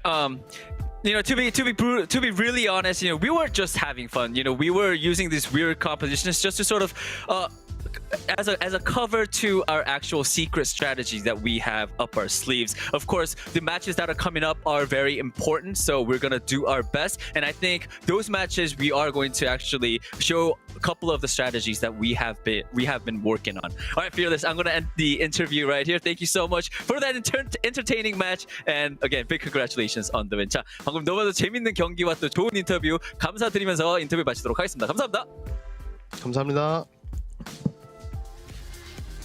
Thank you so much, Danny and Fearless from the Houston Outlaws. Yeah, they definitely had fun with this one, and we had fun watching it, but things are going to heat up in the bracket play, and we're hopefully going to see...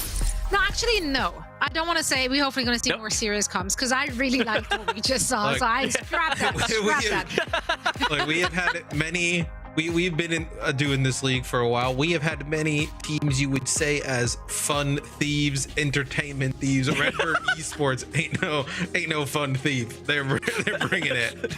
Exactly. They were providing for us. So thanks again. Now, if we're looking at our group play and at those current placements, Houston, of course, beating the Redbird Esports. That means that Toronto will now secure their second seed based on the head-to-head. That also means that New York Excelsior is now officially eliminated, and now the winner of Gladiators and Washington will advance as seed number 2 from Group C. So they are battling it out for everything, which makes this next one, of course, very, very exciting to watch. And honestly, based on what we've seen so far from both of those teams, I do feel like this could be a bit of a coin toss. I think there are definitely things both teams we would say could work on, but Washington Justice overall has impressed us quite a lot, I think. For me, definitely. I think I talked about in the pre-show how much they impressed me. The Bembest, I guess, Alpha E combo has been working out very nicely, and of course Flora putting in a lot of work for them for the past matches as well. I do think it's going to be a close battle. I am looking forward to what sort of competitions are going to be played for the Washington Justice. They have been pulling out a lot of different looks, and I think his Winston has been very impressive as well. Gladiators are tough, though. I mean, Alfie and Flora have done a nice job in terms of damage dealers, but you got Kepster, Kai, and Yaki on the other side. Babel's played really well throughout the tournament thus far. I think it's just kind of like, how do they coordinate with Dante? How does Dante play in this match? Obviously, now moving over from the damage dealer role to now full-time tank. Played really kind of like most, if not all of his time last year on tank as well, but now going to be asked to do all of the different tanks. You're not going to be able to just kind of come in and play some of those off tanks. So we'll see how he fares in things like the Winston. Yeah, and he did talk about the difficulties, so make sure to send him good vibes and a lot of support. And speaking of support, the LA Gladiators, of course, also have a fancy schmancy support bundle, which is currently on sale. So if you're digging the team in purple and you want to represent them in your game, please make sure to do so now. It does include a team weapon charm, which I love weapon charms, man. I just... Yeah. Something about it. And for just 350 league tokens, this squad could be yours. That's right. And now I do want to hear predictions for this one. And I gotta say, I wasn't entirely confident in my pick. I do feel like I could have just, did a coin toss there, but I went with the Washington Justice because I feel like there was a little something. I feel like there was a little more team cohesion. The Gladiators, I do feel like they look good. Unarguably so. Obviously, they have tons of talent in each and every single role. But I haven't seen them mashing just yet quite as well. I think the synergy was still looking a little shaky here and there, whereas Washington Justice actually surprised me with a lot more synergy than I initially expected, and a lot more synergy than what they told us they're having, because they did talk about comms issues, right? I didn't see any of that on the surface, so they have my vote. I mean, I think this was a tough decision for me too. I think this could go either way. I went with the Gladiators, like what Matt was highlighting. That DPS lineup of Kepster, Kai, and just Yaki, those three being able to just flex onto different heroes. I think that's a huge thing for the Gladiators. And yeah, I think I just have to go with the Gladiators. So I went with the Gladiators. I can see the Justice though, in a world in which if things start to get like a little bit crazy, chaotic, the Justice could have that teamwork that could push them a little bit over the top. I just believe the Gladiators roster is a little bit too strong. That's kind of why I went with the Gladiators here. Interesting pick, Matt. What? There's really not that much interesting there with that pick. I mean, to be clear, there is nothing super interesting or deep around that pick. It is strictly I like the Gladiators roster better than the Justice roster, and unless things start to get crazy and we go off the goop a little bit, I think the Gladiators are in a good spot. See, I disagree. I don't think the goop is necessary. I do feel like the Washington Justice played really well, and I hope they continue in that fashion and maybe run away with the W. But for all the action, we're now gonna bring back our casters. Which, I mean, Necra, she understands me. She's my people. So she was a big fan of the nickname I've. Neck Day. So Neck Day, yeah, was Neck it? Day. But Okay. yeah. It's apparently not there, the nickname. Leg so craw. How Necra, about leg leg craw? day, Legra. Leg Go for craw. it. Sounds like a drug. Thank you, Desk. Excellent chat. Like our predictions showed on the desk, it is absolutely anybody's game, and it's anybody's spot in our bracket play. How are you feeling about this one, Rose? You know what? I'm going to go ahead and say Washington Justice just to tie it up to 2 for predictions to make you the tiebreaker, Leg Day. Right back at you. Oh no. I've been Uno reversed. Oh, hell yeah. Well, let me just tell you, I'm real high on Alpha Yi right now. This man managed to bring it to a Twilight Izayaki double flex support backline. Both of those equally able to duel a Tracer, and Alpha Yi just ran through them like a hot knife through butter. So I might be having some recency bias, but Washington Justice are looking real good with Alpha Yi on the Tracer. As we head to Antarctic Peninsula, we'll be starting off on the sub-level, and there are multiple different approaches to this. Necra, some people like the dive, some people like the ram rush. Yeah, I mean, the ram rush is what the Gladiators are going to be locking into right now, but both teams using those symmetric teleporters in order to get out of spawn just a little bit faster. But it's the Washington Justice sticking to this Winston dive, really trying to take control of the high ground right now, as Dante actually gets quite low here on the Ramatra. Yeah, Dante gets antied real early there. A great setup from Teru. And here, we're going to see our Lucio's jostling to see who can get the better position. It's mostly about trying to set up the Hanzo in a good off-angle position at the moment to try and find some inroads, but good safety thus far for Babel. And Dante will run out of Nemesis form, and once again, we'll see our teams reconstruct their formations around the point as it does unlock. This is a very deep dive here from Bembest, but the support should be there.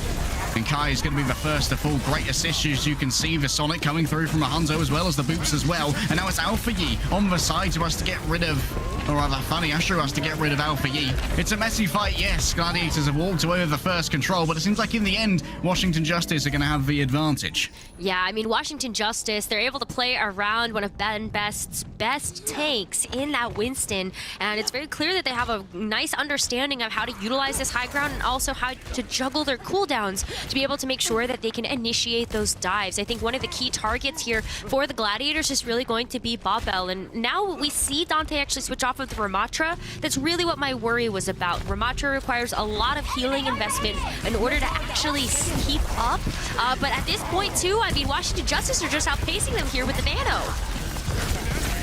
That's going to be Bembest with the Nano. Ooh, pops the Primal Rage as well. Plenty of damage to be done, but it feels like Babel are going to be able to survive a touch longer, eventually beaten down, and unable to actually get LOS in order to give over that Nano before they fall. In the midst of all of this, so the Chaos has allowed Gladiators to flip the point over, and now they can try and play this a little bit slower as Washington Justice will get that pressure on the point. Coming in, Funny Astro, only a 2-person sound barrier. Maybe not the most efficient from Daniel Hathaway as Alpha Yi tears through all of those who were afflicted. Yes, they had a billion hit points, but not for very long.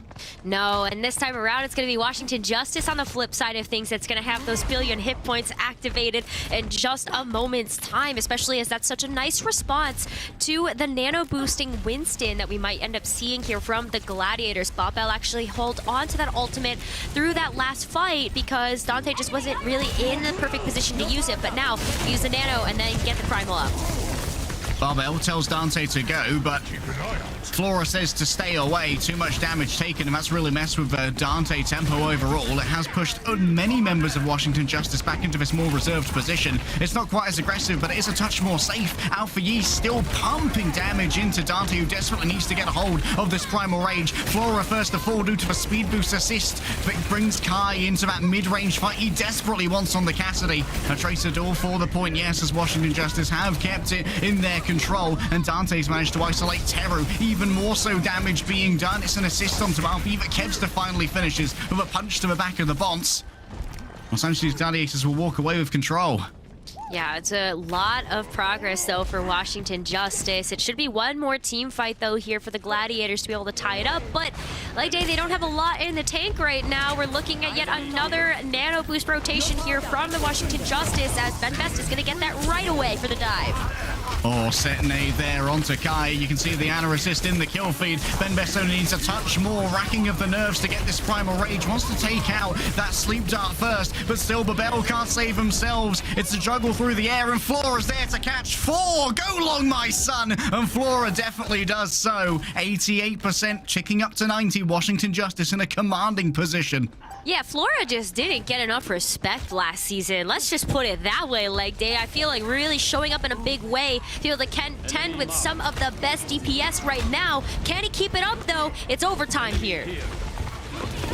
Getting rid of this pressure on high ground is going to be imperative for Los Angeles Gladiators, but they also need to consistently keep their feet, their paws, whatever hands they have on this point. Funny Astro lays down the beat, but Dante can't get it. It might well have been blocked off there by Ben Best's shield. It would be a master stroke if so from a tank Francais. Kai trying his best to take everyone away from this point, but no, now it's time for Ben Best to tag in. Fresh resources, but torn apart by a pulse bomb. Only flesh and sinew remain where a gorilla once stood as Kevster gets the execution. And now Los Angeles Gladiators can be a little bit laissez there with their positioning. They don't need to keep this contested, but they do need to keep an eye on Flora's position. Oh, they definitely do. I mean, with that Dragon Strike at the ready, Flora is going to be able to let that fly and cut off all of the healing potential here from the Gladiators. Really want to try to lock down those sight lines of Babel and Kai to make sure that they don't have sights on the rest of the team. Flora? Oh, Flora can't survive long when Kevster's over there. Dante just about gets the Primal Rage. That was bloody close. In the end, though, it will be survival. Los Angeles Gladiators now in a commanding position to win this round if only they can get rid of all of these remaining members of Washington Justice. Flora sends in a long-range Dragon Strike. It might be a surprise when it arrives, but at the moment, Washington Justice just need to worry about personnel getting their feet on this point. It's a right-click from Kai. Optimal burst damage from the optimal hit scan, and Kevster's just cleaning up in the back line. He's for sweeper moving through and sweeps through the Justice. Okay, it took a little bit of a while there for Gladiators to get online and going, but in the end, like they did catch up in that ultimate rotation for the Nano Boost. Dante getting the Primal Rages online really did get back in sync as they were able to take about 3 or 4 team fights, but Washington Justice made that very competitive and made it really tough for Gladiators to get in there with that Ramatra early on. Yeah, the Ramatra, I think, was counterplanned quite well there by Washington Justice. They continually added these anti-nades to Dante, like you said before, Rose. There's such a healing demand that the Ramatra brings, and you continue to exacerbate that when you can hit those antis on a character when he doesn't have a shield, has very little chance of having those miss.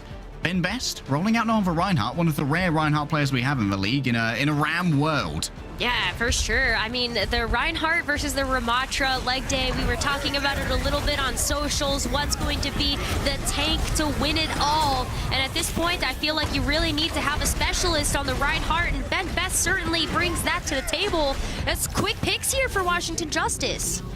Bloody hell, the focus fire. Where was Babel this entire time? 19% ult charge? Did this man bother to leave spawn? Dante was easily isolated. I think there may well have been a cut from Washington Justice that pushed Babel and Funny Astro back and maybe had Dante just flip over to a point instead. Now with this defensive posture, the Mei of Alpha Yi is going to be in a position to command this next fight. For sure. I mean, the Mei wall could really isolate somebody here as Gladiators start to move in right now. I think that Benbest is also doing his best to troll the healing onto Dante here, using the shield. An early ice block is used, and damn, that ice wall looks delicious. Ice walls are grape flavored, as Ramatra might say, in our new patch. As Flora manages to find some damage done, Benbest saved by both the Immortality Field and the wall in Conflux. Now, it could be the window that changes everything. Yes, it's aligned with the wall, and no one's actually going to be moving to use it. Teru, good presence of mind there. Abandon the ultimate, save the tank. That's all you really need in the end. Benbest is the linchpin here for Washington Justice, but he might well be a frozen pin. Good evasion there on the Blizzard, but it isolates the rest of the team. Kai hits a double dink, and that should be it for the Washington Justice. Really nice territorial control here by the Gladiators. Originally, when you ended up seeing the window pop down there by Teru, Amplification Matrix just unfortunately wasn't going to be able to go through there, but oh no, no, leg day, no! No, he got punched out of the sound barrier! Well, that's one very ignominious way to lose a sound barrier. Sometimes you're just a little bit too close to that Ramatra, but Dragon Strike's going to isolate Benbest into the Ravenous Vortex. Yes, but Teru stands at his back. Plenty of healing globules will be soaking the feet of Benbest. Dante about to run out of Nemesis form and actually runs through the Dragon Strike here, which is not the best. An attempt to try and boop off the other Lucio, and FD God is going to be able to grab that one. Grabs the Lucio by the reins and says, I am the Alpha Frog, as Washington Justice flip the point. That's just FD God's way of saying, I may have Ajaxed, but I am also really still good at this character, so that's how that works. Babel, what are you doing here? Babel, oh my god, they're trolling right now. Washington Justice has just absolutely staggered Babel here, and while Kai is gonna get the flip there onto Flora, it doesn't really matter. You still have to wait for Babel to respawn. FD God is even gonna go back and taxi Florida to get back into the fight just a little bit faster. What was that? A beautiful shot is what it was, Babel. A little bit of trauma that could be relived through later. Nice ball here is actually going to guarantee the point flip in favor of the Gladiators. This is super important as it means, it means a big slam can come through from Benbest. Nothing more could stand in the way. That point flip, though, does mean that Washington Justice could potentially manage to move on through here and stop Gladiators from cobbling together a defense. This well could be point number 3 guaranteed. Funny Asher actually used the beat somehow to get onto a point. Well, it certainly wasn't an Ajax, but it certainly also is not efficient. And that should be the flip here and the full completion for Washington Justice. Okay, that looked way cleaner here for Washington Justice this time around. I feel like the Reinhardt gonna be winning out in this particular matchup, leg day over the Ramatra. But I still like the approach that both of these teams were taking when you do have these two different styles of rush. It really is about making sure that you have territorial control, and there were some great rotations coming out there from the Justice just to make sure that they had the best sightlines possible. Really kind of wrangled Gladiators into the areas that they would like to mow them down.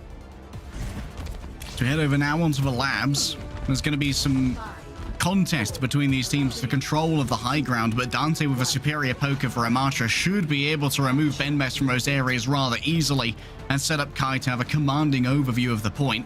Question is, how does Flora try and run the cycles of the railgun to do maximum damage and find those killing blows? Yeah, for sure. I mean, there's a lot of pillars to play around here on this particular round here of Antarctic Peninsula. So I think that Flora has a lot of really great ways to try to charge up that railgun shot and then weave in an opportunity to just get a quick snipe. Little bit of an isolation here as Dante's going to go in pretty deep. Dante cut off there by the Disruptor field, but target's been acquired by Kevs. They're quickly swapping over now onto Flora. The slide is used, and that might make them a more diveable target in the future, but no one can really get up onto high ground. Benbest avoids the incoming Suzu, but the heals are just as good. Alpha Yi finds a way into the backpack of Dante and blasts him apart from the inside. And this should be Washington Justice with some excellent baiting onto Dante, I might add, claiming the first cap. Yeah, nice capture there from the Washington Justice, and now they're going to start to look towards some of those ultimates coming online, like the Pulse Bomb, which is already ready to go here for Alpha Yi. Waiting for the opportunity, maybe just to pepper in that last little bit of ultimate charge and then find the perfect opportunity. It's Bob Bell's number all day, every day. Misses the stick, though. Barbell runs away, though, into the Disruptor field. That's still more damage than perhaps can be dealt with. Means Funny Astra has to stay here with the Ana the entire time. Still, we don't need Funny Astra over here. Kai and Dante have got this. No worries, my guy. Los Angeles Gladiators managed to quite quickly isolate the Washington Justice. Perhaps they moved forward out of safe positions to try and deal with Alfie's pressure on Barbell. Yeah, I think that was a really well played backline there from the Gladiators, where like Alpha E was definitely a big DPS threat, but the fact that the stick missed, Barbell was able to stay alive. Now the Nano Boost is going to be online. A lot for the Gladiators to work with going into this next fight. I do be gaming. FD God's not. Still, an attempt to try and play through this fight by the Washington Justice using the Kitsune Rush. Still, I don't care how many foxes you have in your back garden. You're no match for me punching you to death. Dante, give him the Nano, and those Fists of Fury were absolutely fabulous. It's really, really good stuff here. I mean, Dante gets to hold on to the Annihilation as well. Really not a whole lot invested there from the side of the Los Angeles Gladiators. Barbell used the Nano, but now there's still 4 ultimates to be able to rotate through here. I'm expecting a lot of ultimates on the table here leg day, especially if we do see the fight extend long enough. Time to limber up. This one might be fast. Kai. Nice angle here, potentially for a Deadeye, but needs to get out that Winston shield first. Indeed, it's already been used now by Benbest. This is a huge opening for Kai. The overhealth is good. Flora dares to peek this, but it's actually cancelled by Kai, realizing how low it's getting, and Kai's timing on the roll is not good enough to save him from the auspices of the Pulse Bomb. The Annihilation controlled now by Benbest, and Dante simply too low to survive. Benbest with the perfect landing busts apart the Omnic leader. Washington Justice are back in control. Yeah, both banks are emptied now as well. All of the ultimates are off the table. And now we have to look at this next fight being super economical, as Benbest is going to start to get poised here. You can see the high ground control that Washington Justice are trying to take away just to be able to beat the Gladiators to the punch. But look at the sneaky play here from Benbest. He's going underneath the platform to surprise the Gladiators as they start to move in. Perhaps waiting for Alfie to call the dive, and indeed he is. Coming up from underneath, but Funny Astro still slips through the reins, recalling into the Ravenous Vortex, not ideal. And now Alfie has so much to carry, with Flora being down. Still, Gladiators in the background have managed to flip over the point through all of this. They can't quite connect onto Terry, but it's Kevster who finds the finish. It's a madcap fight with no one here to heal. Washington Justice is sent scrambling for the Arctic Hills once more. They gotta back up here because we're entering into last fight territory as Gladiators are able to get the flip right underneath Washington Justice's noses. And it's gonna come down to who's gonna be able to get more value out of their ultimates first. We got a couple coming online here, but can Washington Justice sustain through the pressure of the Gladiators? Justice's comp isn't ideal to fight on the point. It might be Alfie who has to sit down here this entire time, and that's why Kevster's focusing in on this. A beautiful stick onto Benbest. The Nano given over just in time. Kevster time for MVP candidate round 2, but unfortunately, everyone's dead before he can find them. Los Angeles Gladiators, they were waiting for an overtime fight on the point using that Ramatra, and they bloody well got one. Oh, they did indeed. What a phenomenal set there coming out from both of these teams. Like, that was really close. Washington Justice getting a chance to win that second round on Antarctic Peninsula, but of course the Gladiators able to clutch up when it mattered most. Love to see that coming out from both of these teams, especially when there's so much on the line here to see who's going to be able to make it forward into the finals from this group. It is everything to win this matchup. Whoever wins this is going through to our bracket stage to win a big piece of the pie of our huge dollar prize pool. And, well, Washington Justice, now they can at least avoid going to Blizzard World, where Gladiators would like to play their double flex, and we'll give them a little moment to try and figure out what map would be best suited for them during this break.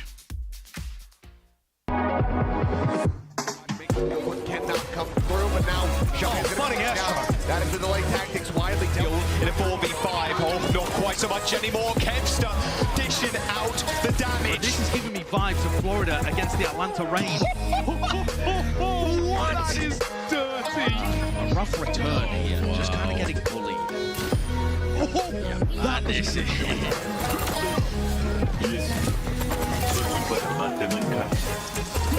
Oh, wave hello, maybe goodbye to the rest of your team, Decay, because Lastro's on the field, Nano's there just to keep them alive. Rolling, trying to keep everybody alive, and Hydron, oh boy, punched into oncoming traffic. Dante shuts him down.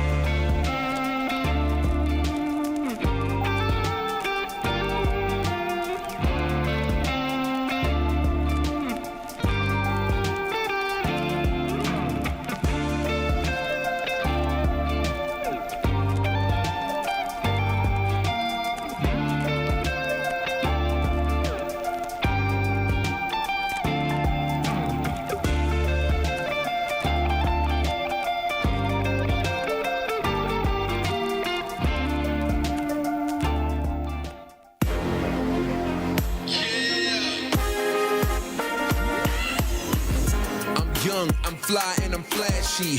It's the reason why the people always ask me, where you get that? Where you cop those? I've been fresh to death since a snot nose kid on the block with the illest sneakers. The girls all flock like they missile seekers. The party don't stop, got different features, exclusives, different colors, you can't get them either. I came here to stunt, that's what I go for. I don't buy a pair, I buy the whole store. A price tag's just a number to me, so I never miss a shot that I want and I see. Swish. Justice may have been to the Paris Gucci to cop Ben Best and FD God, but Gladiators have been copping their own impressive roster. And, well, I said we're going to try and avoid Blizzard World to avoid the double flex support. Unfortunately, you can't do that. Babel and Lastro are still going to be moving on in here for the double flex support that really makes Los Angeles Gladiators bloody scary on these hybrid maps. Yeah, I mean, just the straightaways that are offered here. You can run a combination of the Zenyatta, Kiriko, Batiste. It just is really oppressive when you take a look at how well this backline is able to perform together. And we're also going to see Gladiators actually choose to go for the defense first. So, like they may be trying to shut this match down early and quick. Yeah, the defense here of King's Row is going to be particularly important for Gladiators because it's going to be all about the positioning of Babel and Lastro. And if I ever say Babel, it is incorrect, guys. It's just like Day Brain being bad. I promise you. Emphasis on the bell is the nativized Korean, Danny has assured me. All right, let's roll on in here. We've got ourselves Washington Justice on the attack first. And the question is, how are they going to clear out Lastro and Babel? Looks like it is going to be the Kiriko and the Ana as well. So a lot of staying power for this backline, and the mobility of the Kiriko performs super well on this point. Just knowing that you have the opportunity to teleport to anybody that's on your team, and you can just really find these crazy off angles when it comes down to the shuriken damage that we're going to see that Kiriko output here. So when it comes to the Justice's attack and trying to work around this, I feel like the dive is going to be one of the best answers, especially because Dante's kind of taunting them right now. It's like, hey, I'm a Winston, like, let's go. You want to go? Let's go. It's a brave path to take.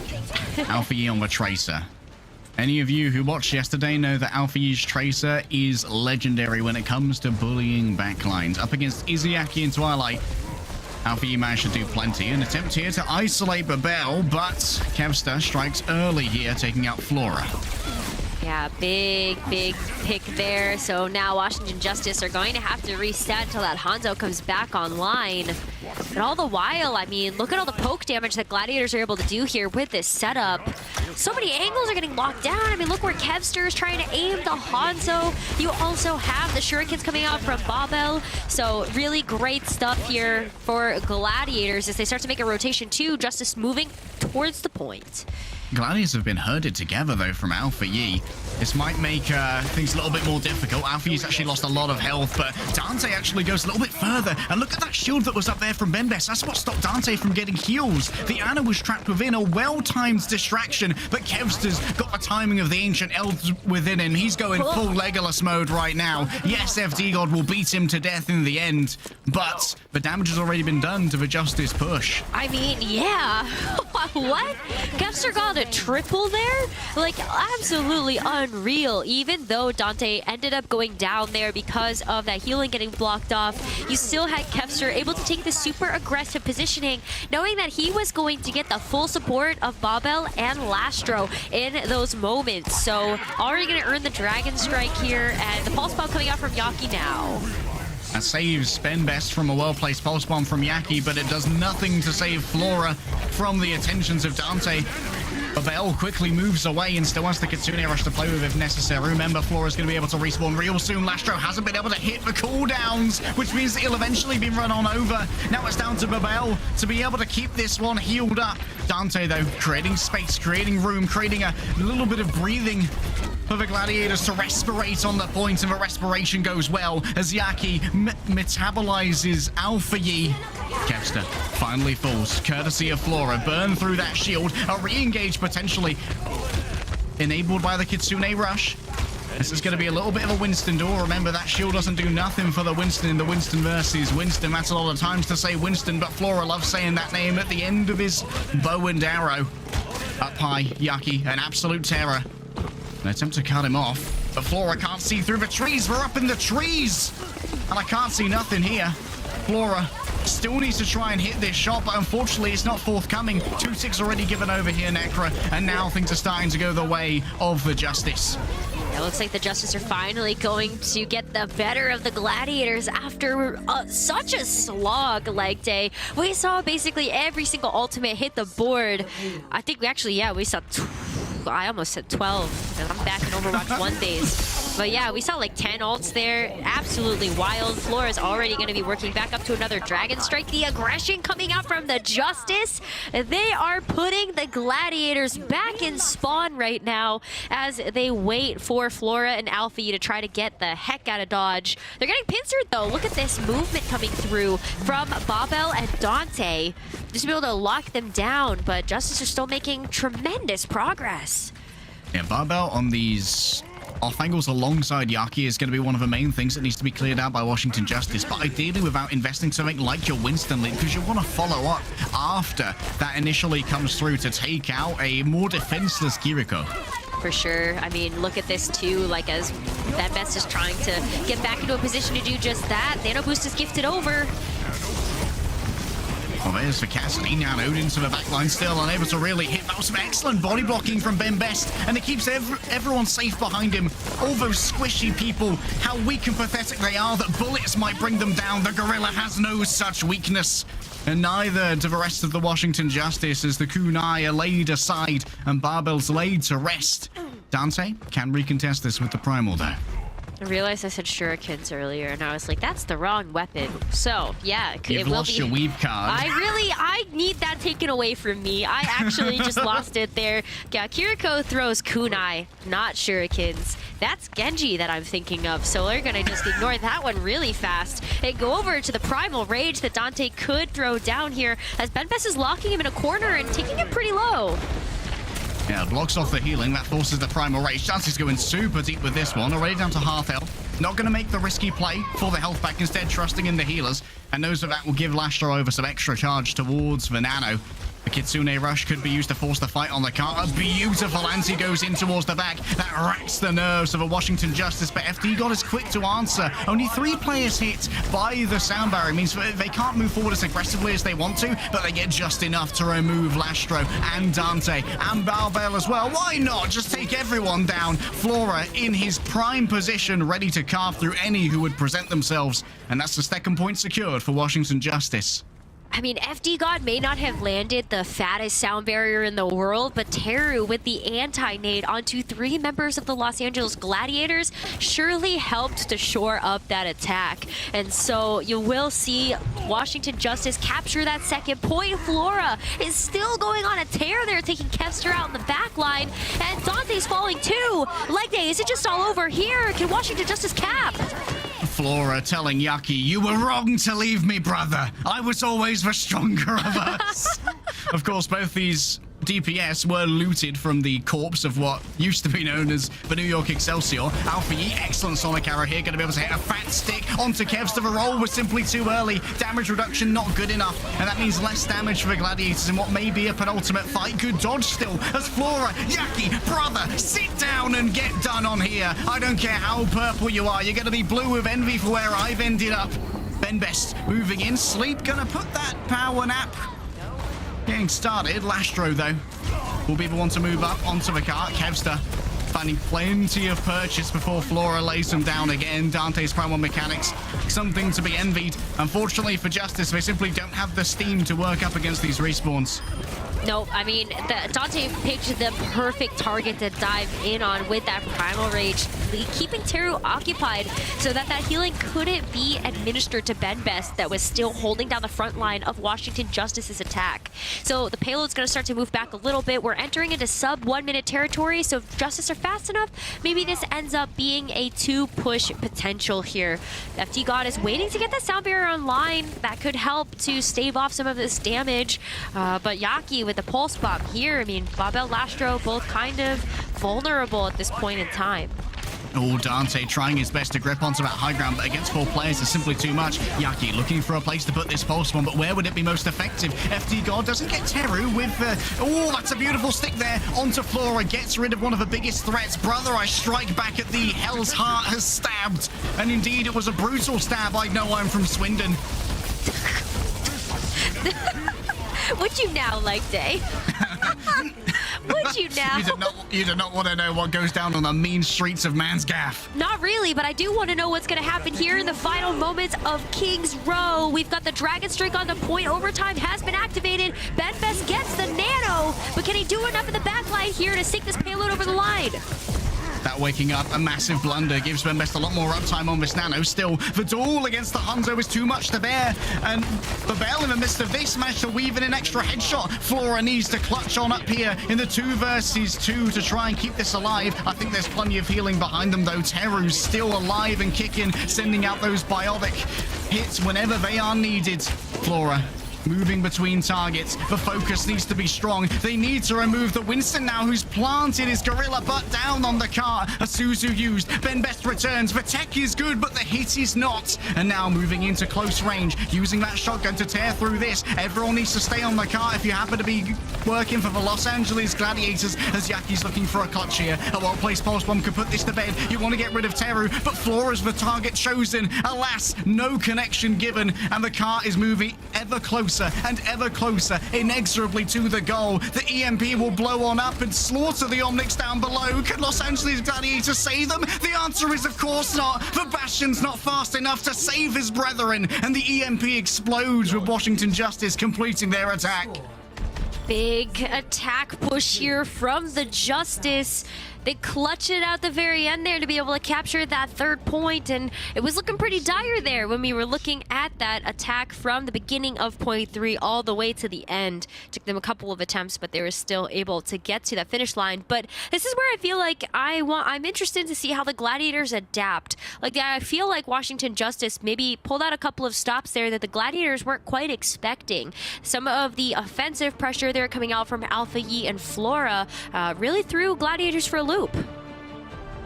Yeah, that offensive pressure absolutely made Gladiators who were used to not having to struggle as much in these mechanical duels, maybe. A little bit of pressure, a little bit of strain upon the comms. Remember that this is by no means the final form of the Los Angeles Gladiators. A very freshly constructed team. Still plenty of time for that synergy to improve, for the comm structure to become more and more streamlined and efficient. And to be fair, you can say the same thing about Washington Justice as well. This is a completely new team, and both of these guys have been they've been improving quite substantially throughout the early Pro-Am. In fact, Washington Justice looks so much better on day 4 of the Pro-Am compared to day 1, when they looked like, I'm gonna say it, a mediocre team. However, since then, it's been big.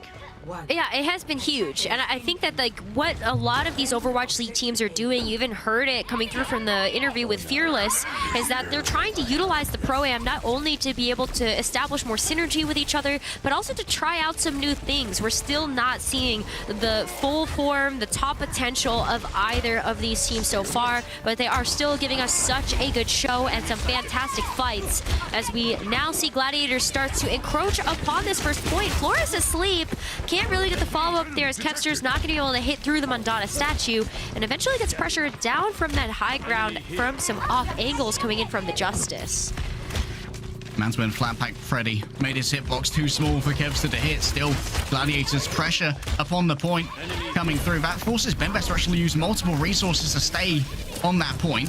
And Dante will survive even while anti, getting the attention of both the healers here. It does maybe open Yaki to a touch more pressure, who's almost got himself a pulse bomb already. It's been a lot of damage coming out of Yaki thus far, but Flora's removed the threat that Kevster was allowing. Teru goes super low, and Benbest getting anti there is absolutely critical. They might have to re-enter here with the nano itself just to give over that emergency healing, but I love the Iron Will of the Justice, deciding that we've got this, boys. There's no need to invest more. Yeah, they did a phenomenal job there. I mean, a lot of trust going into the counterparts on the team to make sure that they are able to keep this defense alive. Los Angeles Gladiators only walk away with a third of the point here, so a little bit of time whittled away on the time bank, and also some ultimates to spare now as Justice's defense did go well. Nano boost now over to Benbest to try to work up to this Primal. Primal will be coming through soon. Where can Lastro go? Only into the loving arms of Babel. It's going to be giving over plenty of those healing Afuda. Alas, you turn around for 1 second and Bembest is in your back line. And he's claimed everything. All the bananas, all the peanut butter. I don't know what else gorillas eat, but Bembest has certainly claimed it. Oh my goodness. I mean, the stomps coming through here as well. Bembest is just able to land and flatten a couple of members of the Gladiators. And I think that it's ultimately really impressive that Justice were able to keep that defense up there with just the nano boost. So looking at the Primal Rage still being able to be used here as a defensive tool. And of course, you have the 2 DPS ultimates from the Justice. But Gladiators, can they clap back? Can they get into this point? Kitsune Rush getting laid down first.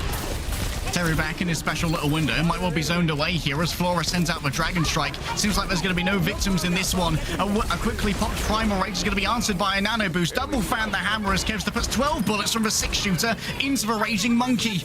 And now Yaki quick with the cleanup. And what? Oh, what a stick! Still, I believe, Suzu'd by Babel. Quick thinking from the support line to keep Lastro safe, but now there's nothing to cleanse the ante. Still no one there to follow it up. Alpha Yi opts into the Tracer door, but there's so much more support here for the purple Tracer. And there's the recall given over. Now it's down to Dante to maybe try and claim this space. Someone needs to move in and touch. Seems like Bembest is first up to the docket. Flora runs away from the encroaching gorilla. And Teru has to decide what the choice is with a nano boost. Deep into the back line, a conflux of damage will tear apart Astro as King's Row seems to stand firm before the assault of the Gladiators. That's going to be the sticky coming on through. And you know what that means for Alpha Yi. Absolute freedom. It's the land of the free, the home of the brave for the Korean imports. Yaki's gone low, and we're down to 20 seconds. That fight took so long. Like, the Gladiators are only going to have such a short while to be able to get something done. The Justice holding on for long enough that Bembest was able to come back and get the touch right before the Gladiators captured that entirety of that point. Yaki's still looking for a pulse bomb target here. Otherwise, Justice are going to take this map. Yaki needs to path on. Manage maybe to find Flora. Someone's on the point. No! That pulse bomb is no good at all! Recalling up straight in front of Flora, but now there's no means of escape. Has to move on down to keep dancing around this cart and trying to dislodge Bembest. A beautiful boof as well from FD God. There will be no touches here, but who dares to put their foot upon this point? There's going to be a lovely sleep coming through from Teru. Your nano doesn't matter to me, but Babel moves on in, cleanses the incoming sleep, and finally the Los Angeles Gladiators will manage with a hodgepodge of ultimates and a messy fight to claim point A. What a Hail Mary there from Flora to send the Dragon Strike onto point. Unfortunately, Gladiators were just too close to the cap there, but it did allow the Washington Justice to try to get away. Bembest is still not able to get away with his life, and the Gladiators are going to try to chase down as many picks as possible. But the fact that they even got the payload moving here, that was getting a little bit too close to the wire there for my comfort, Leg Day.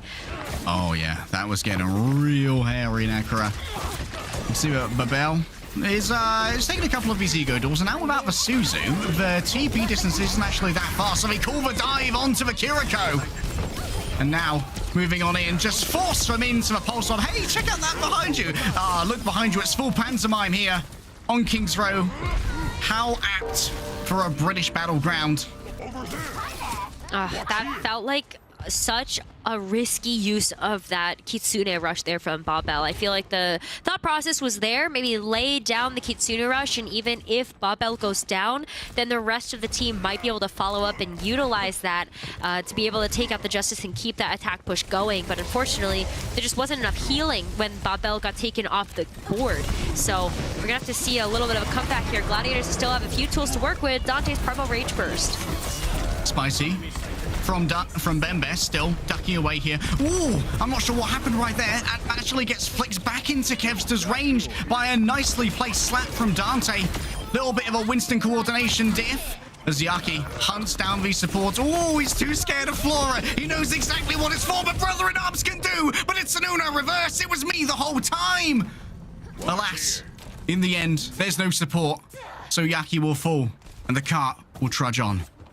Oh my goodness. It's even more fitting now that it's going to be Yaki on the Tracer and Flora, or it was Yaki on the Genji for a little bit there, Flora on the Hanzo. But hey, you know, Alpha Yi now getting a chance to strike back here with the Tracer. I think this pulse bomb might end up being good here. Alfie's been able to land a lot of them, especially onto the back line. Oh, Bombell gets so low. Paulson was imperative, and now only the nanos left. It's on to Dante, yes, but there are no friends here. FT God's going big. The French monster tears through all who would approach. I am gargantuan. I am Goliath, and I demand a map number 3. I think they have demanded it, and they have received. What a phenomenal performance there by the Justice, able to capture 3 points. Their defense was good. They almost clutched it out on that first point as well, to be able to deny Gladiators from getting even to the second point. Like they woke up here. Maybe the closeness there on Antarctic Peninsula, maybe a little bit of a fluke. And maybe the key has been found to the double flex support here. Because while Babel and Lastro are fantastic at these flex support heroes, Lastro died 16 times in that map. Somehow the pathing is good. I don't know if it's down to Alpha E setups or Benbest being able to get out the resources early, but Lastro is being consistently caught and Babel is unable to peel those away effectively. So maybe we see Gladiators trying to over-adjust to this, bring Funny Astro back in to play a little bit more of that rush mirror maybe over on push. It's anybody's game to play with, and well, of course, Gladiators are going to get to pick our push map after this break.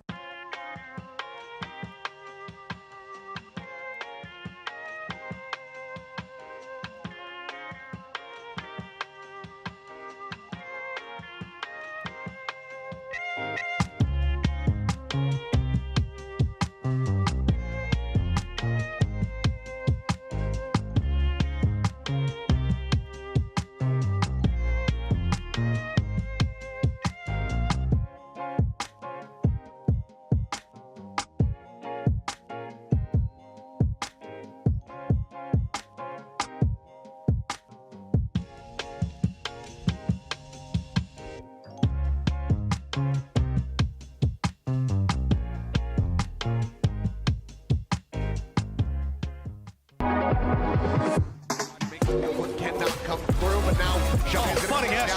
is the delay tactics widely dealt in a 4v5. Oh, not quite so much anymore. Kevster dishing out the damage. This is giving me vibes of Florida against the Atlanta Rain.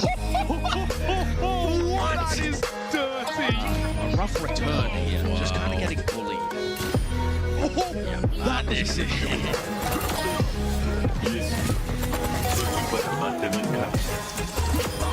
Wave hello, maybe goodbye to the rest of your team, Decay, because Lastro's on the field. Nano's there just to keep him alive. Rolling, trying to keep everybody alive. And Hydron, oh boy, punched into oncoming traffic. Dante shuts him down. Oh, look at the little precious Papa. Oh, it's Archer. I am a huge fan of the little Papas. Oh, I'm such a happy guy.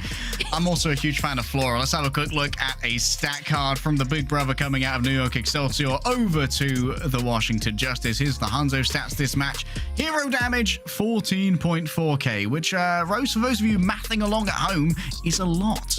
Yeah, that does check out. I mean, that's more than I can count on my two hands, so I feel like that definitely checks out there.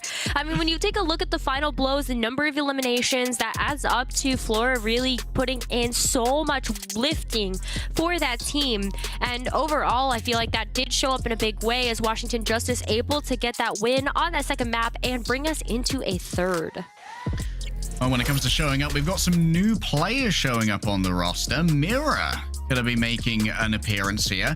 Subbing out Ben Best, who's been doing very well thus far. But Mirror, this must be some sort of secret sauce, Rose.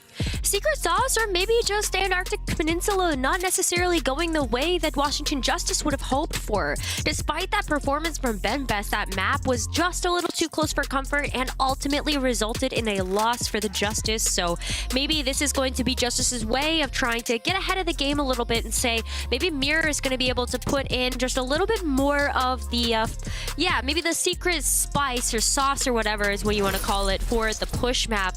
But we're seeing a lot of subs here on the Gladiators as well. Yes, Daniel Hathaway has returned to bring in his unique brand of mechanically perfect Lucio, and Kai has returned as well to play the hit scan monster. And makes sense here. Funny Astro on the Lucio. Like, you really like the Lucio on push. You want to get as many fights in as possible, considering that the Timmy the push bot does move at a considerable pace, and if you can move back to contest that earlier, you have more fights to try and win and more ability to try and troll the enemy's progress on that barricade. Yeah, for sure. And I think that, like, with the swaps that came through for the Gladiators, just to be able to go back to their original starting lineup, that makes me think even more that Mirror really is there to counterpick a little bit. Looking at his hero pool, and especially when we're going to Esperanza as our next map, I mean, Push already brings in a specific layer of difficulties when it comes to playing on this particular game mode, but it plays very similarly in terms of the way that the brawls or fights would end up playing out. So Mirror might just be the better option here, or at least Washington trying something a little new. Citizens of Overwatch, turn off the kettle. Turn off the smartphone and buckle up, because only one of these teams gets to advance through to our bracket play, and it all will come down to this map. One push map to rule them all, Esperanza, between Justice and Gladiators. This has been a flip-floppy series, Rose. It's been flip-flopping more than my pronunciation of Babel. We're gonna ignore how many times in different ways you've said Babel in this matchup here, but we aren't going to ignore the fact that Esperanza is underway as we see both of our teams exit out of the spawn doors, and we are going to see the Ramatra here from Dante and the Winston from Mirror. So maybe just a little bit more faith that Mirror can play a bit more of an aggressive Winston here to contest with Dante's Ramatra. I wouldn't be surprised even to see Mirror have a reactionary swap back over onto the Ramatra as well. We know that he's a pretty good player at that. This is a big dive coming through from Mirror. Sliding off the awning means that dive damage can be a little bit delayed. However, in the end, Funny Astro screams out for years. He just rips into the back line, and now Mirror's looking to clean this one up into the patisserie, but all you find is a bagel full of pain here as Kai might well be able to take a nice duel here. And indeed, Dante just picks up 3 in the back. Oh my goodness. The protagonist of Overwatch League has finished his Act 2 training arc, and now it's time for the Act 3 comeback. Yeah, he's a nemesis now. I mean, holy moly. Dante has been putting in so much work as a tank player, and to be able to see just how much versatility and flexibility he has in his hero pool now is really awesome. And especially when, you know, you're going to get a chance to punch a bunch of people. You're taking some of the best pieces of Doomfist kit, adding them into Ramatra as a hero, and there's some magic that's going to happen here, especially as we see maybe a potential opportunity here for Kevster to try to land a Pulse Bomb, as we're under the bridge now. Like, we are getting very close to that checkpoint. Dante stuck by a Pulse Bomb, courtesy of Alpha E, but now it's Kevster's turn to try an Uno reverse here. Everyone's packed up so tightly in the Ravenous Vortex, trying to drag them in towards that particular fight. Alas, Kai now going to be the answer for the Nano. Still not a huge amount of damage being able to be done. Why are you picking that, Flora? You know better than this, my son. And Kai is the one to be the teacher. Let me show you how it's done. Mira doesn't want to peek this either. Surely no one's going to continue peeking Kevster when he's on a tear over here. Dante's already bought himself an annihilation. It's going to be answered, yes, by the sound barrier. And the wake up coming just in time for the annihilation to have been timed out. Washington Justice in a little bit of control at the moment, but it's by no means guaranteed. Dante needs to fall in order for his space to be claimed. And now perhaps you move down onto Kai, getting rid of the big old threat and making sure that he will trouble you no more. That was a really good take there by the Justice. You're going to get back control of this bot as they start to match the progress that the Gladiators have made. These fights are always so scrappy here on Esperanza. When you're looking at this first point, it's always those bridges and all those little hidey holes that I feel like make these fights even harder. For the Ramatra specifically coming back into the defense here, I feel like a lot of onus is on Mirror to try to get this fight started, but Dante strikes first. I don't know what mishap occurred, but Alpha Yi got punched to death by a robot so much slower than the Tracer. Teru grabbed by the Ravenous Vortex, but FT God's there with the speed to make sure that the Ana is extricated from danger. Nemesis form for a little bit of extra armor as Dante backs on off and resets the boundaries for this fight. The Dragon Strike moving through, yet actually claim any lives, and it does clear the high ground, but little more than that. Still, Flora claims revenge. A headshot to Kai. I said you can't have the high ground, and I meant it, by God. Barbell also falling over to Mira. Funny Astro desperately playing for his life. And now wants of a Hanzo, not the most reliable perhaps, but does give a touch more staying power and a touch more finishing power to get rid of Dante too. And once again, Justice have a chance to reclaim that lead. It looks like they're going to as well. I mean, the push bot's going to be moving way faster towards that barricade now. And the Gladiators are just going to be coming out of spawn by the time that we end up seeing the rest of the backline come through. Yeah, should be able to get the lead here, but we might see a quick strike here from Kevster to try to deny that. Doesn't look like we're going to. Alfie has to be careful once more. I love that Washington Justice played that for the lead. Then they're going to back off to a better position. They're forcing Dante to take so much damage, actually makes this engagement. And that's an attempt at a sleep, certainly one of the sleeps of all time, and this is one of the Nanos too. Maybe a touch more aggressive though. FD God gets stuck. Fan the hammer. Yeah, I'm a fan of hammers too, says Kai, but I am playing no Reinhardt. I'm the cowboy myself. Cassidy, how do you feel about Cassidy's right clicks? I was not expecting you to go in that direction, but I feel pretty good. I think about Cassidy's right clicks right now, as Dante's gonna get another nice pick there onto Alfie. Poor Kai, just waiting like, am I gonna get some healing over here? Hello, like give me some of that good stuff over there. But it looks like we are going to be approaching this checkpoint, and what a nicely timed cooldown from Dante to be able to keep Washington Justice from denying that first point capture. Gladiators are happy with this right now. We're approaching the halfway point here of this push map, and so Gladiators can really just try to play to keep control. Like we might not actually go much farther than this first point here. Gladiators can just hold the high ground. You couldn't be more right, Rose, and you were exactly right to highlight the Ravenous Vortex as well. Actually stopped Mirror from being able to hit a jump as well. Flora's a little bit close here, especially considering there's a Lucio around. This was a foolhardy peak if ever I saw one. Mirror is slept elsewhere. Oh, good morning. Bye-bye. Mirror executed there. That Deadeye unfortunately had a worse end for Mirror than the 1930s. Oh my goodness. I mean, at this point, I feel like the Gladiators are going to try to push up onto the Justice as fast as possible. Especially when Dante has the Annihilation. Dante can play a little bit more aggressive here. But I love the patience that the Gladiators are showing. They really want to make sure that they're not overextending into the territory of the Justice, leaving the backline vulnerable. There's too many good dive targets here for the Justice to try to focus on. Not gonna be today, though. Teru trades it out, though, by Kevster. Dante gets 4 as well. This is messy from Washington Justice. They did not dot their I's. They did not cross their T's. And now Kevster's going to make them pay. A well-placed Postholm gets rid of Mirror. Kevster thinks he could do it all. It could even be an ace if I'm calculating correctly. And it's going to be a quick claim of the bot as well to get that forward spawn back in action. And even more given. That was a 3 versus 5. A monumental fumble. Yeah, that was rough there. I mean, the Justice get a chance to come back. Kevster just trying to sneak in a little bit more meterage there, but ultimately does back up to wait for Dante to take his rightful place at the front. Funny Astro, though, is going to give a lot of confidence here to the Gladiators to move in.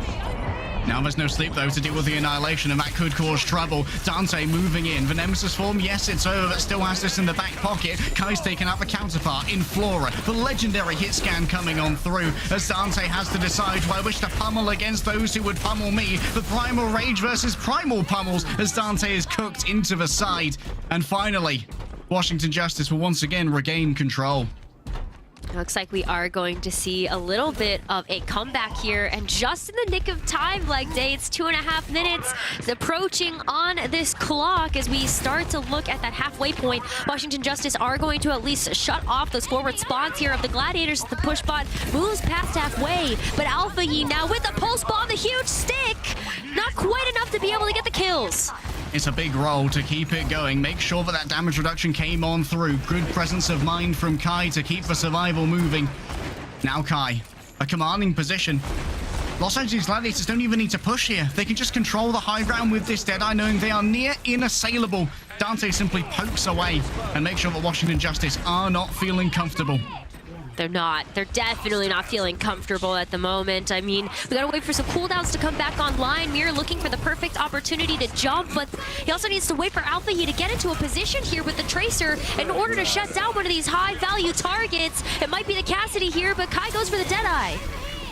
Mans was sticking ghosts over there, but maybe he's going to be shooting them too. Kevster moving on in to try and deal with Mirror. The Nano rebuffed by the Annihilation up to the sky. It's Kai once again, the Electric Cowboy. The right clicks may be moving through. A Pulse Bomb's moving faster. And now the Tempo Tank. Truly the tempo has been found. A crescendo for the Los Angeles Gladiators.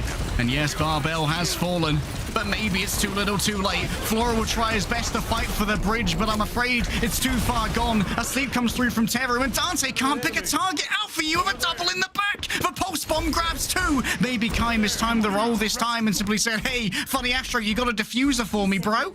Yeah, I mean, Dante as well, just getting stuck into such a difficult position. We actually get a chance to see the replay here as the Pulse Bomb ends up getting stuck there onto Kai. Just walks right into Funny Astro there. Unfortunately, not able to get away. But the Gladiators, they really aren't too pressed about this at the moment. They get a chance to come back in and defend before this push bot makes its way to the checkpoint here of the Justice.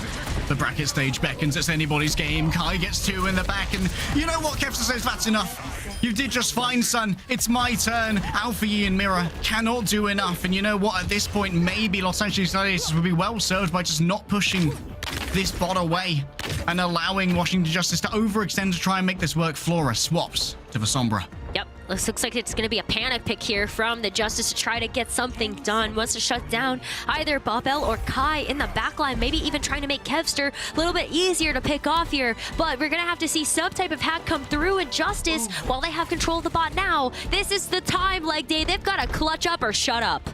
There's a world here where maybe Flora can hack Funny Astro out of the beat if FT God forces it first. FT God so low off the back of a well-placed anti. Already Mirror's incredibly low and Alfie has to stand in the way. Yes, There is the sound barrier, but not too much can be gained off the back of it. The healing's not there. Mira's only played Wisdom this entire time. Where is Venbest? France will scream. And where is the Deadeye? It's right up against Alpha Yi. Yes, there's enough damage to deal with this, but the Annihilation will simply be too much, surely. There's no one on the cart. And Washington Justice, it's an absolute miscarriage of justice as Gladiators will claim the crown of the arena. And they're also going to claim that spot in the finals bracket. What a close match, though, through and through. Leg day, I feel like it came down to the wire in that push map, and also the fact that we went to 3 rounds as well earlier on at an Arctic Peninsula. We were in for such a good treat, and it makes me so excited, not only for the finals bracket of the Pro-Am, but also what's in store for us for the regular season of the Overwatch League. Oh yeah, the bracket play is going to be bloody spicy, and Gladiators have now signed their ticket to that. I think we already know who they're going to be going up against, but do not trust a caster to do bracket math live, because they will simply lie to you. I will spread misinformation on the internet. However, we have our player of the match to announce, Rose, and it is going to be the one and only legendary Kevster. Kevin Person, the most AI-generated name that I have ever seen. But this guy, he is more than a person. He is a god. Yeah, I mean, look at some of these absolute god picks that we ended up seeing. Kevster has been showing up in such big ways over the course of all of the matches for the Gladiators in the Pro-Am. But I feel like today as well, when it really mattered most, Kevster was able to kind of kick it up a notch, and it was a very big defining factor, and that why we ended up seeing Gladiators actually take that 3rd and final round there on Antarctic Peninsula, as well as being able to take this map of Esperanza to take the match itself. And how can you argue with what you're seeing in front of you there? Barely died. Barely ever died. 1 death per 10?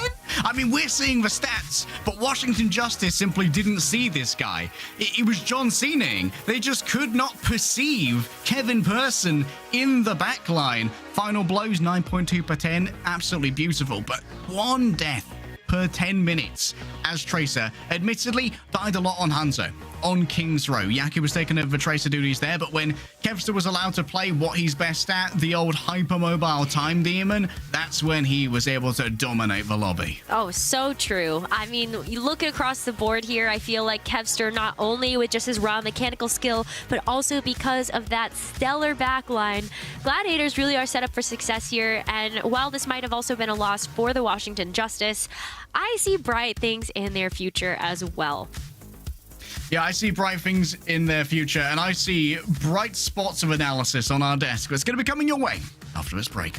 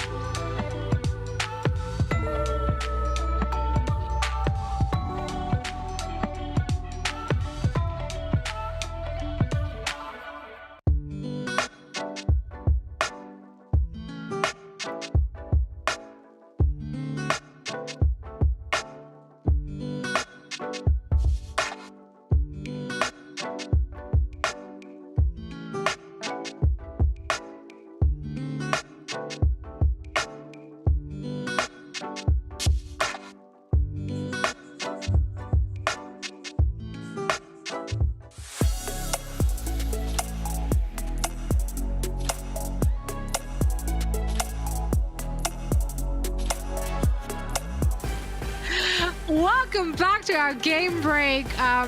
Excuse me, we just What? the guys just had a very interesting conversation about who would win a fight between Danny and Matt. And Matt came in with a lot of confidence, which I don't know where he's getting it from. But yeah, if you want to pick a winner for that one, hit us up on social. Danny's seen my high kick before. It's more like a mid kick. Yay high. It goes very low. It goes like here. Mid to high.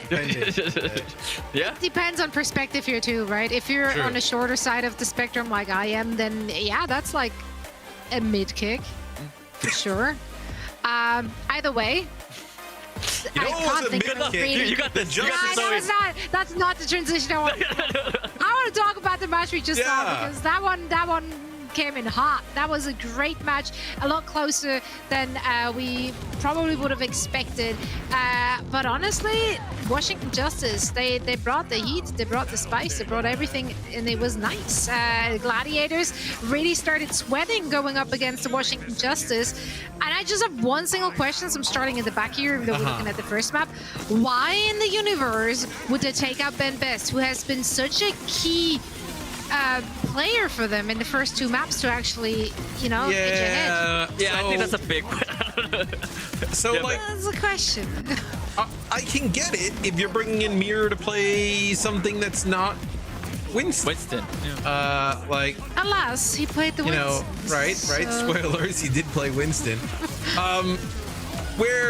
Look, if you wanted to get him some run on Winston and maybe like push or something like that, I don't know if it's like game mode specific.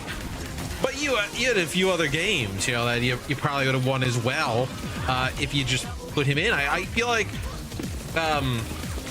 it puts the player in like a non-winnable situation. It can't be fun to come in on the final map. Yeah. With a like game tournament defining series. Yeah, this is not the place to experiment. So we do have a lot of questions, of course. Yeah, as you said, there might be like a map-specific thing they planned ahead for or whatever. And obviously, we don't want to like just put it all on Mirror's back. And like, this is not just Mirror's loss, right? Because like fans fans jump to things, and they will when like Mirror actually played quite well. Not any of the reason that they lost. I mean, it did leave us wondering. Yeah, I mean, Washington Justice, they did get the win, but I'm actually super excited to see them in the regular season. I think they had really good moments throughout the whole Pro-Am, and, we're seeing that, like, they're trying things out with Mirror coming in and stuff. Sure, it didn't work, but, it's a different look for them, so we know that they're cooking up something. So that gets me excited for the regular season. Bring in stuff like Mirror on the Doomfist or like Ramatra or something like that, right? He'd probably be awesome in those. Just maybe not at the end of a series.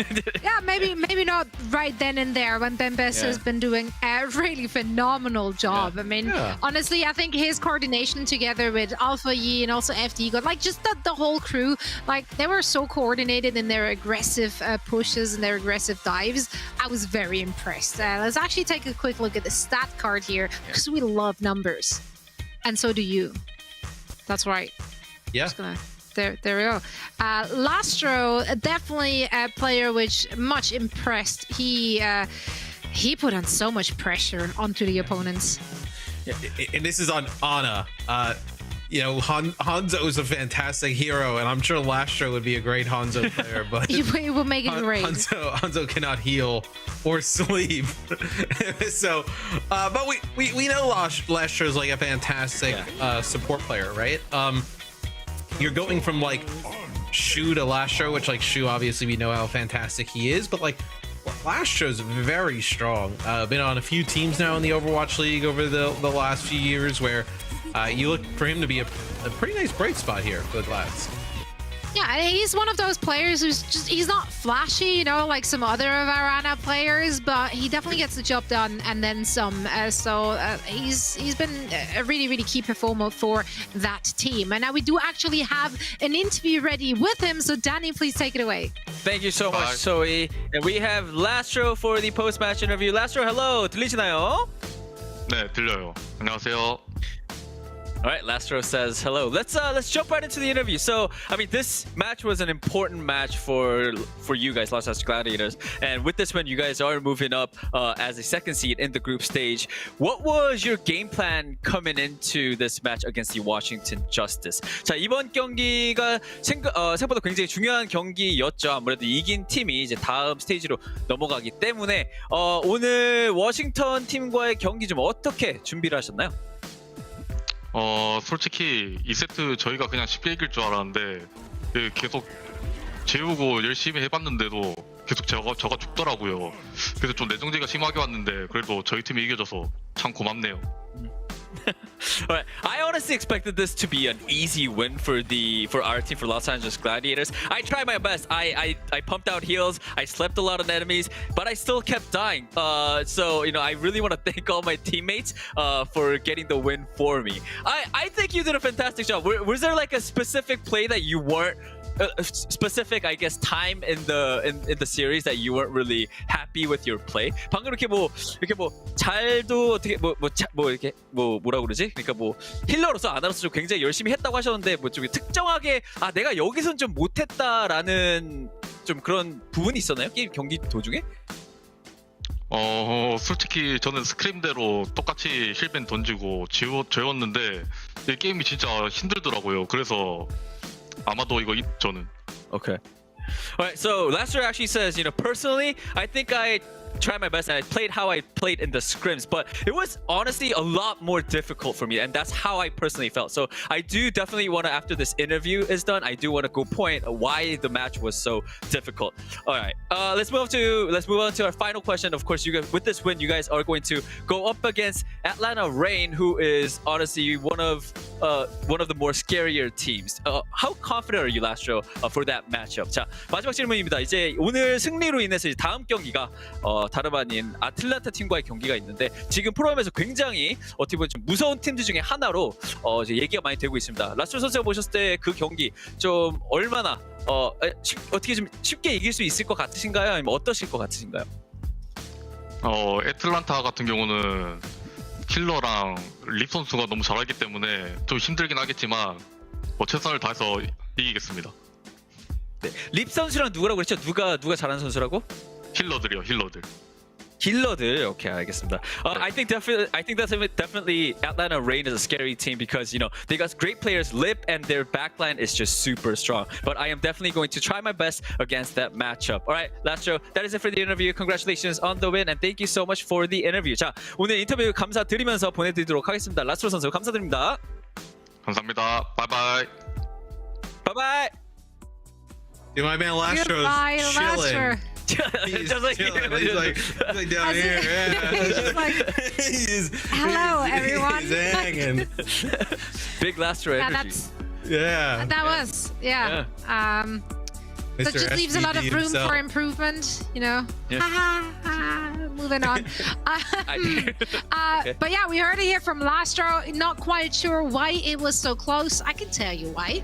Because Washington Justice are a lot better than a lot of people would expect. Yeah. And rightfully so. I think they really brought it. So as we already concluded and said many times, we're very excited to see more of that team come a regular season. Now it is time to look ahead once again at our upcoming matches. We have one more for you today, and that one is going to go down between the Toronto Defiant and Redbird Esports. And according to our producers, things are already pretty fun in the lobby. Those two teams are coming at each other, flaming each other. They're bringing... They're having some friendly words with each other. Yeah, they're bringing a banter that we're really looking forward to. We love banter. This is what I expected, though. I expect this one to be loosey-goosey. All these even more than the Houston one? Watching, I think so. You think I think so? this one has... the Houston one, it was on the rails for, 5 minutes.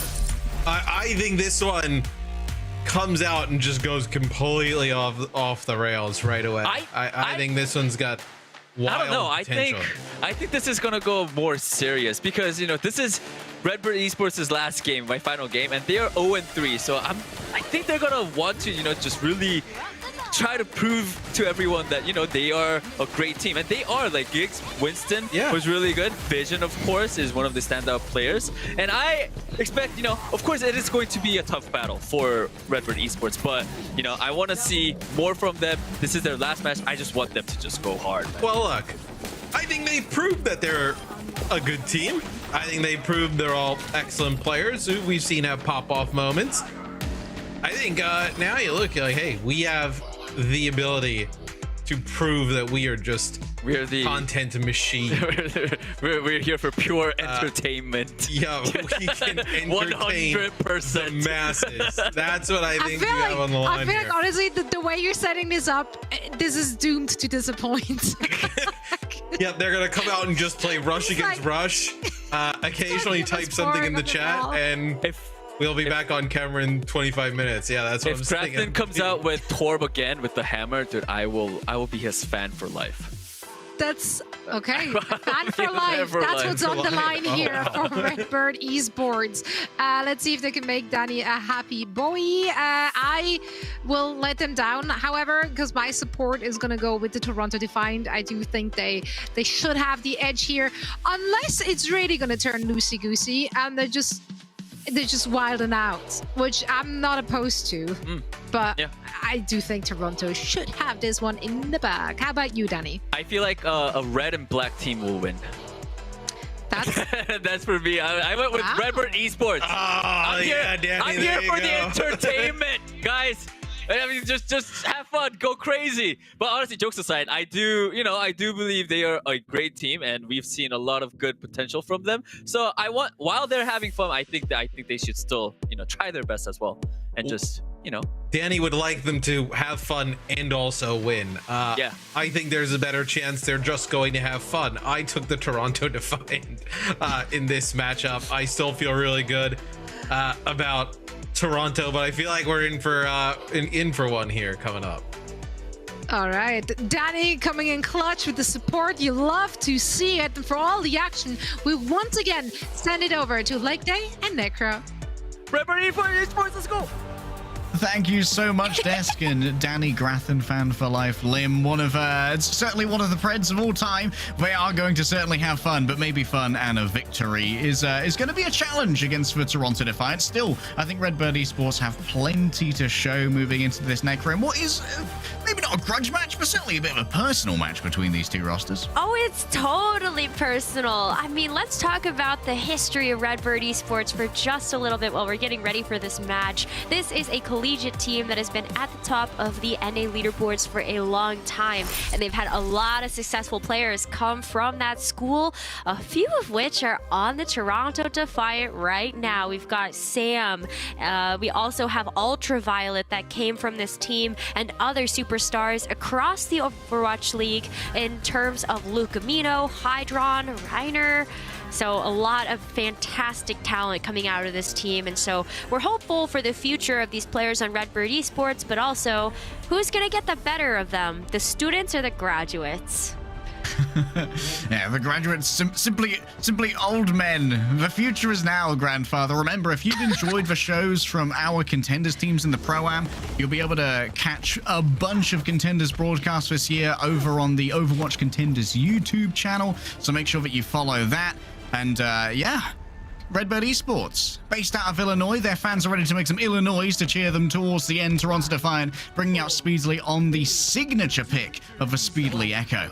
Yeah, I mean, the fact that we're seeing this look come out from the Toronto Defiant, I think that maybe there was all smiles and rainbows in the chat, but both of these teams are definitely taking it seriously, at least for this first map, to see whether or not they can test the waters, and if there is a chance that Redbird Esports can get the W here. Speedily is coming out right into the gates there, hot with that Echo pick. Kaluj as well to be able to follow up with those dives with Winston. Who's going to get the first blood? Renko falling low, not hit by the beam of Speedly though, who's now actually been a touch isolated. Flight in a second will allow him to escape the clutches of Grathan should he go a little bit too deep. And there it is.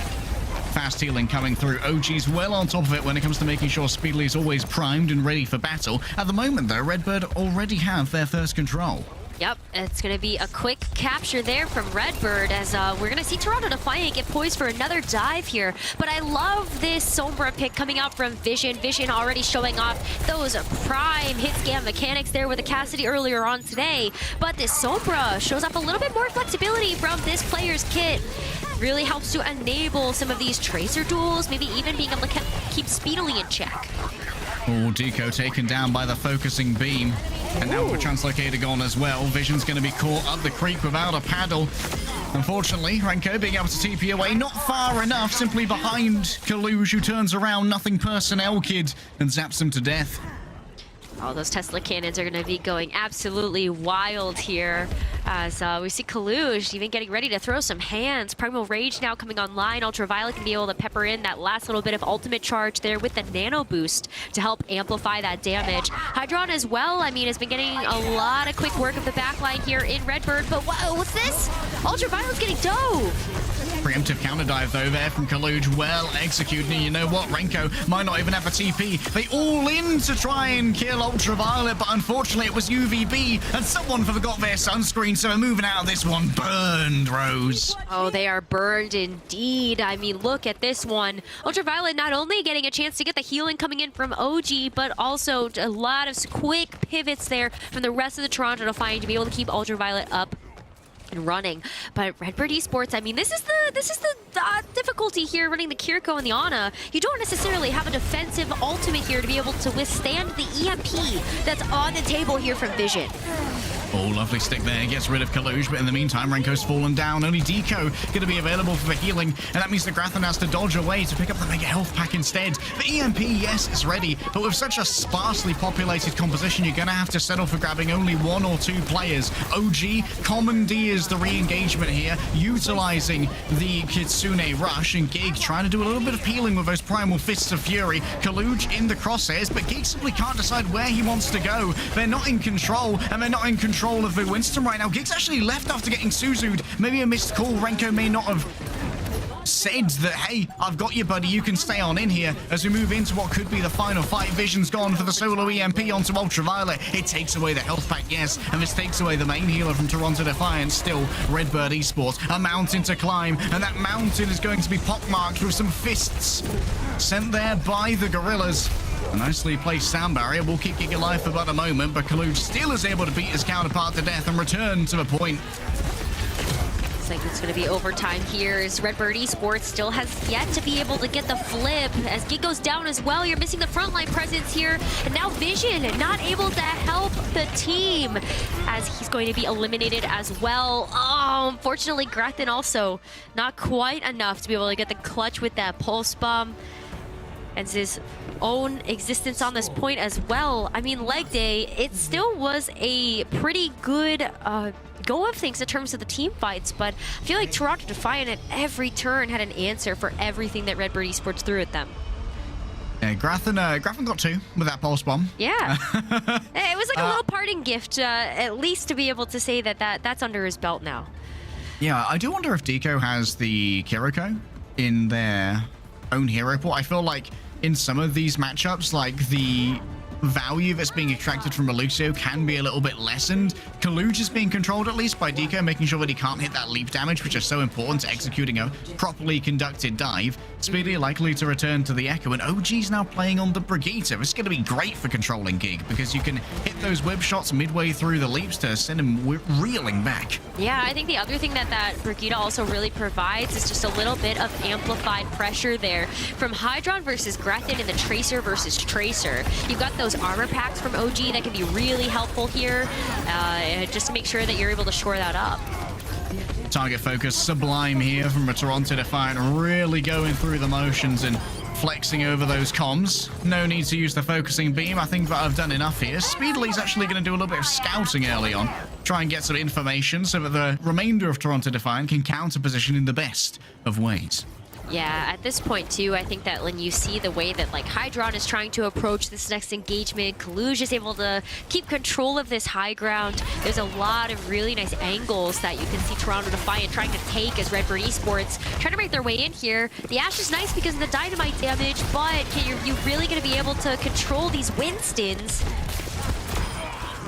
Oh, okay. Oh, well, there's Vision the says, answer. Kaluge, you may have got the diploma, but I've turned you into an aerial roamer. Shoots him out of the sky. The skeet shoot is strong, and now Speedily can't get his way onto the point either. Vision providing overwatching fire that keeps anyone away from contesting that, and Redbird will get their flip. Ooh. I see you. Yeah, Vision sees that, and Vision's gonna take full advantage of Speedily poking his head out from behind the lighthouse. I mean, this is a great look here for Redbird Esports. They get the flip right underneath the noses of Toronto Defiant. They're able to go into this next engagement here with the Kitsune Rush as well as the Pulse Bomb. There's a lot of damage on the board here, especially for heroes. They're able to dish out the damage pretty fast. That Kitsune Rush can be really helpful here, but now you have to withstand without Eco.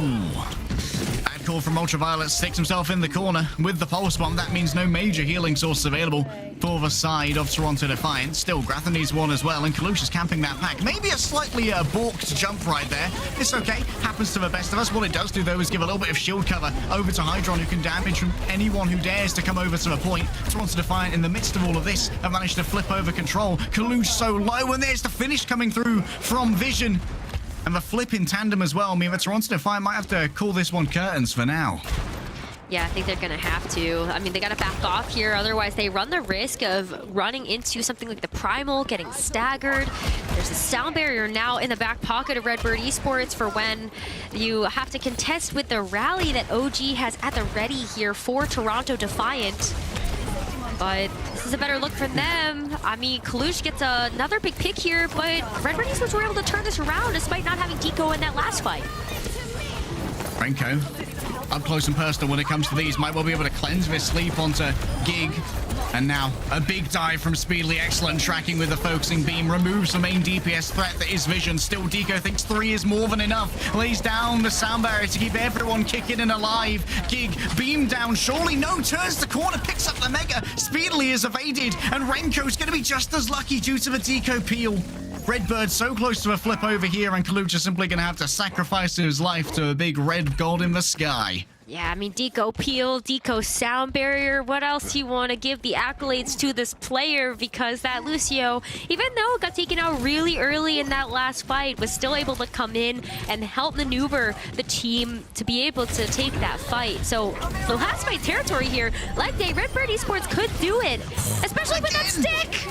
No stick required, you just got to confuse Ultraviolet. His Vision's based on movement, and the Pulse Bomb is still. Vision's got the Overwatch, yes, but no one dares to peek apart from Kaluch, who's got the health bar to make it work. So now you have the flip come through, and Ultraviolet might even be well suited to swapping over to Kiriko to come back a touch faster. Still, the pressure not there from Redbird Esports, and Ultraviolet can slowly maneuver his way back over to this fight. Only one's required, though, for Redbird Esports to bring themselves back into this map. A bomb to open, a dynamite as a souffle of a dessert afterwards, and now moving forward with the addition of the Kitsune Rush. Surely they'll be able to flip this one over with so many on the point. Vision is picked up by Speedily in the midst of all this. You were so busy thinking about the point that you forgot about your hit scan legend in the back. Renko, the wall climb, no!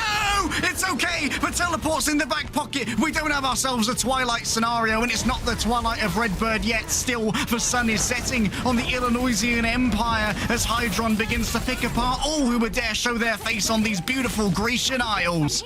Oh my goodness, it's getting so close and down to the wire here. Gig's gonna have to go in for a last-second touch. Deco's not able to get back to the point to be able to get that sound barrier online in the rally. This might be the nail in the coffin, Leg Day.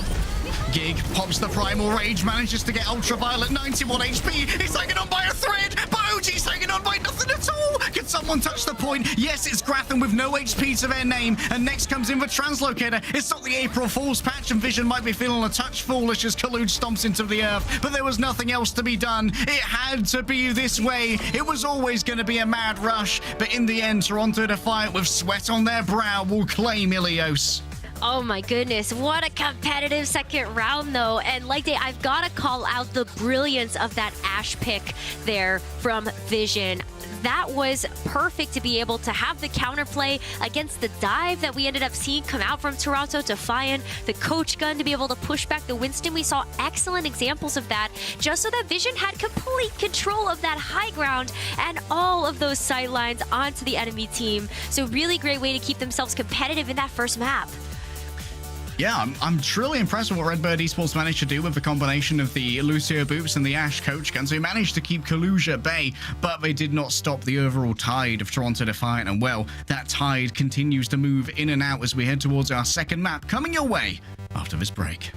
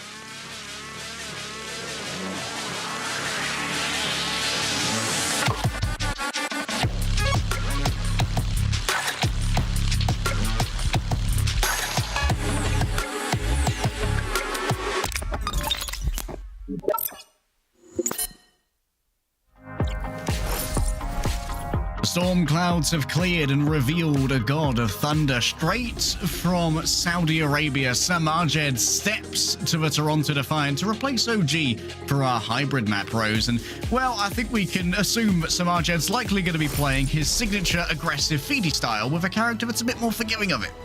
Yes, definitely. I mean, hey, I think one person might say feed, another person may say big brain strategy, and I'm on the latter part of that train, I think, where I feel like Sermajed ended up really showing up in such a big way last season and really solidified himself as one of the best flex supports in the meta. So I can't wait to see exactly how he's going to end up approaching this particular matchup, because like Day, despite the fact that we might have seen some banter in the chat earlier on before this match happened, these two teams are taking this very seriously, and there's a lot of respect being shown to both of these teams.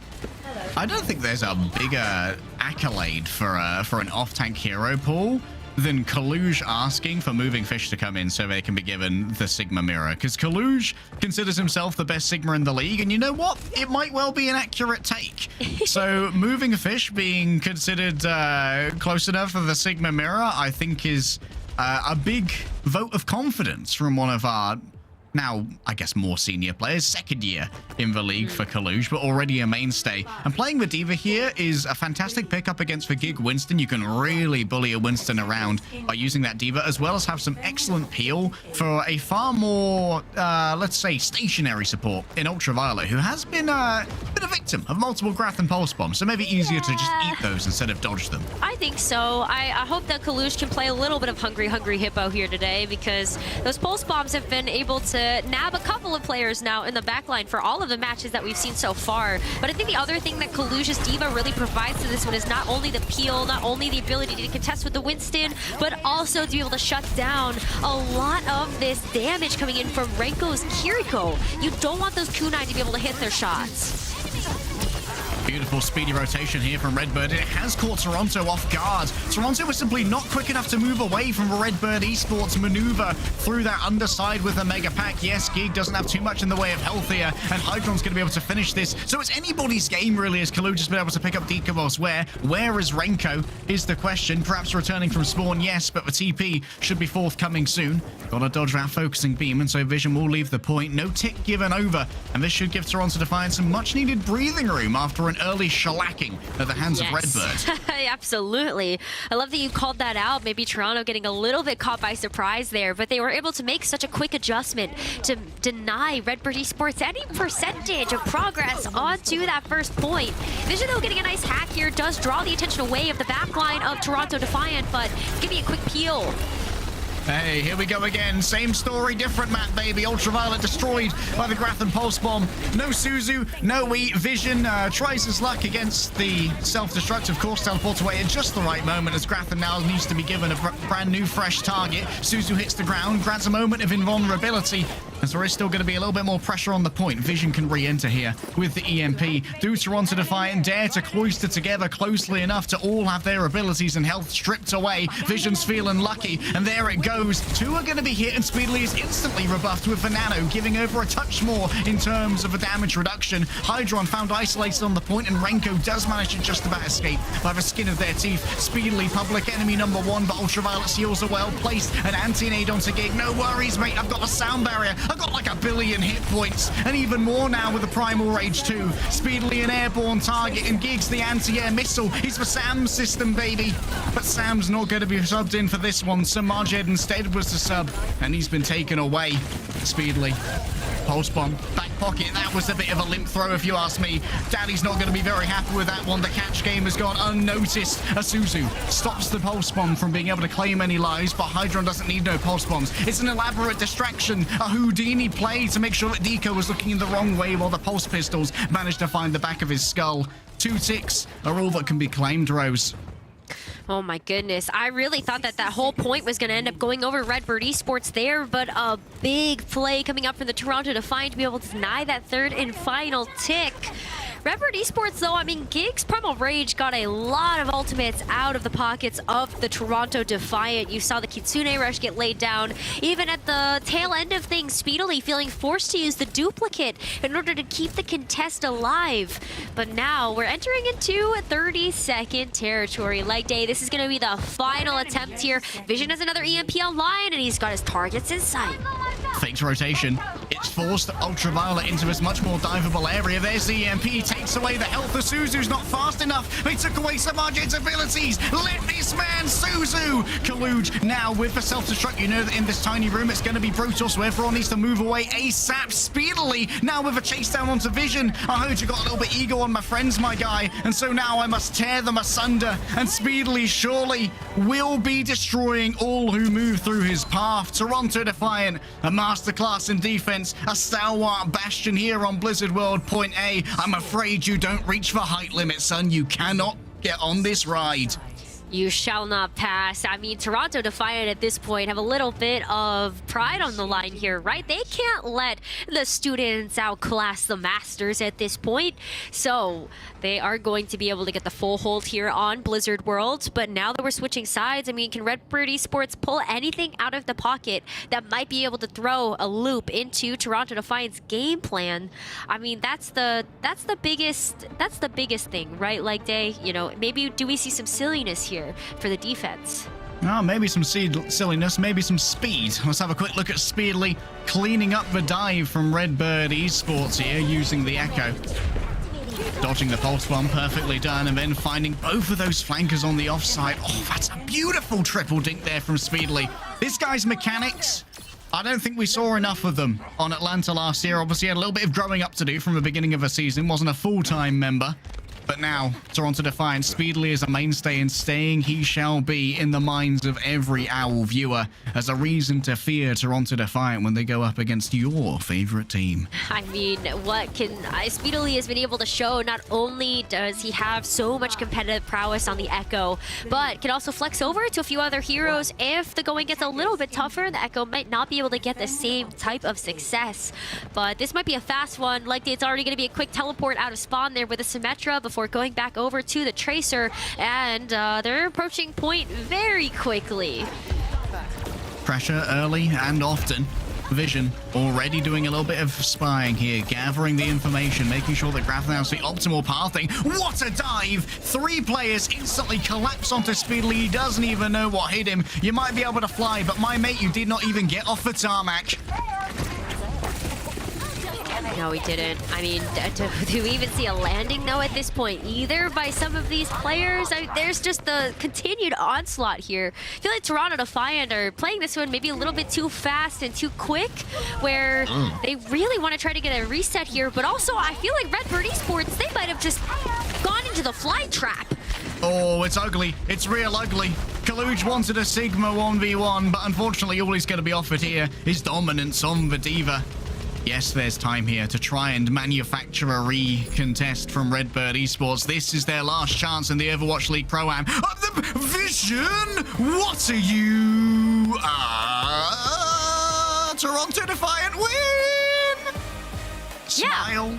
I thought Vision was gonna go for it. Maybe like the translocator was offline or something. Maybe forgot that they didn't fully capture that first point. I don't know there.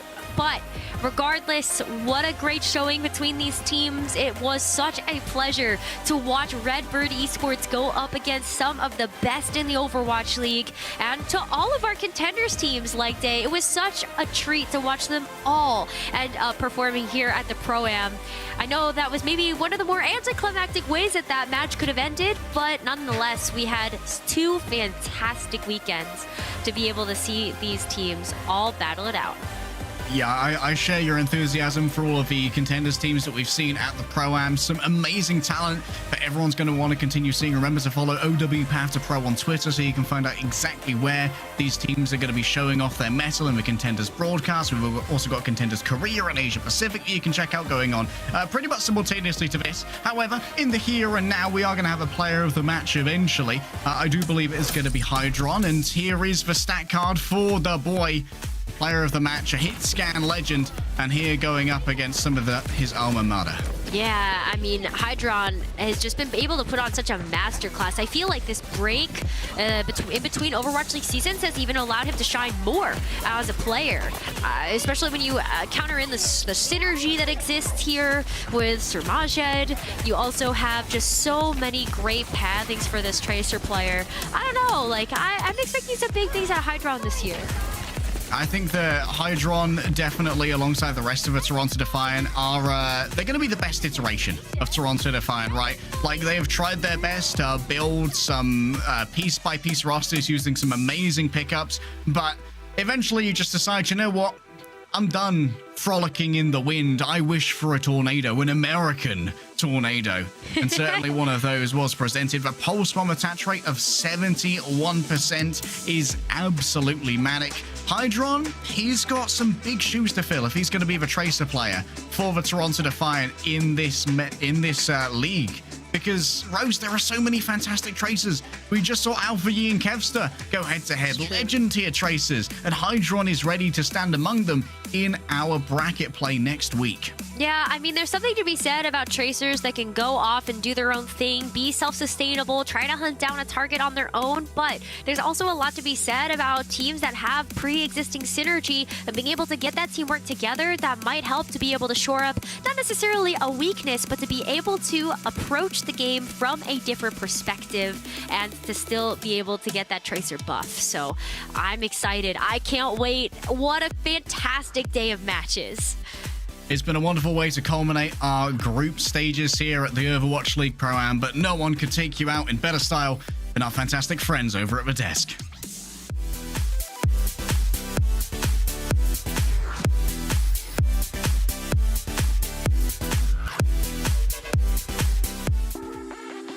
Yo, it is us, Leg Day's friends, the desk. Yay, we're friends, not co-workers. Thanks, Leg Day. Love it. Thank you, Leg Day. Thank you, Necro, for bringing us all of the action. It's been a long day with a lot of hype matches, but we have one more to break down as we're wrapping things up here in a round robin. Time just flew away from us, and we ended it all with Toronto going up against Redbird Esports. So let's have a look at some of the highlights of this very match. I mean, what was your big takeaway from this last series?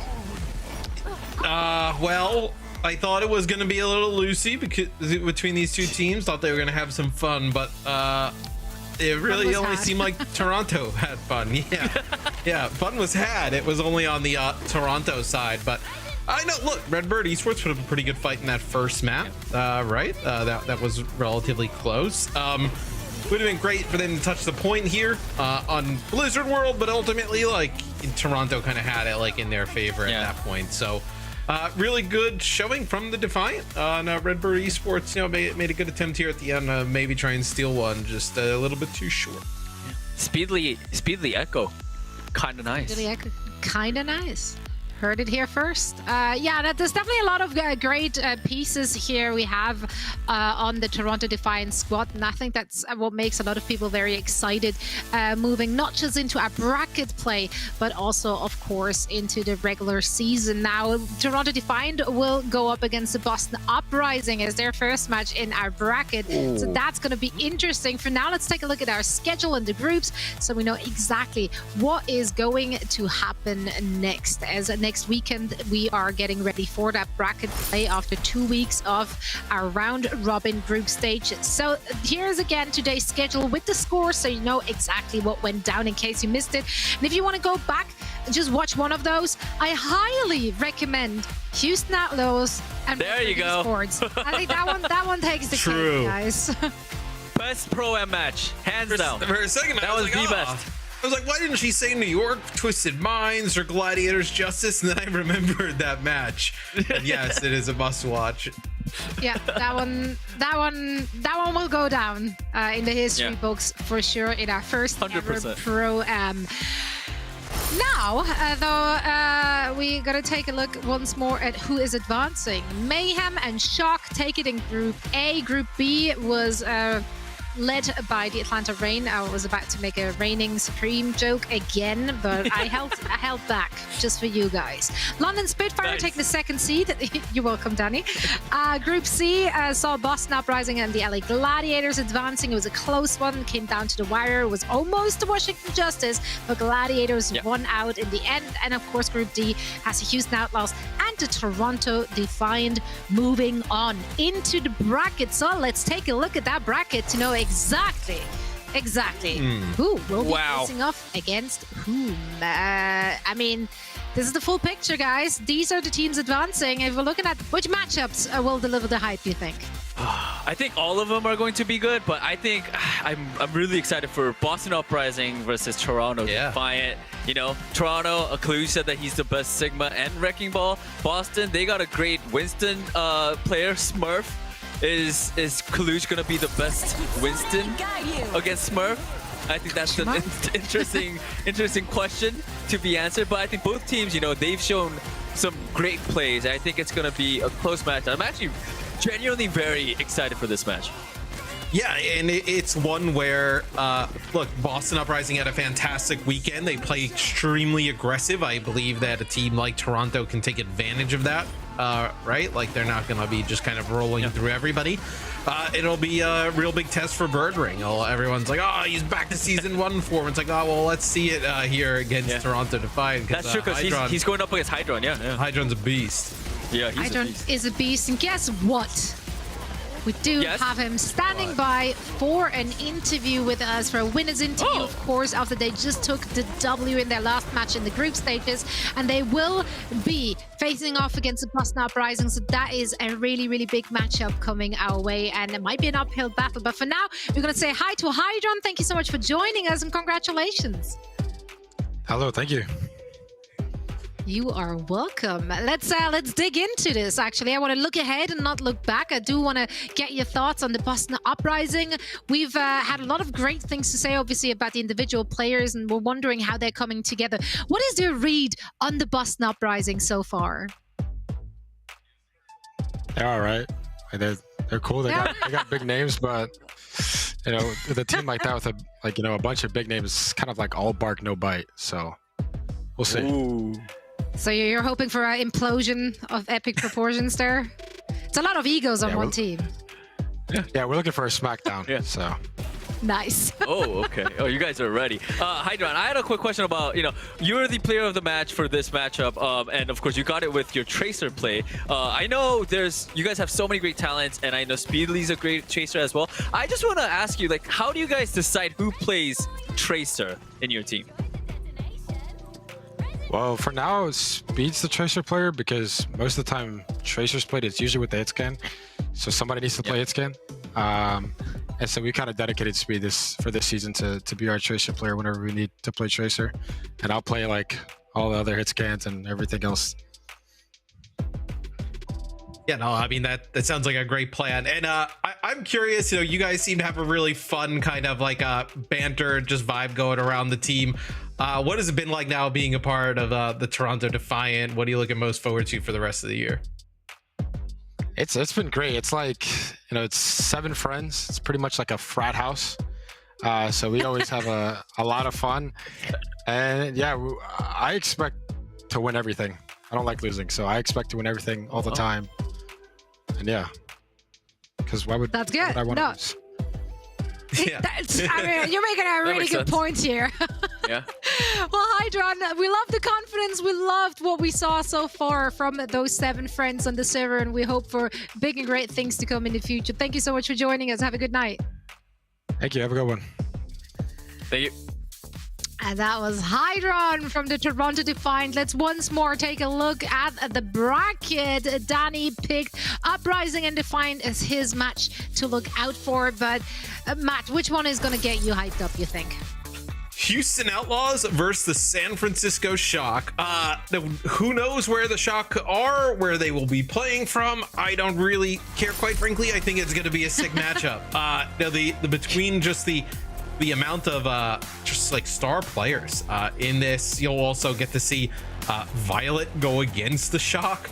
I think this one has a banger written all over it. I know Pelican against Proper. I mean, just across the board, just sick matchups. And I think we'll really see how good this Outlaws team is. Like, a lot of us expect this Outlaws team to be one of, if not the best in the league. And to see them play against a team who has been proven year in and year out to be that, you'll get a good kind of bar of where the Outlaws are early in the season. And And I mean, you can rest assured that there will be no question about whether or not the Shock will take this one serious. Because you can make arguments about their approach going up against contenders teams and whatnot, but I would bet everything I have and everything I will ever have that Krusty will not allow them to. So, like, he will not stand for that. And also remember Fearless saying that, you know, they got some sick strategies up their sleeves for this matchup as well. So I think that's something to, you know, keep an eye out as well. Did he say 6 strategies? He says they got some secret strategies, you know. Oh, secret, you know. not sick. I was like, oh wow. I mean, sick and secret? Both. There's some sick secret strategies coming our way. Love it. Absolutely love it. Now remember, of course, these teams are here to have fun. But you know what's fun? Money. That's right. We will have to wait until next week to see who is claiming 1st through 4th place and will walk away with the big cash. But we are able to actually already announce the 1st and 2nd place pricing for our contenders teams. Now, due to tiebreakers, the top 2 contenders teams are actually tied for 1st. So the prize money for them will just be combined and split evenly. So each of those 2 teams will receive $500,000.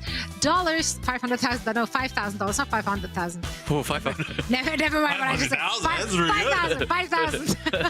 I gotta start playing. What the hell am I doing? And our top teams are, of course, Twisted Minds and Saints. So please give it up. Show a lot of love. Let's go. On socials. I mean, where it is sad that neither of them will actually be joining us for the bracket play, I think they both had some fantastic performances that we will, I think I will definitely continue to keep an eye out on them and cheer them on in contenders. Yeah, no, it'll be awesome, I think, for people to be able to kind of follow some of these players throughout the rest of the year, follow some of these teams. And who knows? I mean, we may end up seeing some of these players in the league soon or someday.